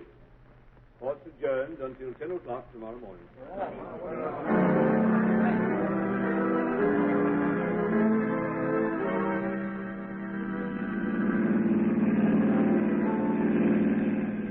Lamont, after seeing that talking picture of Senator Durham meeting Rinaldi and practically demanding a bribe, how can anyone doubt his guilt? Margot, the Greeks had a philosophy that ran something like this. Only believe half that which you see and nothing you hear. Oh, but Lamont, that wasn't hearsay evidence. That was the senator speaking. That was his voice. Even he couldn't deny. No man knows the sound of his own voice, Margot. Besides, Durham never spoke those words to Rinaldi. But you saw him. You saw the motion picture. Exactly. Because I did see him speak, I know he didn't say the things that were on the soundtrack of that film. What do you mean, Lamont? Have you ever watched the movement of a man's jaw muscles when he speaks certain words? You mean you know what he really said? No. No, his face was half averted from the camera. I couldn't see his lips. I don't know just what he did say, but I know he didn't utter the words we just heard. Oh, but Lamont, it was still the senator's voice saying those other things, demanding that bribe. I'd swear to it. Yes, and so will the jury, Margot. Unless something is done within the next 24 hours, one of the finest men in this country, an innocent man, Senator Durham, is going to be railroaded into prison for 15 years by his political enemies. I'm stopping here, Margot. I want you to wait in the car, please. All right. The lawyer's building.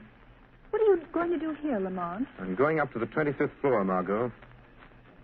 The Shadow has an appointment with one of the most crooked lawyers in this city.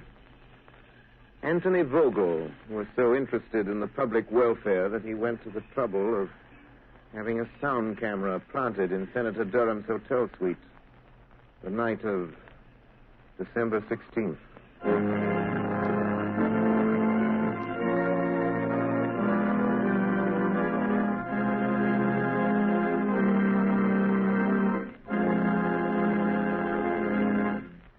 While we are waiting for the Shadow to return, I would like to ask all homeowners a question. Do you want to save money? Of course you do. And you begin real saving when you cut down on the cost of heating your home. Here's the easiest and surest way to do this. Decide now to cook and heat with blue coal. Here's why blue coal is more economical. It is prepared especially for use in the home. And blue coal is Pennsylvania anthracite, the fuel that furnaces, cooking ranges, and parlor stoves in this section of the country were especially designed to burn. It is mined by the Glen Alden Coal Company, the world's largest producer of specially prepared home fuels. And every carload of blue coal is laboratory tested for purity and size before shipment. And you can always be sure of getting this superior home fuel because it is tinted with an unmistakable blue color so that you can easily identify it at a glance. In Waverly, New York and vicinity, blue coal sales so far this winter are 27% ahead of sales for the same period a year ago. This increase in sales is because Waverly families have found out that blue coal does all I say it will do. So I urge all families throughout this region to try Blue Coal. Order a trial ton tomorrow. Ask for Blue Coal by name in any one of 4 sizes: egg, stove, chestnut, or peat. You will find the name of your nearest Blue Coal dealer listed in the Where to Buy It section of your classified telephone directory under the name Blue Coal.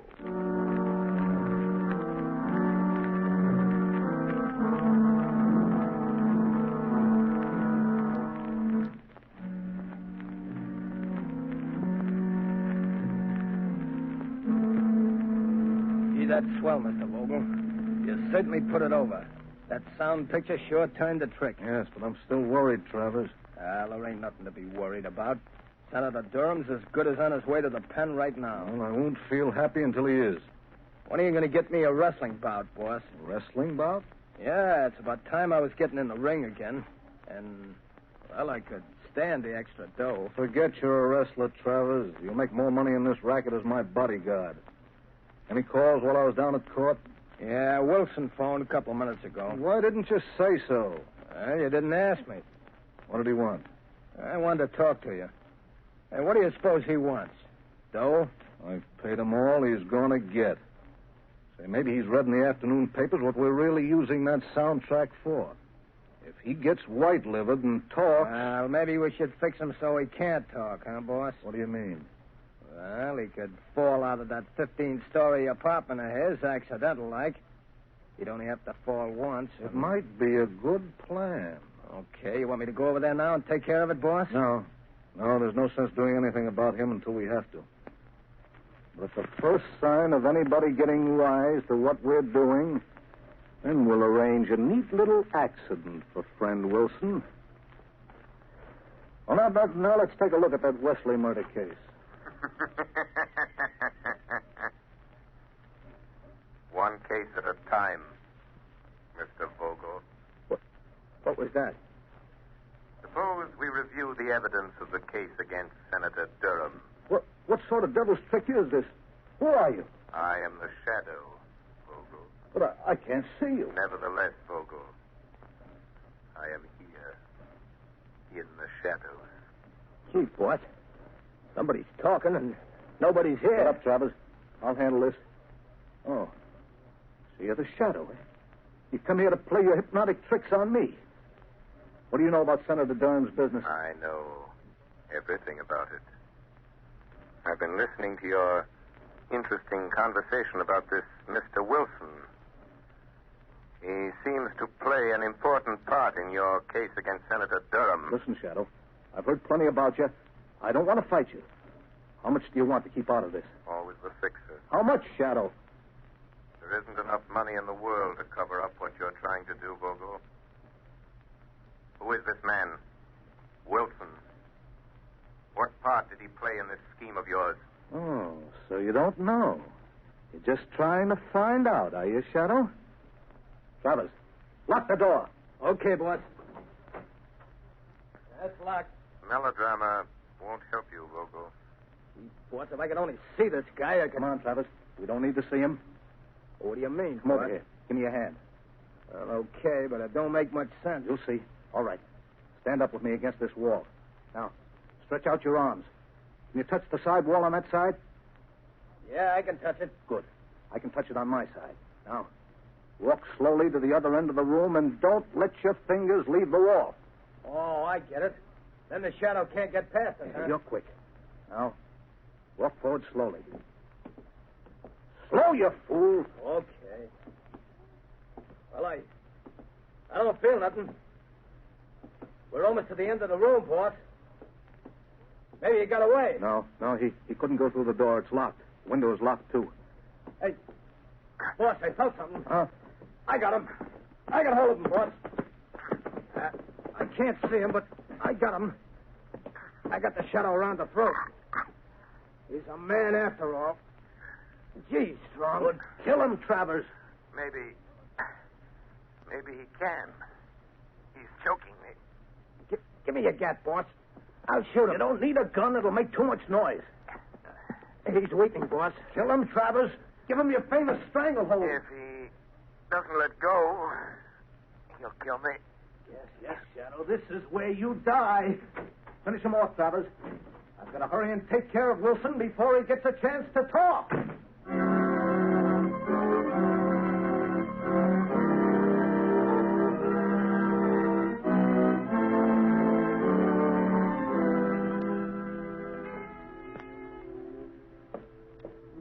wonder who that can be. Oh, good evening, Mr. Fogel. Hello, Wilson. I hear you were trying to get hold of me earlier this evening. Yes, that's right. I want to talk to you. Won't you come in? Are you alone? Oh, yes. Good. Mr. Vogel, when you asked me to do some work for you, I didn't ask to know what you were going to do with it. I needed the money for my wife, Alice, and kids, and You got paid, didn't you? Yes, but... Well, all this stuff in the papers, Mr. Vogel, about the... Frankly, I don't like it. Oh, you don't? Having a little attack of conscience, Wilson? Well, doing a job is one thing, but sending a man away to prison on a false charge is something else. So I intended to tell you... Tell me what? Well, tell you that I refuse to let it go on any further. Oh, you refuse? Yes. After all, Mr. Vogel, if I tell what I know about... Well, what are you going to do about it? Just this. Don't move, Wilson. Put that gun down. Don't be a fool, Vogel. I'm not the fool, Wilson. Now, turn your back to me. That's right. What are you going to do? I'm going to assist at a little accident. Now, walk to that window. Wait. You can't do this to me. You can't. Walk. Okay. Now, open the window. All right, Wilson. Climb up on the windowsill. Just a moment, Mr. Vogel. The shadow. I thought Travers took care of you. You thought Travers took care of me, did you, Vogel? Well, I admit he's a good wrestler. But there was one little hold, Vogel, I learned in the Orient that he didn't know. He had me beaten for a moment. It was my one chance to get you to lead me to Wilson. You mean you followed me here? Yes. Yes, I followed you here. It wasn't very difficult to get away from Mr. Travers. It seems I arrived just in time for my proof. In time? No. There, Shadow, there's your proof lying dead on the floor. You're crazy, Vogel. You're a fool. You'll get the chair for this.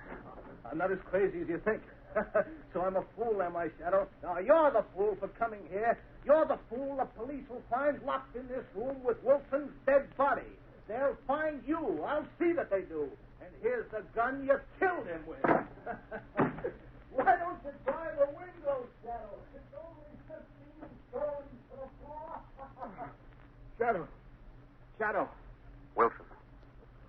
Wilson, tell me. Quick. I'm done for. Quick. Quick, Wilson. Give me the proof. The proof, Wilson. The proof that you framed Senator Durham. Proof. Come on, Wilson. Come on. Tell me. How did you frame Senator Durham? Sure. Alice, darling. My baby. Wilson. Wilson! Lamont, are you all right? Unlock the door, Margot. Unlock the door. The key's on the outside. Oh, Lamont, I heard a shot and saw Vogel running out, so I couldn't wait. What happened? I hadn't been so stupid. Waited so long, but I wanted to find out their secret before I spoke. Now it's too late. Wilson is unconscious, I'm afraid. Dying. Vogel has outwitted me. After all. That's it, Vogel. Shot me. You cold-bloodedly shot me. You burned for it. Wilson, listen to me. Listen and think.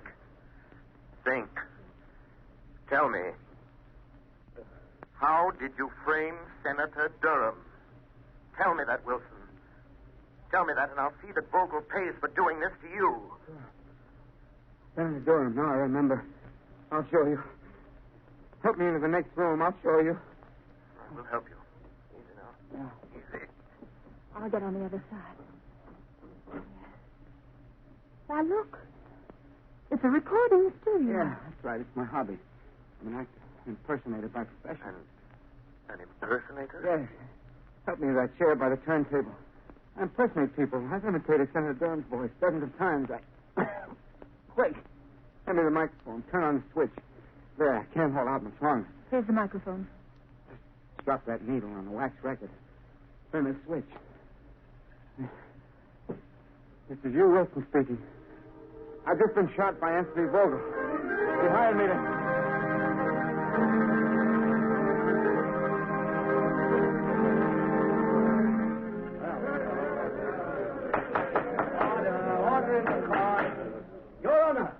I move that the case against my client, Senator Durham, be dismissed. On what grounds? On the evidence contained on this record found in the apartment of the late Hugh Wilson, the radio and stage impersonator who was found shot in his apartment last night. I ask the court's permission to play it at this time. Permission granted. You may start the record now. Yes, sir. This is Hugh Wilson speaking. I've just been shot by Anthony Vogel. He hired me to impersonate the voice of Senator Durham. It's my voice on the soundtrack of the picture shown at Senator Durham's trial. I'll show how I did it. Listen. Of course, Rinaldi, I told you you'd get the contract for the consideration. But you didn't send me my present of $50,000 for swinging it your way. So naturally, that's how it was done. That's how I did it. Durham's innocent. You never wrote those words.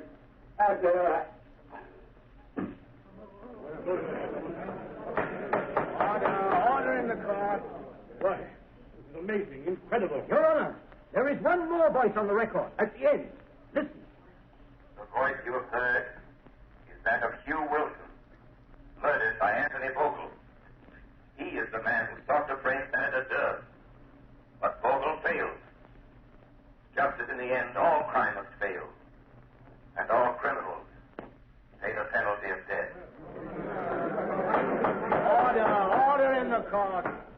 Whose voice was that? That, Your Honor, is the voice of the man to whom Senator Durham owes his vindication. The voice of the shadow.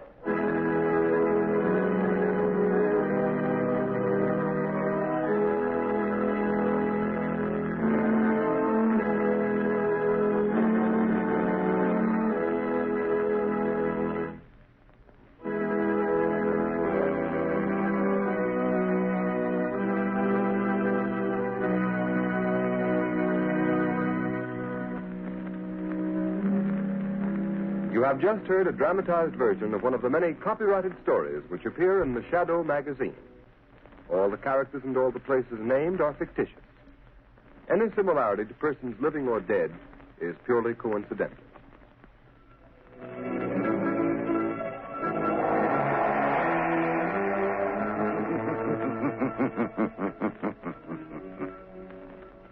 As you sow evil, so shall you reap evil.